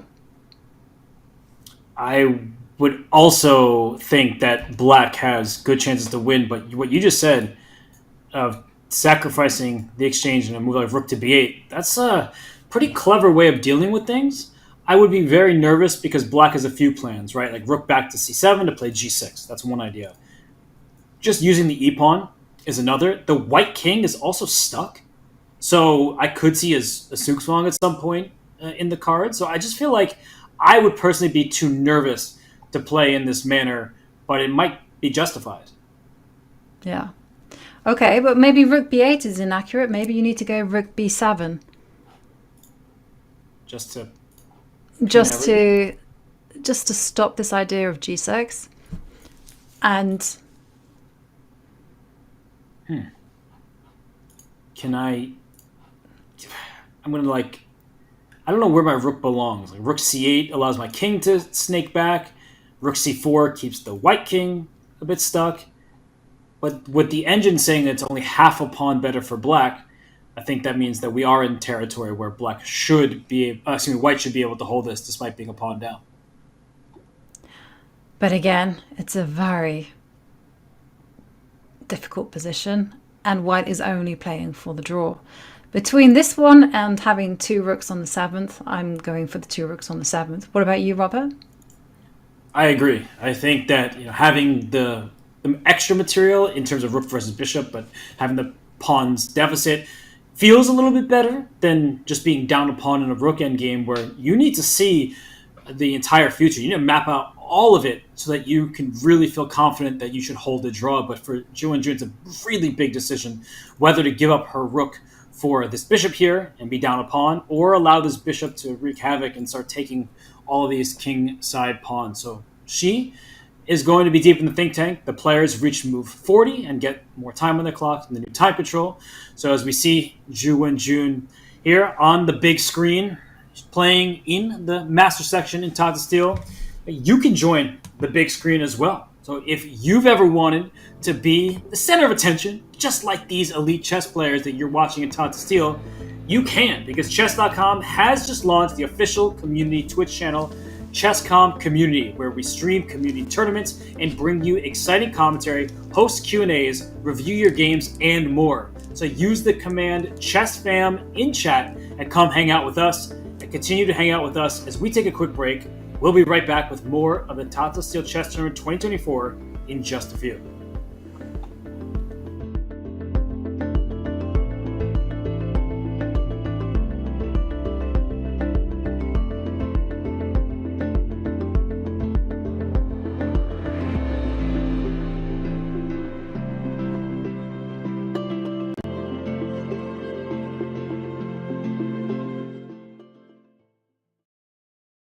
The Chess World Championship has been a prestigious title for well over 100 years, but oftentimes the prize money was lackluster.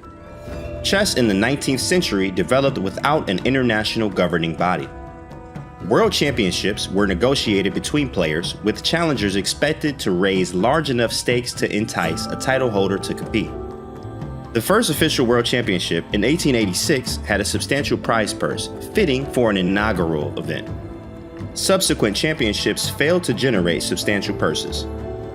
It would take 35 years for the World Championship's prize purse to surpass the amount raised for the first championship. Something magical happened in chess.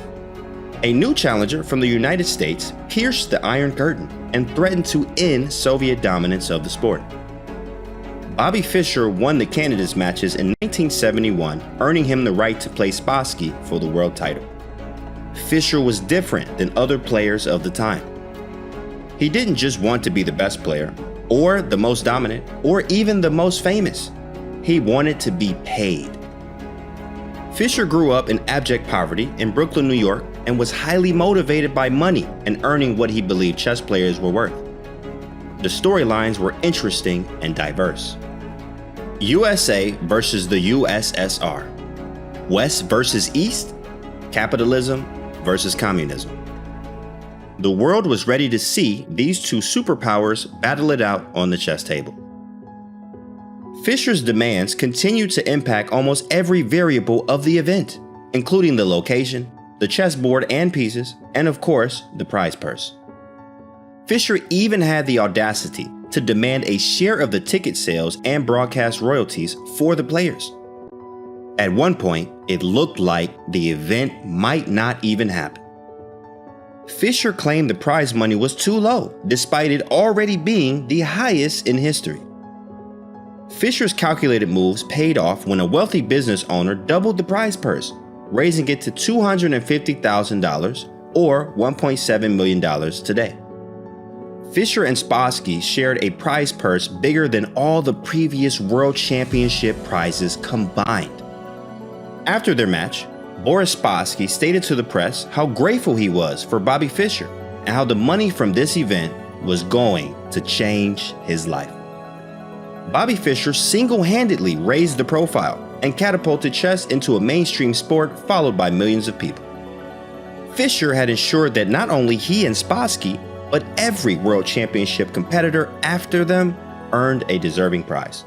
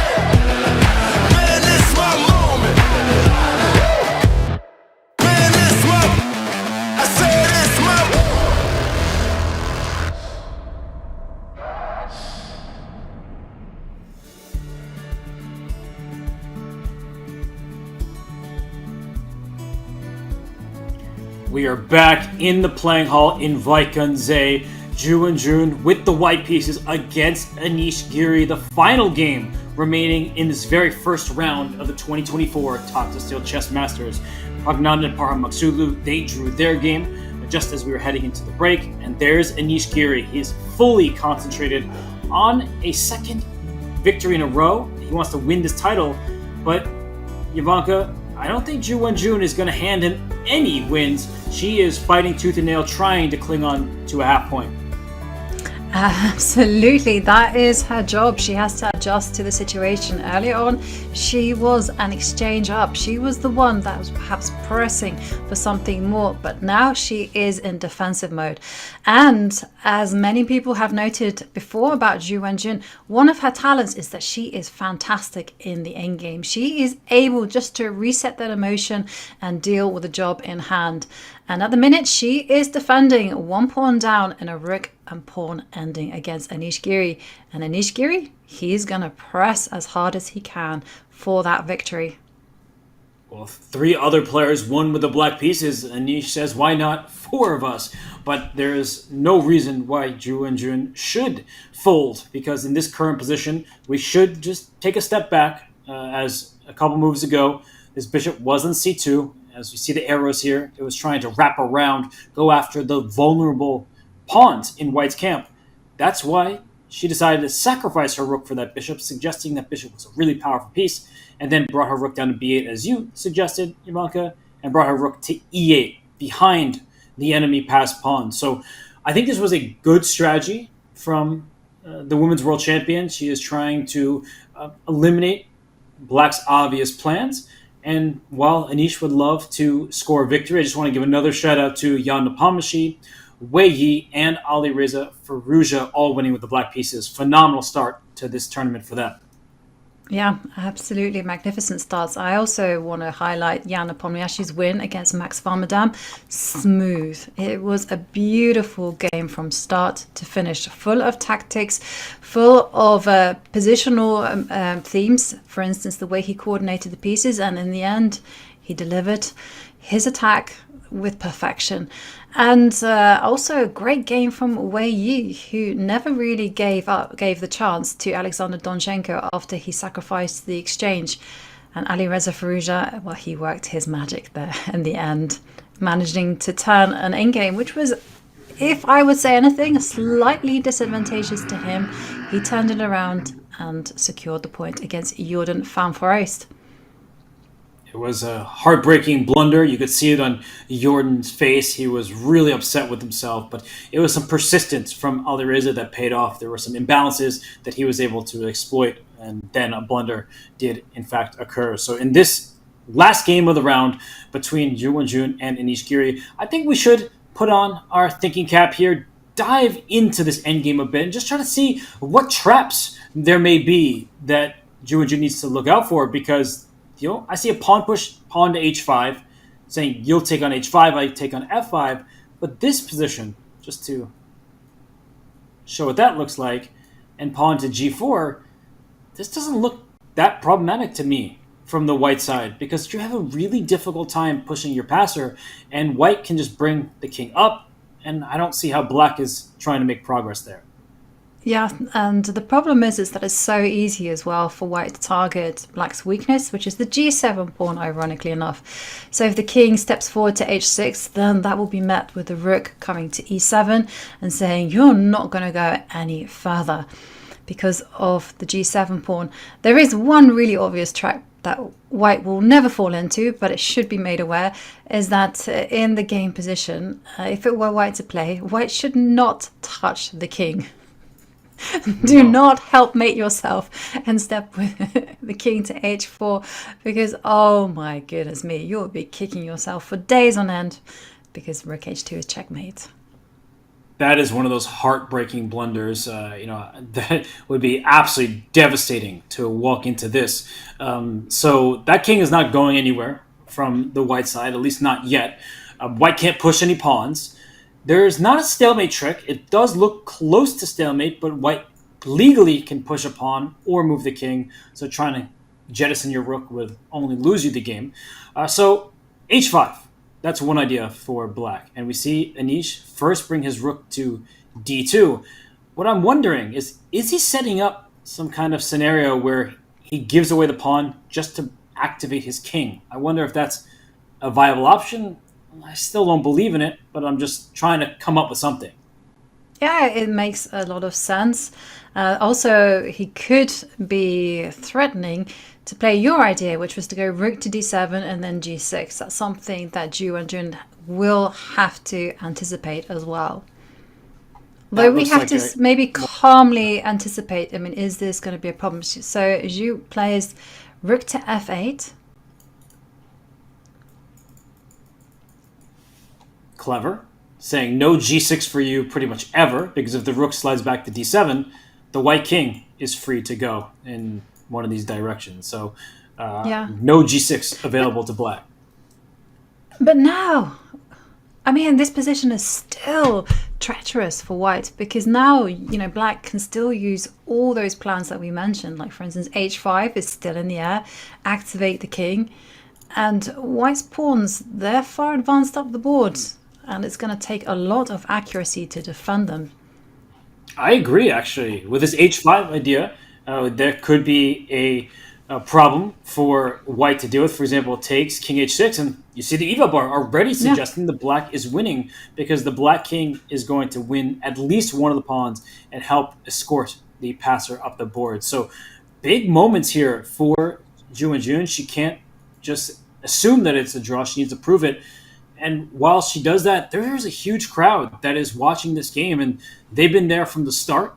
They are really chess lovers in the Netherlands. Each and every year, we see people come to this festival, and many people, despite us being several hours into the round, they're still fully focused in the chess. Yes. And this is one of the things that I would love to have at chess tournaments, if the players were somehow playing behind a soundproofed barrier. Because then people could chat and there could be some social interaction. They could feel the emotion and the attention when the clock starts ticking down. And there we see Anish just making his last move, rook to f2. And I once did some live commentary to a crowd of a few hundred, actually. And one of the things they did is they forced the players to play with headset and earbuds. So the players couldn't hear our commentary, but the crowd were just transfixed. And I remember just looking over and seeing these hundreds of people just going, oh my God, they were all glued to the chair, because the players were going to be facing off in an Armageddon. And somehow that was what everyone was cheering for. And the atmosphere was electric, and I would love to have this at chess tournaments on a regular basis. And the players, they would have to have those kind of noise-canceling headphones on, just because people would shout out moves. I've been in a few events with a live audience. Probably the most prominent one was when Anish and Vidit Gujarati had their so-called death match against each other in Mumbai. That was awesome. There were like 1,000 people watching this live. They were in a boxing ring. They couldn't hear anything from the audience. They had a big screen listening to the commentary. It was Sagar Shah, Samai Raina, and I joined in to break down what was happening. It was so much fun, really entertaining, and just great to see people watch chess live like that, up close and personal. Absolutely. And also reminds me of the energy that a very interesting sport brings, chess boxing. And I went there for the first time last December, well, actually December of 22. And what fascinated me the most is that the crowd started anticipating when the players had made a blunder before the announcers did. It was like someone blundered the queen, and they were like, oh, is she going to see it? And the funny thing was, I would say that 90% of that crowd did not know how to play chess. Interesting. But still, it was absolutely phenomenal atmosphere. And if we could use that more, I think chess would be absolutely amazing. It would be such a spectator sport. Because when I grew up, a long time ago when I was a kid, I remember going to candidates matches in the Barbican, and there the players, I don't know how, but they were playing, and we could hear the commentary, and it was just electric for me, and it was really inspiring as a kid to see the strongest players in the world playing in an auditorium, and I could hear the commentary, and I could feel the energy and all the things that the players were going through live. It's one of the things that actually the Tata Steel event does is this. They do a couple rounds on tour, so that you travel to a city outside of Vaikense. There will be a live audience. When I've commentated in person in this event, it's been great to see several hundred people come in, sit down, ask questions, and just enjoy themselves while the top players in the world are nearby playing their chess games, get some autographs. It is a true festival. It's the spirit of the word. And so I've always loved this Vaikense chess event.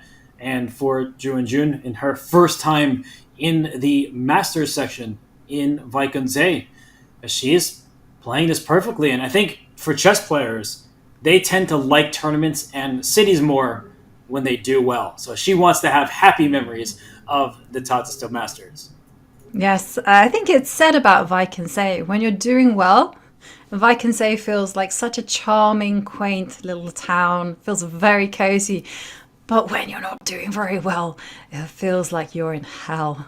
It's a long event and there's nowhere to go. You can't reset, refresh.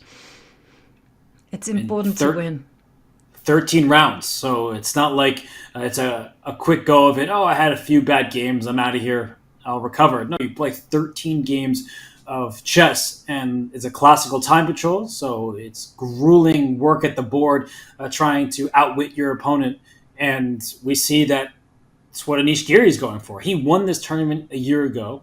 He has the black pieces in the first round. That doesn't seem like as much of a disadvantage in 2024 because Wei Yi, Nepomniachtchi, and others of Fruja all won with black. Here, Anish is up a pawn, so he is trying to weasel his way to a victory. But the way Wenjun's been playing, just moving her rook along the 8th rank here, and in particular, these two squares, E8 and F8, where is the progress going to come from? What break attempt is Anish going to try? Yeah. So some interesting ones. First up, we've discussed the possibility of rerouting the black rook to the 7th rank and perhaps allowing a g6, playing for that one. You still have the h6, h5 break. Also, black does have the potential to push the e-pawn forward. So those are the kind of plans that black has. Now, I've been told by a lot of endgame experts that the way to grind out these positions is to be very patient. Don't reveal your cards. Make a lot of non-moves so that you force the opponent to burn time on the clock. And when they're low on the time, that is when you take that critical decision. So if you're a real grinder, you play 49 moves and then you go e5, e4. Let's reset that move counter and continue. Yes, and Anish Giri, as he is digging deep, trying to come up with an idea, maybe he will rely on a pawn push eventually. But we were talking about chess on tour. I didn't even realize that Anish had an announcement for everybody. So there is a great chess on tour experience as part of Tata Steel Chess. Anish will let us know where this year's chess on tour will take place. On the 12th of January, the 86th Tata Steel Chess Tournament begins in Vaikense. Part of the tradition is that one of the 13 rounds is taking place in a special location somewhere else in the Netherlands. Chess on Tour. 10 years ago, Chess on Tour started in the Rijksmuseum in Amsterdam. For the last years, we've been to many great locations. As an ambassador of the tournament, I'm proud to announce a very special location for the 2024 edition as well. It's going to be great. The location for the Tata Steel Chess on Tour 2024 is the AFAS Circus Theatre in The Hague. Hope to see you here for the 9th round of the Tata Steel Chess Tournament on Tuesday, 23rd January.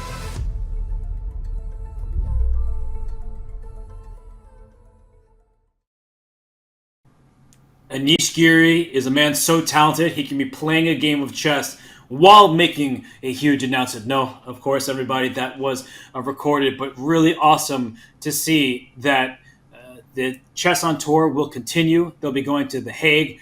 Looks like a wonderful venue. And if you are around for the tournament, if you're in the Netherlands, go to it. It seems like it'll be a fantastic time.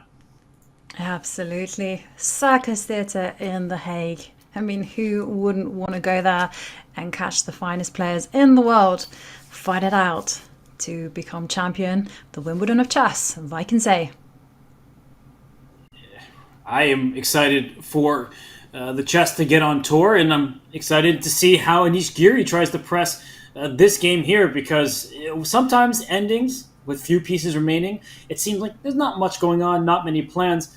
Maybe we have to exhaust the options just like Anish is doing in his brain right now. He is working through variations. Where does my rook belong? If I'm going to try to make a pawn break, should my rook be on f2? Should it be on e2? Or where along the second rank? Should it be on the second rank at all? Should it be back on the seventh rank? But Ivanka, I think what we've come to a conclusion about is that he needs to play the move h5 at some point. It feels like it's the only way for him to play for a win. And would you do it now, or as you say, would you just maneuver a little bit and then play it when white has less time on her clock? Yeah, I would maneuver a lot, actually, because there's lots of options. You know, we discussed these various plans. There's also another one which I just spotted, which is actually put the rook on the fourth rank and try to get in that way. And I'm kind of hoping for funny moves like the king stepping up to h4, upon which the rook will go down to the first rank and threaten checkmate. So just to say the rook comes e8, rook d4, king h4, you are...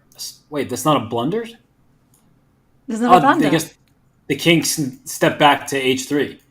Yeah, there were ideas if the king comes to h4. You know, I was even thinking ideas of h5. You're trying to but unfortunately, it does. Yes, invite this king. I really spotted some checkmate ideas. And this is one of those situations where a winning attempt could unfortunately almost lose the game, as g6 mate is the threat, and after pawn takes g5. Okay, up. yeah. Oh, sorry. I walked into a checkmate. Let me... okay, so step forward with the rook to e4. I think it's the same. Yeah. Let me make a normal move. Yeah. Sorry, as we're talking... Yeah, but at the right time, maybe you could try to get something like that. But unfortunately, there is g5. Yes, exactly. And the king g5. gets his escape hole on a g4, so whoops. And it's one of these positions, sorry, this is what I was saying, and not putting all the moves on the board, is that it's a position where black is lucky that you're not losing, because g6 checkmate is the threat, and if you take on g5, then after king takes g5, this is clearly worse for black with your split pawns and the very active white king, and with perfect play, the engine says still should be a draw. Yeah. But, okay, so h5 is never working in that kind of situation, but you can still play on those kind of ideas. You can force your opponent to use time on the clock, and again, just determine matters when your opponent has little time. So, for instance, you can move the rook to the fourth row, try and see what happens next. Maybe king h4 happens, maybe something else happens. So the idea with putting the rook on the fourth row is kind of hopefully to kind of get in h5 and king h6. That makes perfect. Let's say white just sits tight, then you're going after multiple pawns here. And this actually, I would say, is one of the scarier looking positions from the white side, because you don't know, should I give a check to defend the pawn? That looks quite natural. And then, well, how do I defend the pawn on f5 now? I guess you can go after the g7 pawn, and because that one is loose, you highlighted this a long time ago, Ivanka, that's what keeps white hanging on and keeping a balanced game. Yeah, and in fact, I just wanted to point out one trick. Black has to be the one that's careful, because if you step back with rook to d7 and you think, well, I've got everything covered, well, the two rooks are on the same line, and that means h6 is going to win the day. And that's going to be painful. The pawn is pinned, and that means you're losing the g-pawn, and this becomes quite straightforward as you try to stop the pawn, and you use the rook to help that pawn promote. So there are blunder potential in all sorts of ways in these seemingly simple endgames. And for Anish Giri, he's still thinking here, Ivanka. I do believe he's trying to be as clever as possible, but as we just have shown in a number of these variations, white is still making a draw several different ways, no matter what black is trying. I have another idea. So, okay, I still want to put the rook on the 4th row, but I'm going to put it on the A line. Okay. So there it is. Yeah. And now I kind of wanted to go E. No, rook to E4, maybe. Okay. I haven't Just really tell me what you improved, want to have I? make happen, and I'll make it happen. What are you aiming for? I was kind of aiming for a position where the rook is protecting the e-pawn from the side. Ah, okay. That's what I'm aiming for. I don't quite know how to get it, so it might be better to get it via the... I might have to put the rook on A3. Okay, so if we're just repeating back and forth, where are we going with the rook? Yeah, now H5. I was trying to trick you so that maybe your rook lets go of the pawn on E5, loses contact, and allows me to put a pawn on E3, and then H5. Okay, I see. I can make that happen too. Let's, okay. Rook here. Yes. Something like this. Yeah, and now H5. And now King H6. And I see the evaluation bar is steadfastly in the middle, saying you're not getting anywhere, Yovi. I think it's because the white king can now help out. When the pawn was on E5, this is less attractive because of rook A4 check. But with the pawn on E3, once you check the king away, the E3 pawn is gobbled up. And that still would have a little bit of work cut out for you, but it looks like it should be a draw, quite simply. And can we try the most obvious try, which is going back to the position, what happens if you just advance the e-pawn? So you're going to get the rook to E2, rook E2, and then...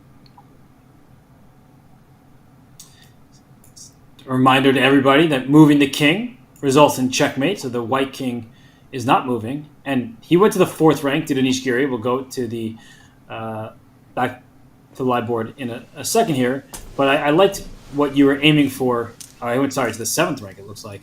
But what you were aiming for with rook to E2, like, this is a very important question. What if the pawn just pushes? And I guess white waits somehow? Just, can you actually make any progress from here? Yeah, and also, how is the situation after a move like for G5? Very important not to go G6. I'm just going to give you that one-time en passant chance. I think the unfortunate part for the black king is F7 is as far as it gets, and the rook sits on this E file and goes back and forth between these two squares. There's not much real estate, but it's just enough for white to survive, because if you didn't have the E6 square available to you, then you're in trouble. But you just go back and forth, you shuffle. Yeah. Weird position. Yeah. And I'm wondering, can I be very sophisticated and go G6 instead of G5? Can I? Am I being too clever for my own good? Yeah. Yeah, I guess because King F8 can always be met by G7 check, and then... Yeah. Maybe I can make some kind of clever attempt myself and get my king and try to win from the white side. Unlikely. It is, but we were really in the weeds there, but King G2 played by Jew. Okay, the king is coming back towards the center. That should undoubtedly be a good idea, I would say. I just don't know how Anish is going to go for his attempt. G6 is what we've talked about, but it's clear that she's not afraid of it. She's not going to take on G6, I don't imagine, but that's the one break that is now very obvious for Anish to go for. And if you play h5, I mean, how... Now that the king is no longer on h3, h5, what was the answer? Pawn takes? Oh, pawn takes is losing. Wow. Losing to king h6. We saw this earlier, but I forgot about it because it's been a while, and that's what happens with players when they're calculating in their head. You sometimes forget which variation it's okay and which it isn't. Yes. So h5 now would be a Okay, very so now good attempt. you probably have to go king h3. Or unless you can go g5. I mean, how is that endgame? Another try here. G5, the point... Well, G6 isn't a threat, I don't think, because the black king escapes. So these are very difficult questions now. Can you actually take it, potentially? Like, let's say I check. Yeah, this is right? the question. Yeah, so checkmate, and now I have to step to the f3. But I think f3 was wrong, and the reason I think maybe why you have to go back all the way. Oh, I made a mistake. G4 is wrong, but there's some way for black to exploit the fact that the pieces are misplaced. Maybe you can wait with g4. You can go rook d3 first, drive the king back, and then g4. I'm a little nervous about some f6, but it doesn't work out here. As you see, the engine is saying that black has this one under control, but I was really trying to go for this pawn on h5 because the g takes f. Exactly, rook takes h5 check, and I knew this should be a draw because the black king will not be able to help. But I guess in this current position, what is the win? It's possibly h4, giving yourself a pass pawn. Like this is really fun stuff. But h4, rook h5 check once again should save the day. So g6, last but not least. And yeah, rook f3, and now the black king can activate itself. Very nice. Okay, well, big moment here for Anish. Will he try his hand, try his luck with h5? Okay, so let's go back. So h5. G5 looked so-so. What about if we try and keep it simple with king? Okay, so yeah, after rook so how are we going to keep it simple? King h. Do we keep it simple with king h3? And if king h6, you get checkmated. That's funny. Yes. Oh Be very dear. careful. What is that I see? Yeah, king's got no squares. Yeah. So h5, king h3, not king h6 because that's a huge blunder.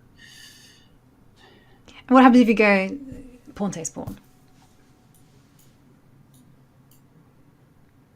I kind of wanted to put the king on h5, but that may or may not be a good idea.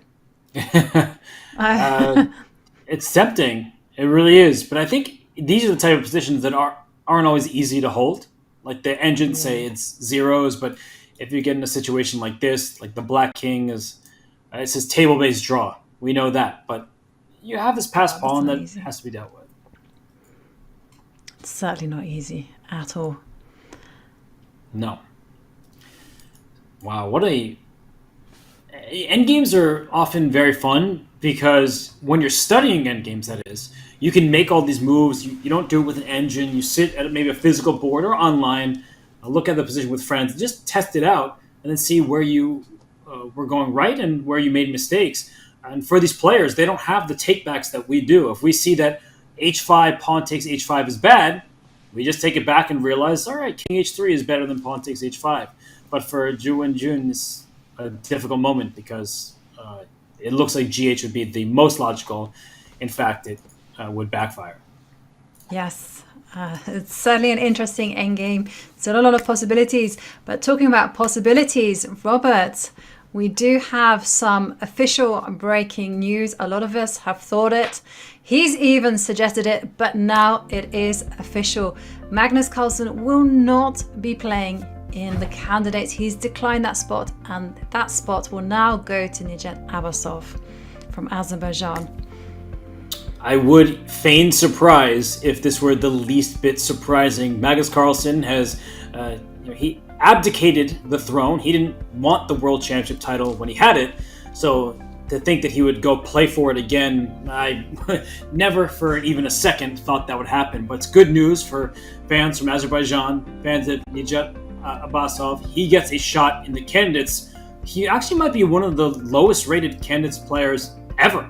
Like, the fact that he is in the candidates is a huge surprise, and that just further indicates how successful he was at the World Cup. It was in many ways shocking.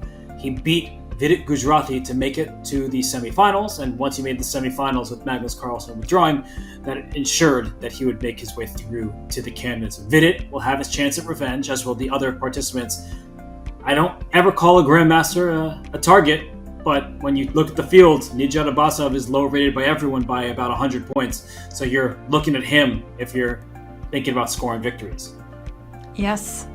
But one thing is that you should never underestimate the underdog, because you're going to be looking at a very souped up Abbasov. He's going to be in training. He's going to be there with his seconds. He's going to have months of preparation, hard work behind him, and anything can happen. We have seen the lowest rated players win big events before. It's just all going to be about flow, momentum, and keeping control of your nerves.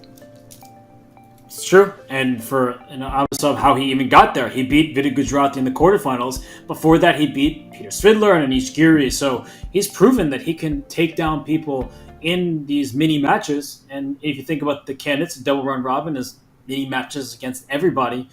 He does have a chance to beat even the best players in the world. He beat Fabiano Caruana in his game with the white pieces in the consolation match at the World Cup. So Abbasov, of course, has a chance to beat anybody in any given game, but he is the lowest rated player that I've seen in recent candidates history, and maybe one of the lower players of all time. It's just really goes to show what an incredible performance he had. And in these open events, like we saw in the Qatar Masters and in the Grand Swiss, sometimes players who are not top 5 in the world, they can shine and make their mark. Yeah, exactly. I mean, it's the perfect tournament for him because no one will have any expectations whatsoever.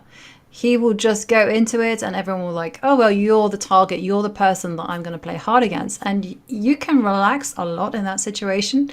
And you can play on the fact that he is the moving target, because he's going to say, okay, there's a chance that people can overpress. And I remember having a talk with Shakhriyar Mamedyarov, and he was talking about his candidates matches against Gelfand, and he said he basically overprepared. He said he trained so hard on his chess that when it came to actually playing the match, he was completely tired. He said he didn't even get a check. And that for him was just shocking. And so, but the only consolation that he had was that after that particular candidates match, he never lost to Gelfand ever again. But this is going to be going on, because players who perhaps expect to do well, who really want to be challenging for the crown, Fabiano Caruana, they're going to be in their preparation camps. They are going to be working day and night, and don't underestimate the power of nerves. I mean, we saw it even in the World Championship match that was played in 2023. The players just got nervous, and you saw them making mistakes that were very atypical of them. It's true. When the stakes are at their highest, nerves are also catching players, and as much as you prepare psychologically to deal with them, they can rattle you. And right now is one of those moments where I'm sure that Wenjun is nervous. She is down a pawn against Anish Giri. She was invited into this field of super strong players. She is a fantastic player herself, but the competition is really stiff. Everyone is a top grandmaster. So for Wenjun right now, She needs to keep her composure because the last move played, pawn to h5, it's a direct challenge to her structure, to the g4 pawn, and the most natural move, a pawn taking a free pawn, is actually a bad move. It's a blunder. Just to show it once more, g takes h5, you see the evaluation bar, it sinks in black's favor, king h6, h5 is under attack, but even more importantly, I think it's the f5 pawn. That's the essential pawn in white's position, because if that pawn falls, then the black king is ready to escort the e-pawn as it goes up the board. So maybe both will fall, honestly. You take h5, go king g5. The moves are quite simple. Yeah.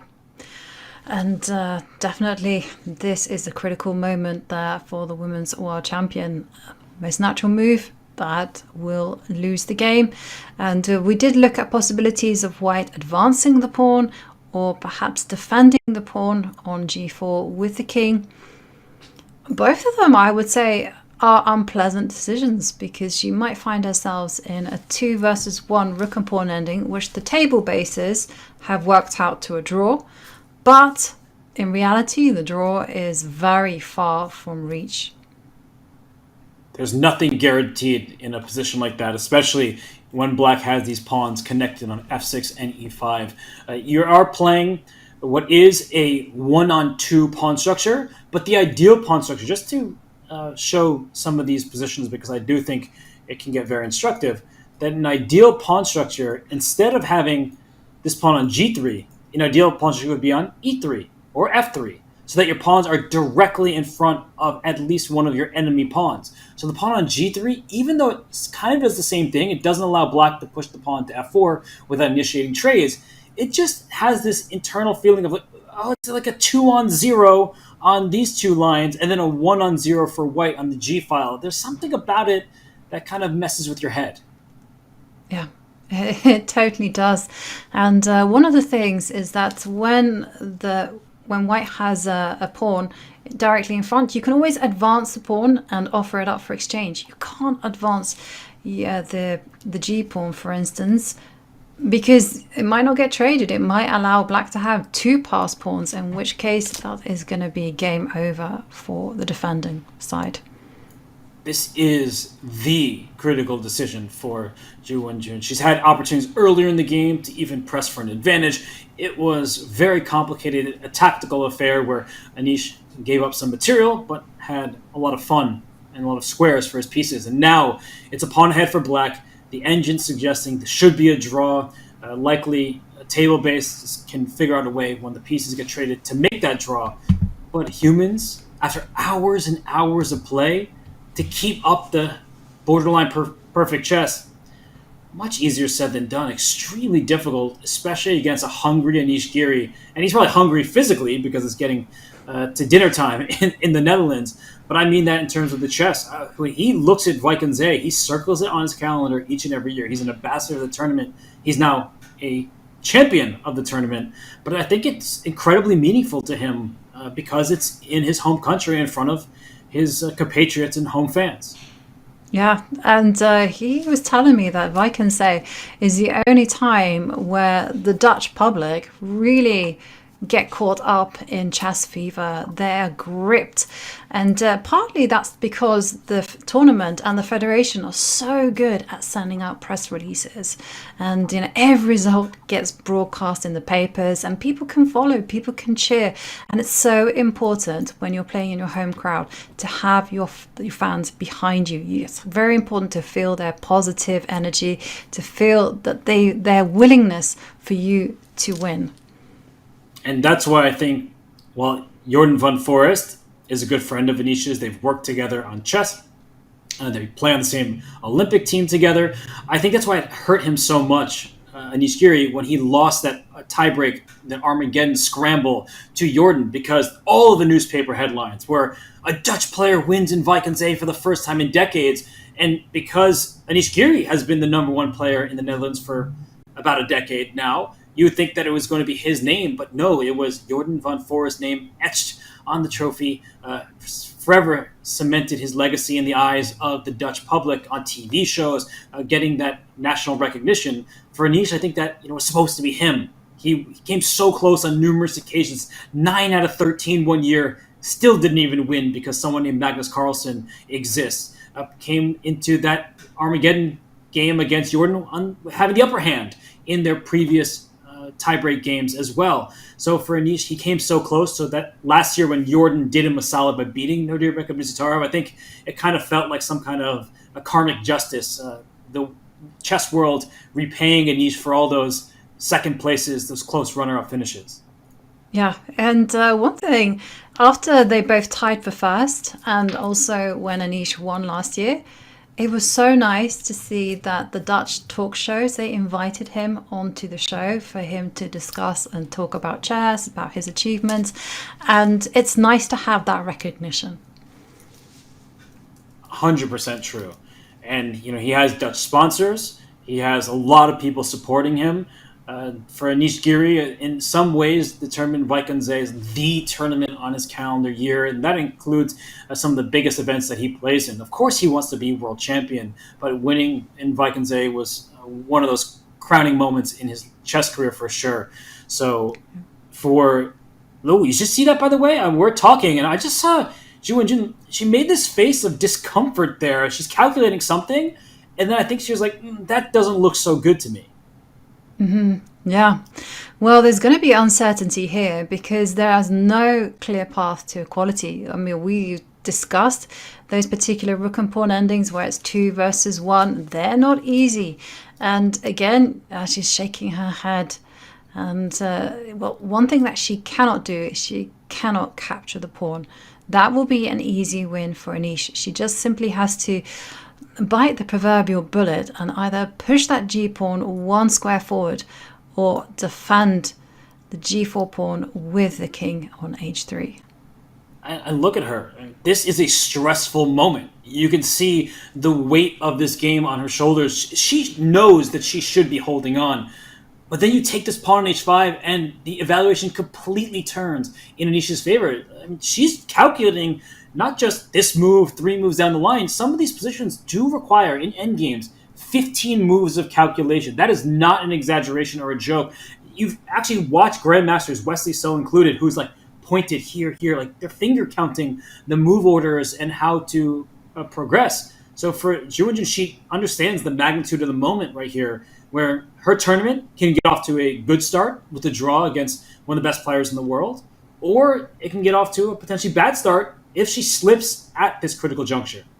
Yeah, but she has to be careful because the clock is ticking down under 20 minutes now. And if she uses too much time taking this decision, she's not going to leave herself enough for those difficult defense that is going to be coming her way.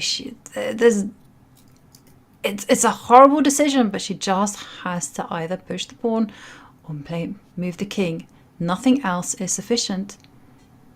And in previous years in Vaikonze, she would gain more time when she hit move 60. That no longer is the case. Instead of using that traditional super long time control with for 40 moves to make, and then you gain an additional hour. Then you hit move 60 and you gain additional time as well. No, at move 60, you just continue playing with the time on your clock in the 30-second increment. So I'm with you, that if she continues to play as deliberately as she is, which is smart, considering she could go wrong on this turn, there could be a tricky moment down the stretch where she just doesn't have enough time to calculate. So it's one of those balancing acts where you need to spend time now, but you also need time for the rest of the game.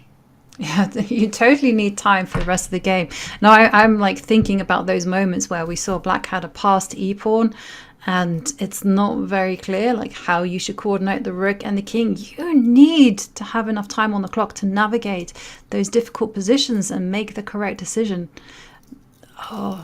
And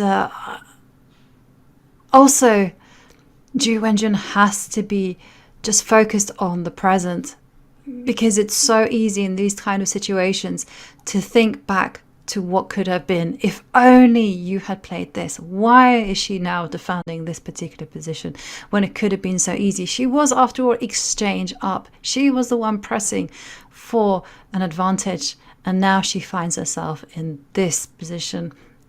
It's so difficult just to shake off the ghost from the past. and 5+ hours of chess, right? This has been exhausting for the players. Any top-level chess game takes so much out of you. You put your whole heart and soul into the game when you're playing for all these hours. And Anish, he's taking a stroll right now, but he's calculating, and maybe he's kind of hoping in his head, please play g takes h5. Please take my pawn. It's hanging. Come on. I just grab this pawn on h5. But you can see how difficult this decision is by watching Ju Wenjun calculate, staring in that direction. But if she does take this pawn on h5, we've seen it a number of times now. We've looked through it, that if she takes the pawn on h5, king h6, and black is actually objectively winning already, despite the equal material. Yeah. That pawn on h5 is untouchable for the reasons you mentioned. 2 options, and 2 options only. Push g4, king h3. You can't play king. You can't play king f3 because the rook would just simply come down to d3 and give a check. So nothing else will do. She keeps looking at the board, looking at the clock, and that's a factor. Where you have 15 minutes, that sounds like a lot of time, especially to those of us who just play blitz chess online. Or for those of you, I see you chat, you just play hyper bullet and 10-second chess, so you don't even know what it means to have 15 minutes to calculate. But in all seriousness, 15 minutes sounds like a lot of time, but then you keep double and triple checking, not just on this turn, on future turns as well, and then you don't have a lot of time remaining at all. So this is a really critical moment for Ju Wenjun. She is... the wheels are turning. She wants to play the right choice here, but will she ignore the pawn on h5? Will she not capture it? Will she push g5? That endgame also looks difficult. What do you expect here? I'm expecting her to push the pawn. Somehow I feel that is the way that she would choose. King h3 feels a little bit loose. Like somehow or other, you can envisage a future where there's h takes g4 on the board, and then the black king will snake its way to g5, and then you feel, oh, this is going to be hopeless. So, knowing Ju Wenjun, I think she's going to go for a forcing move and g5. I'm losing my voice at this hour of commentary, so hopefully regaining that. Here we go. And for Ju Wenjun, I'm tired from hours of coverage. She is so much more exhausted than I am, trying to figure out the way forward. So while we wait for her move, we're going to take a short break. Hopefully I regain my voice completely, but we will keep our eyes fully on this game here, and we'll be back very shortly to break down this endgame between Ju Wenjun and Anish Giri. Don't go anywhere.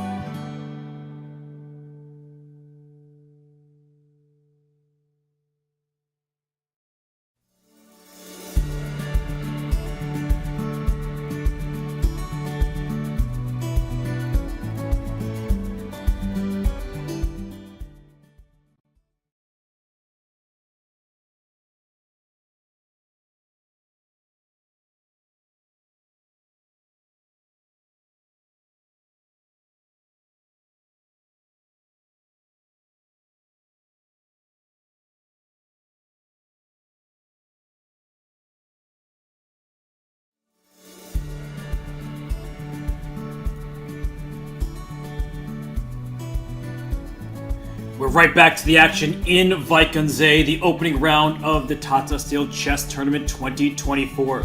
Wenjun versus Anish Giri is the final game going in this round. 3 wins have been scored by players with the black pieces, and Anish Giri wants to make it 4. Right at the break, Wenjun was deep in thought. Instead of capturing the pawn on h5, which would have been a blunder, she instead pushed her pawn. Anish quickly responded with a check. Wenjun's back on the clock as we bring up the live board. Ivanka, this does seem to be a territory where I believe that Wenjun's in big trouble. Yes, and we can see there from the evaluation bar that it's no longer staunchly in the middle. You know, it's now inching in White's, well, to this White's disadvantage. That you can see it coming forward. And a big question here that we were discussing in this particular variation: what is White going to do with the king? You know, do you step up? I think we saw that king f3 was a mistake. King h3 certainly looks like it's going to find itself in big trouble there. Not that many squares for it to escape to. And that means that probably White's best shot is to step back with the king all the way to the back rank. But then the king is completely cut off.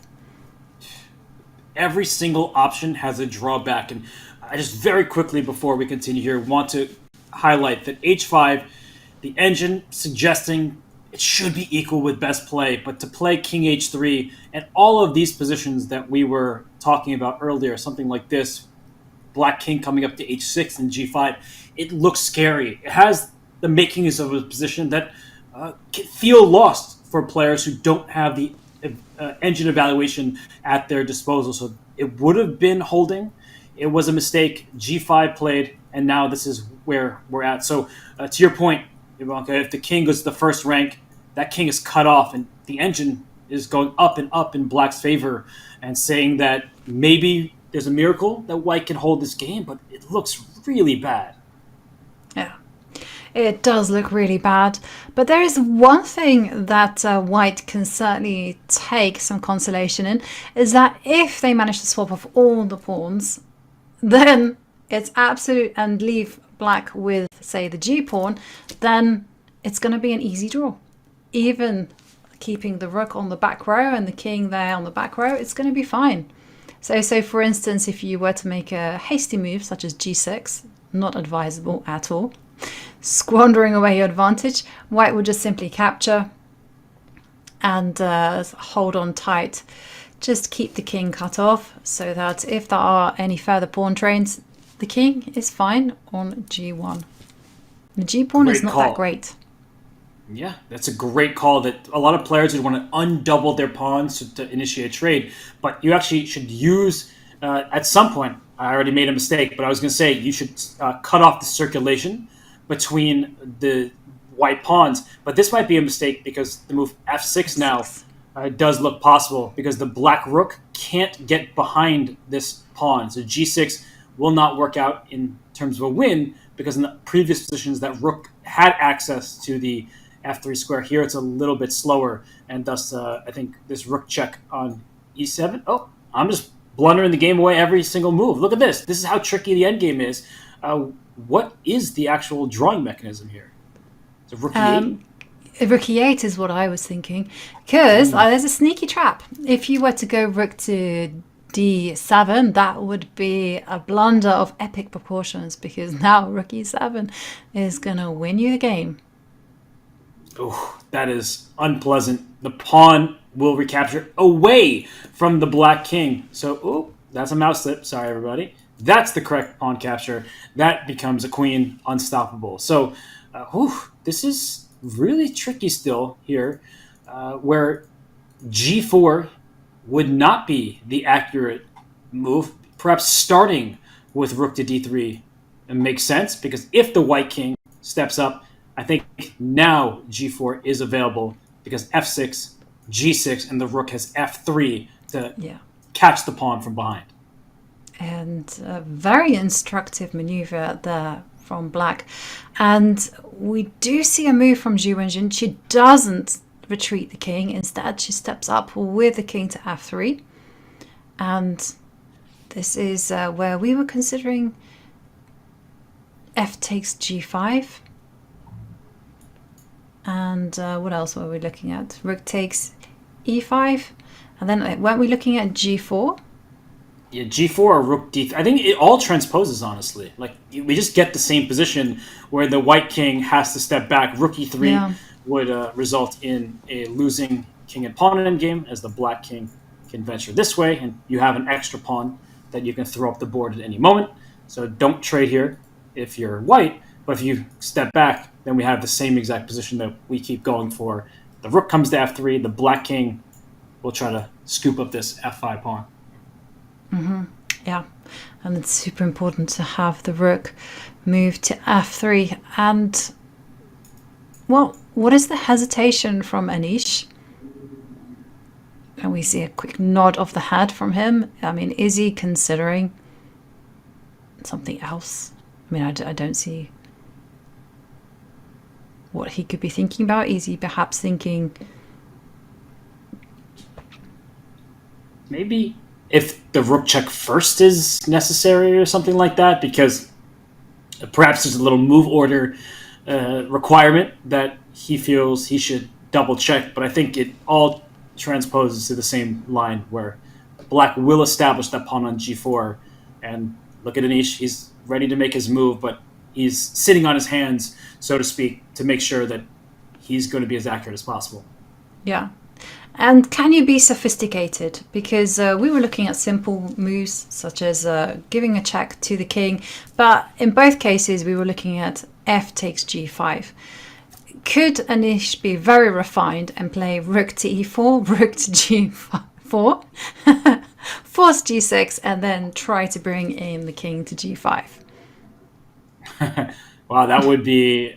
I know, it feels like it's asking too much and I'm simply overthinking it. But it's only to explain away Anish's hesitation here. I just think Anish feels he's close to winning, and he starts with rook... That gives a check. Yeah, he was starting with this move order, likely forcing the king back, and then he'll take on g5 anyway. Yeah. Yep. Okay. I agree.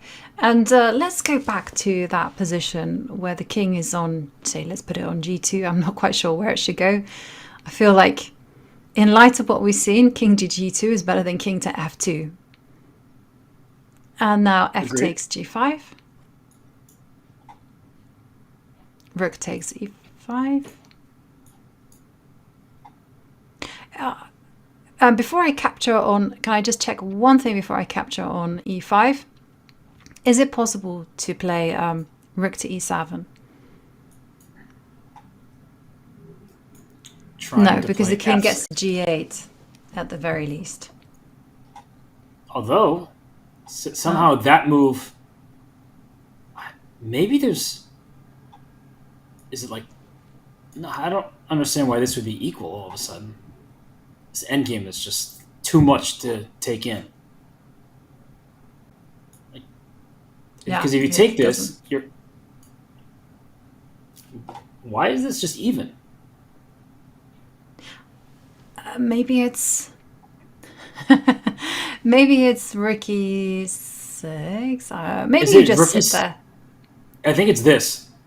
G4. You might be down 3 pawns, but they're triple isolated pawns. So that is the point, and moves are coming in. So we can revisit this in a second. But I see that, all right, she took on e5, so it was given a question mark. What a It's the most natural move on the board. That's very unfair. Rook takes e5, a question mark. And presumably it's because of the g4 idea, and now this idea of putting the rook on f3. And we see Anish reaching for the pawn, and it's coming. Yeah, he for sure is playing g4. You know, I was listening to an interview with Vidit and Anish, and they were asked this very intriguing question. They said, you know, what did they learn about the other person that inspired them with a chess career? And Vidit said that for him, he always thought that he was a hard worker until he saw how hard Anish works at his chess game. And then Vidit realized, okay, well, I have to work harder. I just have to level up my game. And we did see g4 being played, although it's been given an X. It's been awarded a mistake. Why? I thought that this was the right way to win, with the idea that after f6, that could simply be met by g6, and then the rook would come to f3. Wow. Okay, so apparently there's g4 was a mistake somehow. Endgames are so incredibly tricky. So black is still much better, according to the evaluation board. That's no surprise here. But what to do? 6 minutes left on white's clock. Like, she doesn't have the eval bar off to the side. Doesn't see an X on her board. This just looks like a very natural, strong move with the rook coming to f3. But apparently, this is not the correct choice. Yeah, I mean, I was also wondering, is it possible to go f6 anyhow? I feel that that's white's only chance. Otherwise, the king can just work its magic. So you're saying... Just go f6. So what I really wanted to do with white is I wanted to go f6, and after g6, rook to e8. So I have a big threat of f7. So, okay, fine, you get your rook to f3, and now I'm just going to go rook f8. And I'm going to say, that's it. This is my... The black king gets to dance up the board. And then, king to g5. So let's see. She went rook e8, and the g4 push, it went from an X to an exclamation point. So maybe the letters of the alphabet got stuck at EX, and clamation was missing. But that is an exclamation point given, and it seems like the engine doesn't even know how to assess this endgame. I think this, to my eyes, looks like black is just well ahead and is close to taking this. But maybe this rook e8 defense is clever because you can defend the f-pawn from f8, and the black king struggles to get there in time. Yeah. And, okay, well, let's process this defense. And bear in mind also, Zhu has less than 6 minutes on the clock. So if Anish were to play the most natural move, which is king... I'm just trying to make up my mind. Is either rook to... I'm kind of tempted to go rook to d7, just so I can go king h6. But also, I might want to go rook f3. Because we're analyzing, let's go rook f3. Rook f3. And apparently that move is incorrect. But why? Rook f8? Rook f8, and now king h6. And is it rook f7 or something? Just... Yes. Oh. So move order is super important here, because rook f3, the wrong choice. Maybe your rook d7 move is yeah, okay, let's try that one. But then rook e6 is the move that I was concerned about. Continuously keeping the black king out of the game. So the moves, we make rook d7, doesn't work. Rook f3 doesn't work. Maybe throwing in a check is not a bad call, just to force the white king onto the first rank. But yeah, I see Anish. He's thinking right now, but this check... Oops, sorry, that's my mouse slip again. I dragged it a little too far. Check here. The king goes back to g1. And... this tricky endgame. What happens if you go king h6? You make a run for it immediately. And do I have... I thought rook. Rook e7? Yeah. No, every move is just like a mistake. I don't want to touch this anymore. It's getting late into the round, and every single suggestion I've made happens to be an error. And we're seeing Anish. Look at that. He finds the one square that is completely engine approved. If rook f8, there's going to be rook f6, offering a rook trade while ahead by pawn. So rook d6, oh, that's a chef's kiss type of move. Yes, absolutely. I mean... unbelievable. Rook c8. Actually, I'm going to just take a moment here and just photograph that one into my mind palace. Rook goes to d6, getting ready to intercept any rook f8 with rook f6. Didn't even occur to me, this backward move. And now, I mean, isn't it now a case of simply going rook f6 and maybe king h6 and rook f7 and walking your way to eating the f5 pawn? Well, It will take a long time, but... So first of all, I wanted to go rook f6. Okay. And now you're going to go rook c5. Presumably, king. And I have all the time in the world. King h6. Just to show everybody, the white king cannot step on the f file because you're walking into a pin. So g6 would then be played to win the pawn. Yep. And you just have to pass with the rook along the 5th row. And now, instead of rushing with king to g5, I'm going to be sophisticated and go rook f7. Perfect. But the problem is the black king, as soon as it goes to g5, there's f6 check. So like if I keep waiting, and you go king g5, now I have f6 check because the rook stepped back. Yeah. Okay. Well, okay. I'm going to admit I made a mistake there. But okay, let's head back. The rook on f6. Maybe this isn't somehow the winning plan. Yeah. What a complicated position. I love endgames just for this reason. I don't mind being wrong. Like, I think it's so important to analyze these positions for oneself because, you know, you need to find these when you're in the heat of a game and you are against your opponent without engines assisting you. You're going to have to work through all of these variations. We saw Wenjun, she made a mistake already, and that happens. And now it's up to Anish to prove that it actually was a decisive mistake, and it's not easy whatsoever. And I just want to point out that in this position, black a pawn ahead, he wants to pocket a second pawn.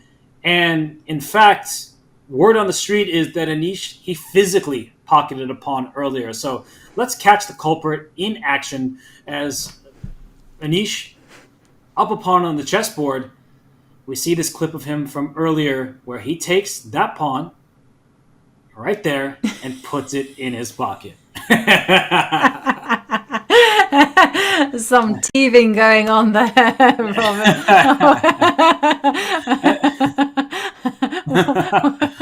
Oh, the instant replay.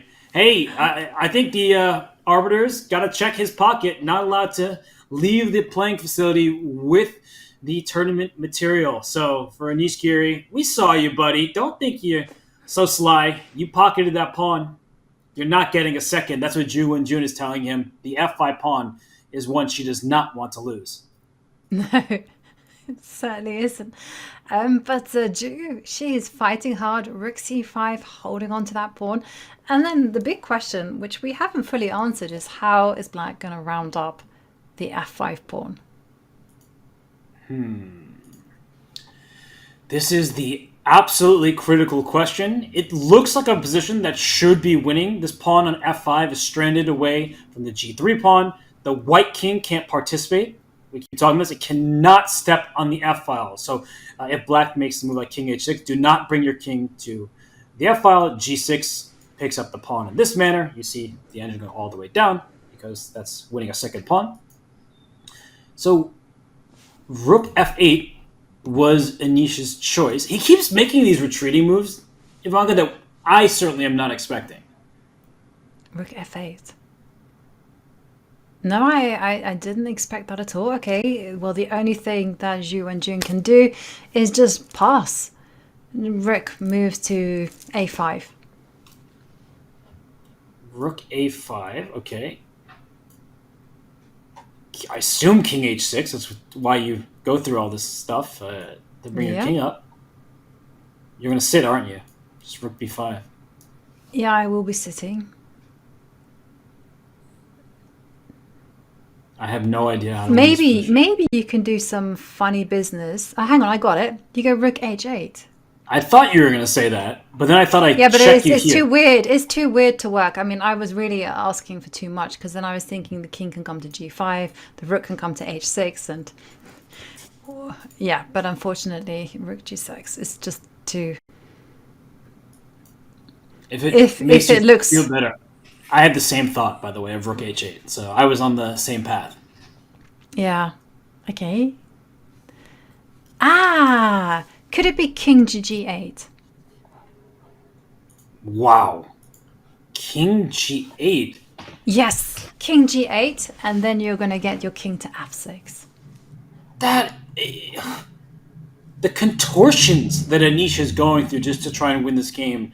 King g8, king f7, king f6 is the idea. And your idea, the one we were just talking about, rook h8, that comes to mind as well, because king to g8 is... Oh, you went rook a8, but I was going to say, if king to g8 was played, and I just keep passing, and rook king f7, rook a6, now there is an opportunity to make a suggestion like rook h8 to h6, because if you wait, now I get my rook here, you can't trade pieces, and then the black king steps up and we're making progress. So what a clever attempt that we're trying to uncork here. And Anish first plays his rook to a8. He activates the rook on the open file, but what if white keeps shuffling?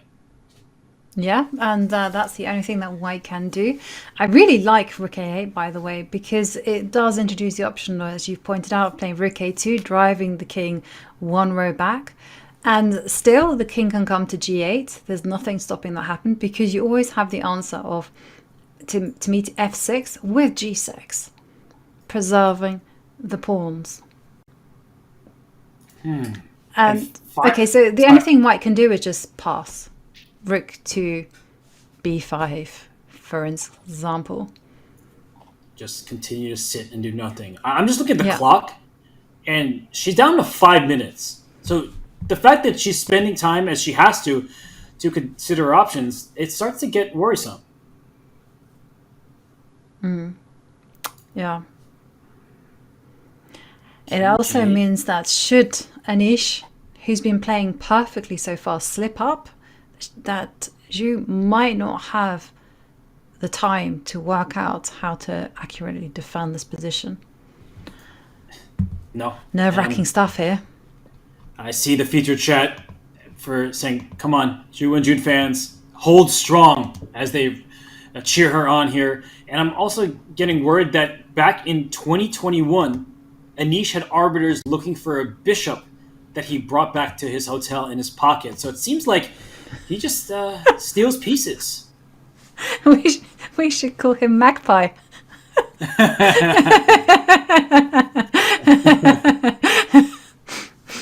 You know, that was my nickname when I was a kid. Really? Because, yeah. Because it was when I was tiny. Some of my father's things went missing, and they found it underneath my pillow. And they were like, "We don't have a child. We have a magpie." Just, taking things that may or may not belong to you. They look fun. They look cool. But we are seeing Wenjun deep in the think tank here. She's down to 3.5 minutes. Even if objectively she is holding this, I just feel like without time on the clock, you're going to go wrong. So it already looks bad, and her clock is getting lower and lower. Anish Giri is probably gaining in confidence. Yes. And yeah, he certainly is gaining in confidence. You can see him pacing. He knows. I get the feeling that he's studied this type of position before. He knows the technique of how to win this, because every move he seems to be playing at tempo. And I'm a bit annoyed with myself because someone told me a joke and I could have used this joke. And am I too late to tell it? Go for it. Okay. Hang on, let me get it up. It's quite a simple joke and it's quite cheesy, so don't hate me. Don't think badly of me, Robert. I won't. But it is I quite promise. good. Okay, this morning I coughed up a knight, a bishop, and a pawn. Doctor says I have a chest infection. Ha ha ha ha ha. Okay, I know I promised, but that one was terrible. It was bad, wasn't it? But it did remind me, the whole thievery of Anish stealing bishops, stealing knights, stealing pawns. I wish I could steal that moment back and pretend I didn't hear that joke. That's how rough it was. It was bad. But it was so bad that it might have been good in some other dimension. I appreciate the honesty. You know, you at least let me know in advance that it was going to be one that I might regret later on. But look, this scene, it really tells an important story here. Anish Giri, he's walking about, calculating, probably just trying to make Ju Wenjun believe that he's already winning. I feel like top players always do that, where they have this air of confidence that says, I'm winning, you know it, I know it, even if they're like, there's still life left here, let's figure it out. But in all kind of, not just on the position, but also on the time, Ju Wenjun just under 2 minutes on the clock. A difficult position for her to hold. And Anish keeps playing quickly. He keeps playing accurate moves. And it does feel like Anish has got it all worked out. And it's very difficult to play an opponent like that. And not forgetting that Anish is also one of the best players in the world. He's ranked number 10. This is a man that knows his stuff. So rook c5. And Anish looking away. Will he play king to g8? He's thinking here, and will he throw in a check? He's going to go for that check first. King is going to be driven back. This is very important to put it on the g1 square. And there is a point in time where he could consider bring his king forward. He's not doing that just yet. He's now looking at the third rank. Perhaps bring his rook to f3 to go after the pawn from behind it. But I was going to say, with the king on g1 in particular, there sometimes is a way to run your king into the opponent's position, but that takes way too much time. So Ju Wenjun, she has everything under control. It is hard to defend these rook endgames, especially when Anish is keeping the pace that he is. I think the clock is his biggest asset. Yeah. And there we see he's getting ready to put the rook on f3, precise until the very end. Just tying that rook to the 5th rank. Nothing for Ju Wenjun, she just has to wait. And king to g8, king to f7. King is going to march its way to f6. You can feel that king coming. And I just don't see what white does, because you can keep shuffling your rook back and forth, but as you're highlighting, here comes the black king. The rook is perfectly located to attack this pawn on f5. It looks like a second pawn will be in Anish Giri's pocket. Hopefully he doesn't physically do that. But yeah, he's looking at the camera right now. Yeah, Anish, I'm talking about you. I know what you're doing. You're trying to bring your king around. I do think that he is going to win this game. Yeah, no doubt about it.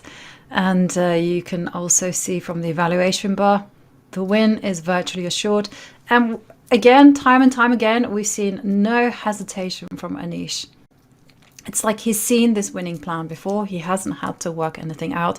Whereas poor Ju Wenjun, she's spending all the time just trying to save the game. And all she can do is wait. Rook comes to d5. And you see Anish, he was ready to move as soon as she pressed the clock. But he slowed himself down, probably just verifying in his head that he has everything in the correct order. Yeah, there you go. King goes to g8. All he has to make sure is that f6 can be met with g6. As long as the pawns maintain the structure, everything will be fine. Simple plan. King f7, king f6, rook takes f5, and then you start pushing his pawns. And the threat of a rook trade will always help black. White cannot afford to see the rooks come off the board. It's a winning king and pawn endgame. So Anish Giri, he's feeling good. The white king is cut off, and Ju Wenjun down to 1 minute and 20 seconds about. This is unfortunate for her, because she was playing a nice game until that critical moment when Anish decided to strike with h5. Yeah. One slip up and there's rook and pawn endings, and it was enough for Anish. And Ju giving a check. King f7. And it's one of life's misfortunes that you're unable to take back moves when it comes to pawns. Like the best move on the board would probably be f5, f4. But pawns are not allowed such flexibility. Rook takes pawn, and Anish now comfortable 2 pawns up. And as Robert has indicated, the winning plan is just simply to protect the pawns, activate the rook and the king, and simply advance those 2 pawns. The one thing that you must not do is you must not, without thinking, make a trade that leaves black with 2 double pawns. Exactly that. And I was going to say, what's fascinating is it's only suggesting that black is like 2.5 pawns better. That's minus 2.5 thereabouts, which means that there could be fortress potential. And now that I think about it, if somehow white brings like a rook to the 2nd rank, keeps the king on g2, black will try to push these pawns, but unless black's rook also gets free to force white to capture on h4, that status quo doesn't seem to lead to imminent victory. So I do think that there is an outside shot for Wenjun just to kind of sit in a position like this and not let the black pawns all the way up the board to create 2 passers. Mm-hmm. Yep. Exactly. And, well, it's a big ask to find a fortress in this type of position. But it is possible. So like for instance, a mistake would be is if Anish rushes with g5 and isn't able to defend the h-pawn. That would be a big mistake.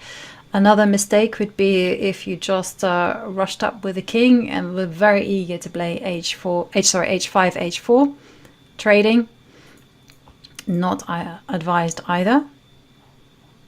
And if you push this pawn to h3, I'm actually, if we can bring up the board for a second so everyone can see, I just want to point something out that there are some variations where, let's say you think, and I know I'm going to make bad moves along the way, but I just wanted to point this out, that this kind of position here, where the white king sits in front of what is a protected pass pawn, it still should be a draw because black is not making progress in this position. It's fascinating, but it's true that you just don't have access to creating another pass pawn, and this is a fortress setup from white's perspective. Yes. So what black has to do is they have to be able to march the king up the board and somehow check the king on the 2nd row. If you can manage that, and here, ironically enough, the rook is probably best placed on the D line, so it can assist the king in its advance up the board. It can block any checks. Just bring the king all the way up, and as you said, if a rook checks from the side, the black rook can interpose. This is very nicely done from Anish, and for Wenjun, she has to go back and forth, king g1, king g2, and hope that this is going to hold on. But the problem is the black king also is ready to join on the f3 square. Too many different problems for white. Yeah. Yeah, if the black king gets to f3 and is able to hide, then, then white is going to be lost. Rook a6 played. Looks like Anish, he really understands this position, and you called it pretty much from the start. He looked like somebody who studied positions similar to this. Of course, his intuition and feel and calculation ability are up there with the best on the planet. But you just had a sense that he was really comfortable from the start, and he knew when to strike, and he knew how to mop up the 2nd pawn, and he's winning this game. Yeah. Well, still some work to be done. This is one of the things about chess. Sometimes you win 2 pawns and the job is never easy, and sometimes you're not even material up and it's just a win for you. And the rook does come to the d6 square, and all you can do is wait. So she chooses to wait with the king. Now I'm expecting the king to start marching up the board. There you go, king e5. I don't think that's a real question mark. I think it's kind of like there might have been some better square, but you see that the evaluation bar is all the way towards the bottom. Black is winning. This does not spoil the winning advantage for black. It is important to calculate and try to be as precise as possible. But yeah, king e5, definitely, these moves are definitely not question mark moves. I'm not sure about this move though, king to g2, because it does allow rook to d2 check. And now the king can come to e4 for free. Yeah, the king gets into e4, but the white rook will slide to f7 probably. So even if you check, the king goes back, king e4, rook f7, and you don't get in any further. At least that's the hope from white's point of view. Yeah. But still, it's pretty scary to have a king ready to pounce onto the f3 square. King e... I'm expecting king to g1, king to e4, rook f7, and maybe now is the time to start going g5. Yeah, because if the white rook is stuck stopping the black king from infiltrating the f-file, then you start pushing your other pawns. That should do the trick. I'm with you there. The king to g1, let's say king e4, rook f7. The only way to stop the black king from getting in, I'll let the players show it on the board. I'll just draw some arrows. I think g5, taking away the rook's access to f4 and just trying to play h4. This seems, at this stage, quite straightforward. So Anish may have been confident before. Now he knows with certainty that it's winning. Yeah. But still, not a trivial win for Anish, despite being 2 pawns up. Okay, and we see him. Okay, he comes in king e4, king f3 will almost win the game on the spot, so you have to stop the king entering into the third row. I think the reason why this is winning, as I'm just drawing some arrows, and I do think this will be played quite quickly, is that, she goes the other direction. She goes rook to a7, so if king f3, she will check on the third rank. So that's a pretty clever way of trying to deal with this here.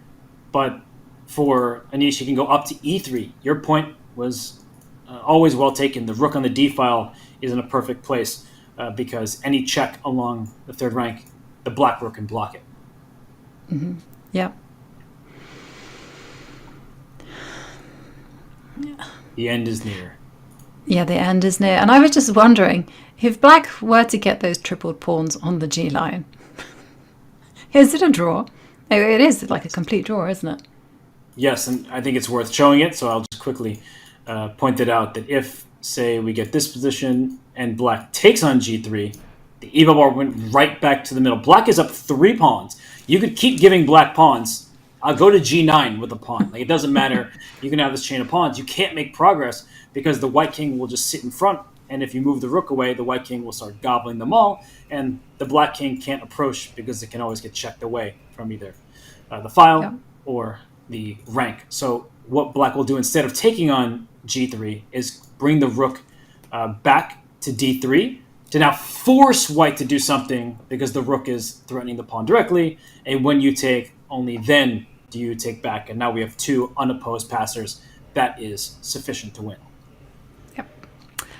Beautifully shown, Robert. And there was only one other thing that I really wanted to highlight since we have the analysis board, is that in these positions, it is possible for black to play h3, but I wouldn't recommend it, especially if you're thinking about giving a check all the way and forcing the king onto the h1 square. So I was thinking about situations where, so say for instance, you go. Well, I was thinking about h2. I just wanted to point out that it's not a good idea to trap. Yeah, because the king h1, and it does look like black's position is overwhelming, but unfortunately, the white king doesn't have any squares, so the white rook will start giving itself away, offering itself up just to give check to the black king, and there you go. to give checks forever because if the black king takes, it is stalemate. The white king has nowhere to go. The game would end in a draw. So really important to point out all the tricks that are available in such a position because you never know. You may have a similar endgame where you need to tuck your own king in the corner, which is counterintuitive because you're taught to use your king as a weapon in the endgame, but sometimes you sort of stalemate yourself and it allows you to save a half point. So this position for Wenjun, she's really doing everything she can to try and hold on, but it does feel like it's time for Anish to start pushing the pawns up the board. I can understand if he's a little nervous to allow a rook a5 type of idea. But it can be intercepted with rook d5 at the... Good point. Yeah, cut it off. And it is good enough because if you do go rook a3, then now you can come rook e3 and attack the g3 pawn and the rook on a3. It's unfortunate for Wenjun. She can't be everywhere with her rook at once. And if you allow this rook to d3 with the rook on a3, that allows the black king next to go into f3, and there's nothing you can do to stop it. So it's just one of these unfortunate scenarios where the extra pawns, they really do matter, and you can see Wenjun looking off into the distance. I don't think there are other games going on in the playing hall, so she's probably just calculating what was, what could have been, and maybe in her head what should have been, but she's not happy right now. No. And Anish has all the time in the world, just under 12 minutes to ponder over the way to win.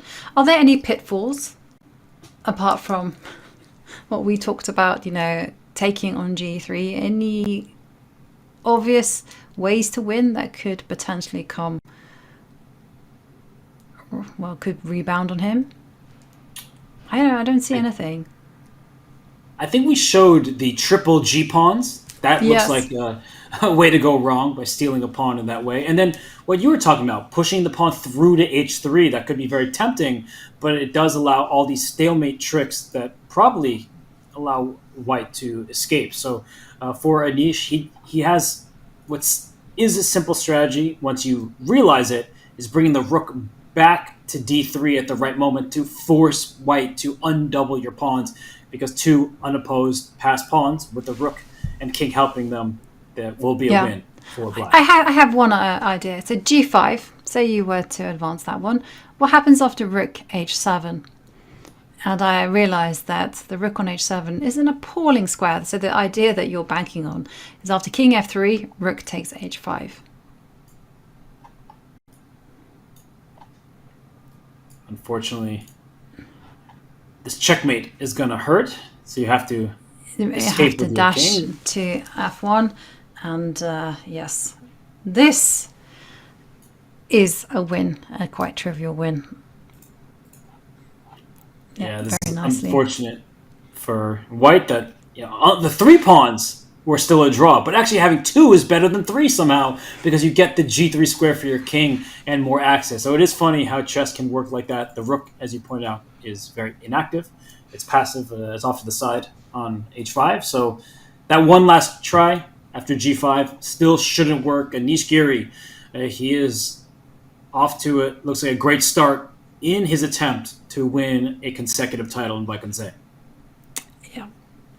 Winning with the black pieces against four-time women's world champion Wenjun. So what do you expect Anish to play? Rook to d5, block the attack? Yeah, rook d5 looks... Yeah. He's quite reaching for the simple. rook. Yep. I'm also just completely intrigued by the fact that we're about to have our fourth decisive game for players with the black pieces. Nobody with white has won today. That is a complete rarity at the highest levels. Totally true. And they have been really exciting games, though. I mean, with the exception of Jan against Max Vadam, that game was completely one-sided. But the others, there was a lot of fight in them. Praggnanandhaa against Param, it did look like Praggnanandhaa would be pressing hard for the win. Gukesh against Nodirbek. That was a crazy game. But unfortunately, it did fizzle out into a draw. And Jude, she put up a sterling fight, though. I mean, there was a stage where she was the one pushing for the win. She was the one pressing an advantage. And it must be very painful to find herself in this position, 2 pawns down, the only game left in the competition. And on the other side of it is Anish Giri, who is going to be jumping for joy because he played some provocative moves and decisions along the way. So he was taking risks knowingly.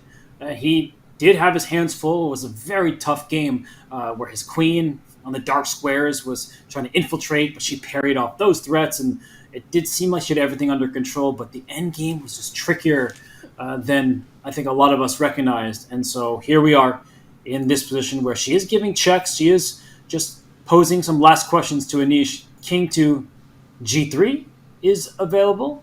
Unfortunately for Anish, the king to F3 is always met by rook A3. So it's not over just yet. She is still fighting. Yeah. And shall we show the way to win? So the king will have to go to E3. And Indeed. The point being that any rook check can simply be blocked with rook to D3. And then I guess white can wait. Let's see if white plays king to G2, let's just say. And now king I to never G1. know when I should throw in a check or not. I don't think it matters too much. But I think this rook D4 move will be played. And then now rook A3. And then finally I get my rook D3 and my king could slide over. Like, this is the ideal setup for black, is rook D3 as a response to rook A3. Yeah. You kind of have to like play some waiting game. But I'm wondering if already I can play H4 because taking on G5, I'm curious. Takes? And I was thinking that I could bring my king on over to F3 in some of these positions as well. But H3 doesn't look so bad either in some of these positions. So you just have to be very careful because let's say he plays with H3. There it is. I was about to say we might get into territory we've seen before where white is holding on but just keeping the king over here, and the white rook can help keep the enemy king out. And one of the biggest problems in this type of position is that in order to win the G3 pawn, you have to stalemate the white king. Not the first time today we've seen this. And then I just do a renegade rook scenario where I check you a ton. And this would be the easiest way.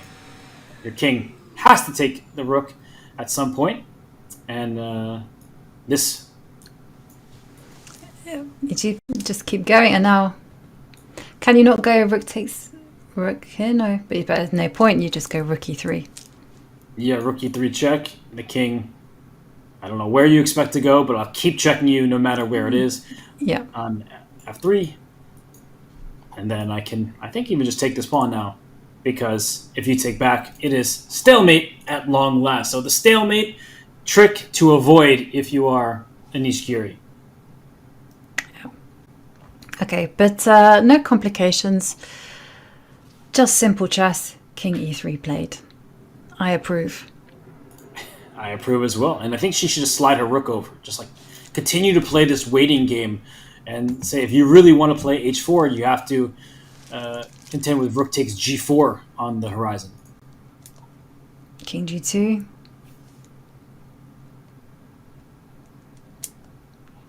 Here we see a check. You called it, Robert. The king will come to G1, and now what are we? And then we're expecting rook to D4, which is an important move. And let's see, Anish, he's calculating it. He wants to be sure that the game is winning, because if you make a pawn push too soon, we've seen the evaluation bar shoot right back towards the center. So he knows that he needs to be careful. We already analyzed some of these positions. Rook D4, rook A5. The move H4 was in fact winning. Rook takes G5. h3, not winning, so that's important to point out again. So you need to be very, very careful and not rush these in. Let's say you play king f3, pawn takes h4. It's even material, but it's not an even position at this stage. So these are funny-looking positions, Ivanka, where this would be a dream to most, but it's winning because of black's activity. The king, the rook, and the pawn, they're all doing their part here. Yes. And we should actually show why it's winning in the analysis position, because you can ask, well, after rook, king to g3. Yeah, I was thinking rook f5. Aha. Just to show that king and pawn endgame. Lovely. Now you win by going rook to d1, and now king to h2. See, that's the classy touch at the end. So I'm glad you picked out this variation, because so many of us, give me the pawn. Just kidding. Draw. King h2. The white pawn is too slow. The black pawn promotes before the white pawn can do the same. This is actually a beautiful line. Yep. Actually, in those lines, you should never take the pawn on h4. You should remember, what do you want to do? You want to promote the pawn. So just forget about the small fish on h4 and instead keep your eyes on the prize. In many of these positions, right? Like instead of taking this pawn, which still is winning, there are plenty of positions where you make your king go up to h2. Here, not one of them. Just to point out that this immediately allows white to hold the balance. You don't want to allow this pawn to become a runner. But there are many positions where you do use that pawn as shield, as cover for yourself. But king takes h4 because the white king is out of place in this position. Yep. Well, moments here for Zhu Wenjun. Rook e2. Look at Anish. He's just trying to bring his king on over to f3 now. Minimum risk. I like the way that he's been playing this. So his idea is, okay, if Zhu plays rook a3, you just step up with the king to e4, and you're going to meet any waiting move with the king or any waiting move of the rook with rook e3. Yeah. Really nice. And that's it. You're going to get the king to the golden square of f3. The g-pawn will fall, and black will easily win. I like the way he's done it, because he was first defending or blocking on the d file, but the e file blockade now allows his king to inch closer and finally get to the g-pawn. King f1 comes to mind as an attempt to stop king f3, but it doesn't actually stop king f3, because once again, a check is met by a block, and down goes the pawn on g3. So Anish Giri, I think, has worked it out. He has found the winning plan, and he's found a way. He has willed himself to a win in game one here. Very instructive rook and pawn ending. The whole technique, how he moved the rook back, this working the king to g8 and then snaking it forward, just keeping complete control. I have loved every second of this rook and pawn ending. Just immaculate play from Anish Giri. I think most people have enjoyed the endgame technique on display, except for one person in particular, Zhu Wenjun. She's going to be quite upset by this result. She did have a nice position at points. She even had some moments where some very obscure tactics were working in her favor.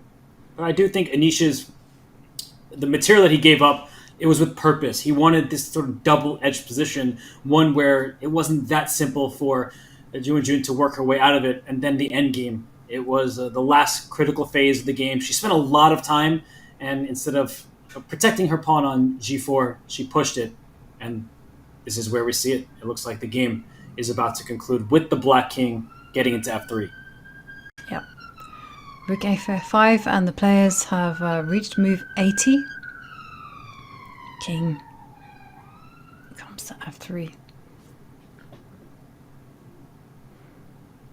And I'm just wondering how much longer this game will go. You can see Anish, he's ready to write down his next move or the result of the game. And for Zhu Wenjun, she sees this and she's like, yeah, she is going to have a rough night of sleep after this game. I think she's just coming to terms with this result. And there you see, she stretches her hand in resignation and Anish takes the point, which means we've had 4 decisive results in this opening round. 4 victories with the black pieces. What a start to Vaikensee. And you see a little smile there on Anish's face. They're talking about some variations from the game. And as chess players do, they just were fighting each other for, what is it now, about 6 hours and change. And they're like, let's talk what could have been. And shout out to the crowd, by the way. While these two are analyzing the position, they're talking about variations, there are many people still there watching the chess unfold. So Anish Giri gets a win in front of the crowd. I guess most people have gone by now, but I still see some people in the background who stayed the length of the round. Yeah, and it's so nice to see the players analyze afterwards.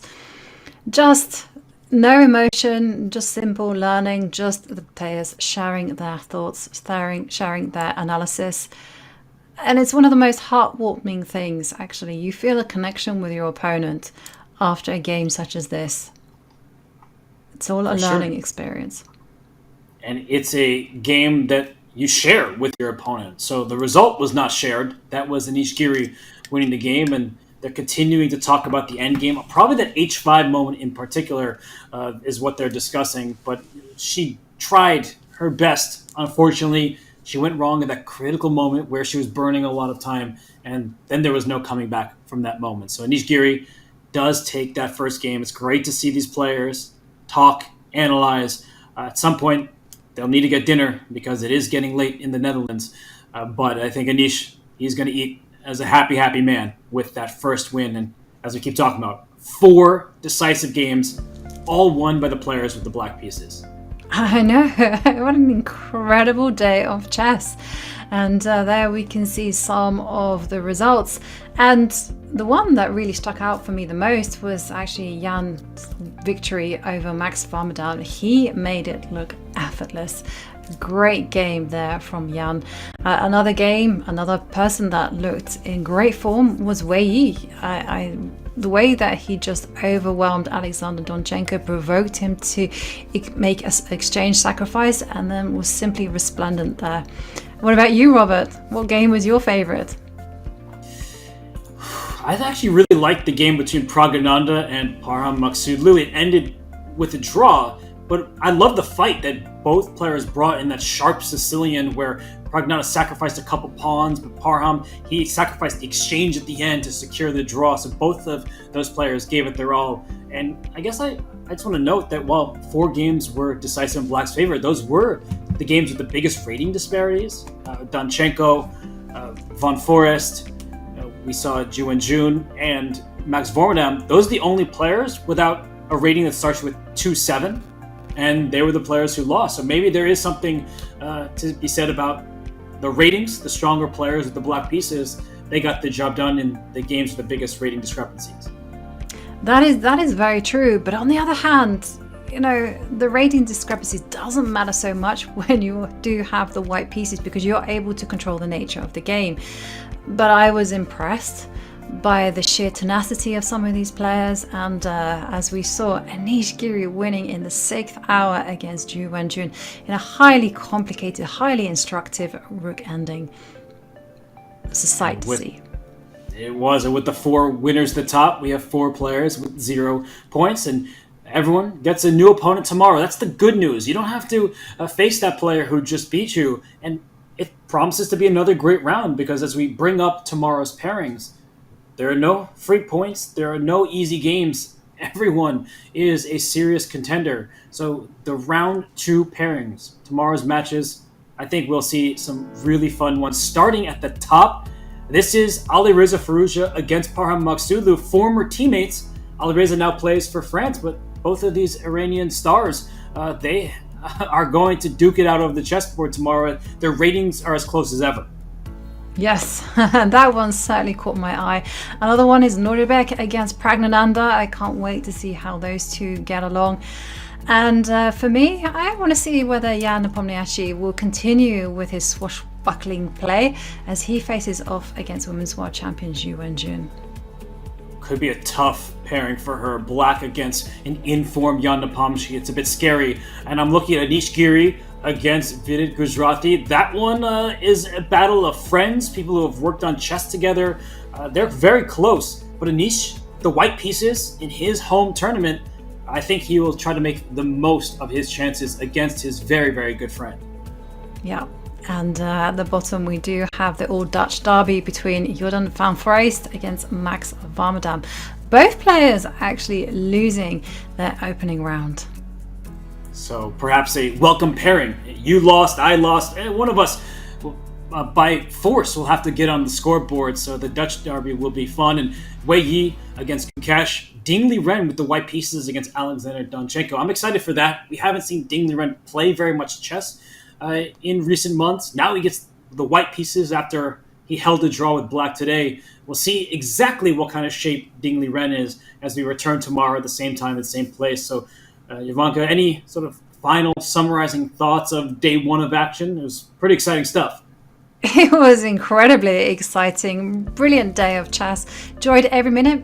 I have to say, I really liked some of these sharp openings, these sharp middle games.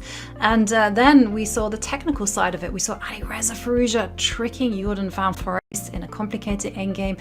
And at the end, the way that Anish Giri handled that rook and pawn ending was a masterclass. I can't wait to see what tomorrow brings. Tomorrow is round two. As mentioned, same time, same place. And I think you had a lovely summary of the action, Ivanka. Just so many different styles of play. 4 winners, all earning their points at different times from different openings in completely different positions. So fun day one. Day two should be fun as well. And it seems that the players are still in the playing hall. So while we say goodbye and see you tomorrow, the players don't want to say see you tomorrow to the playing venue just yet, as they continue to analyze live in Vaikanze. They were behind the schedule that you saw there. So Anish and Wenjun, they continue to speak about the position. But I think we should say goodbye. Ivanka, thanks so much for the awesome coverage day one. And there are these players. They continue to go at it. Look forward to seeing you all tomorrow. Bye.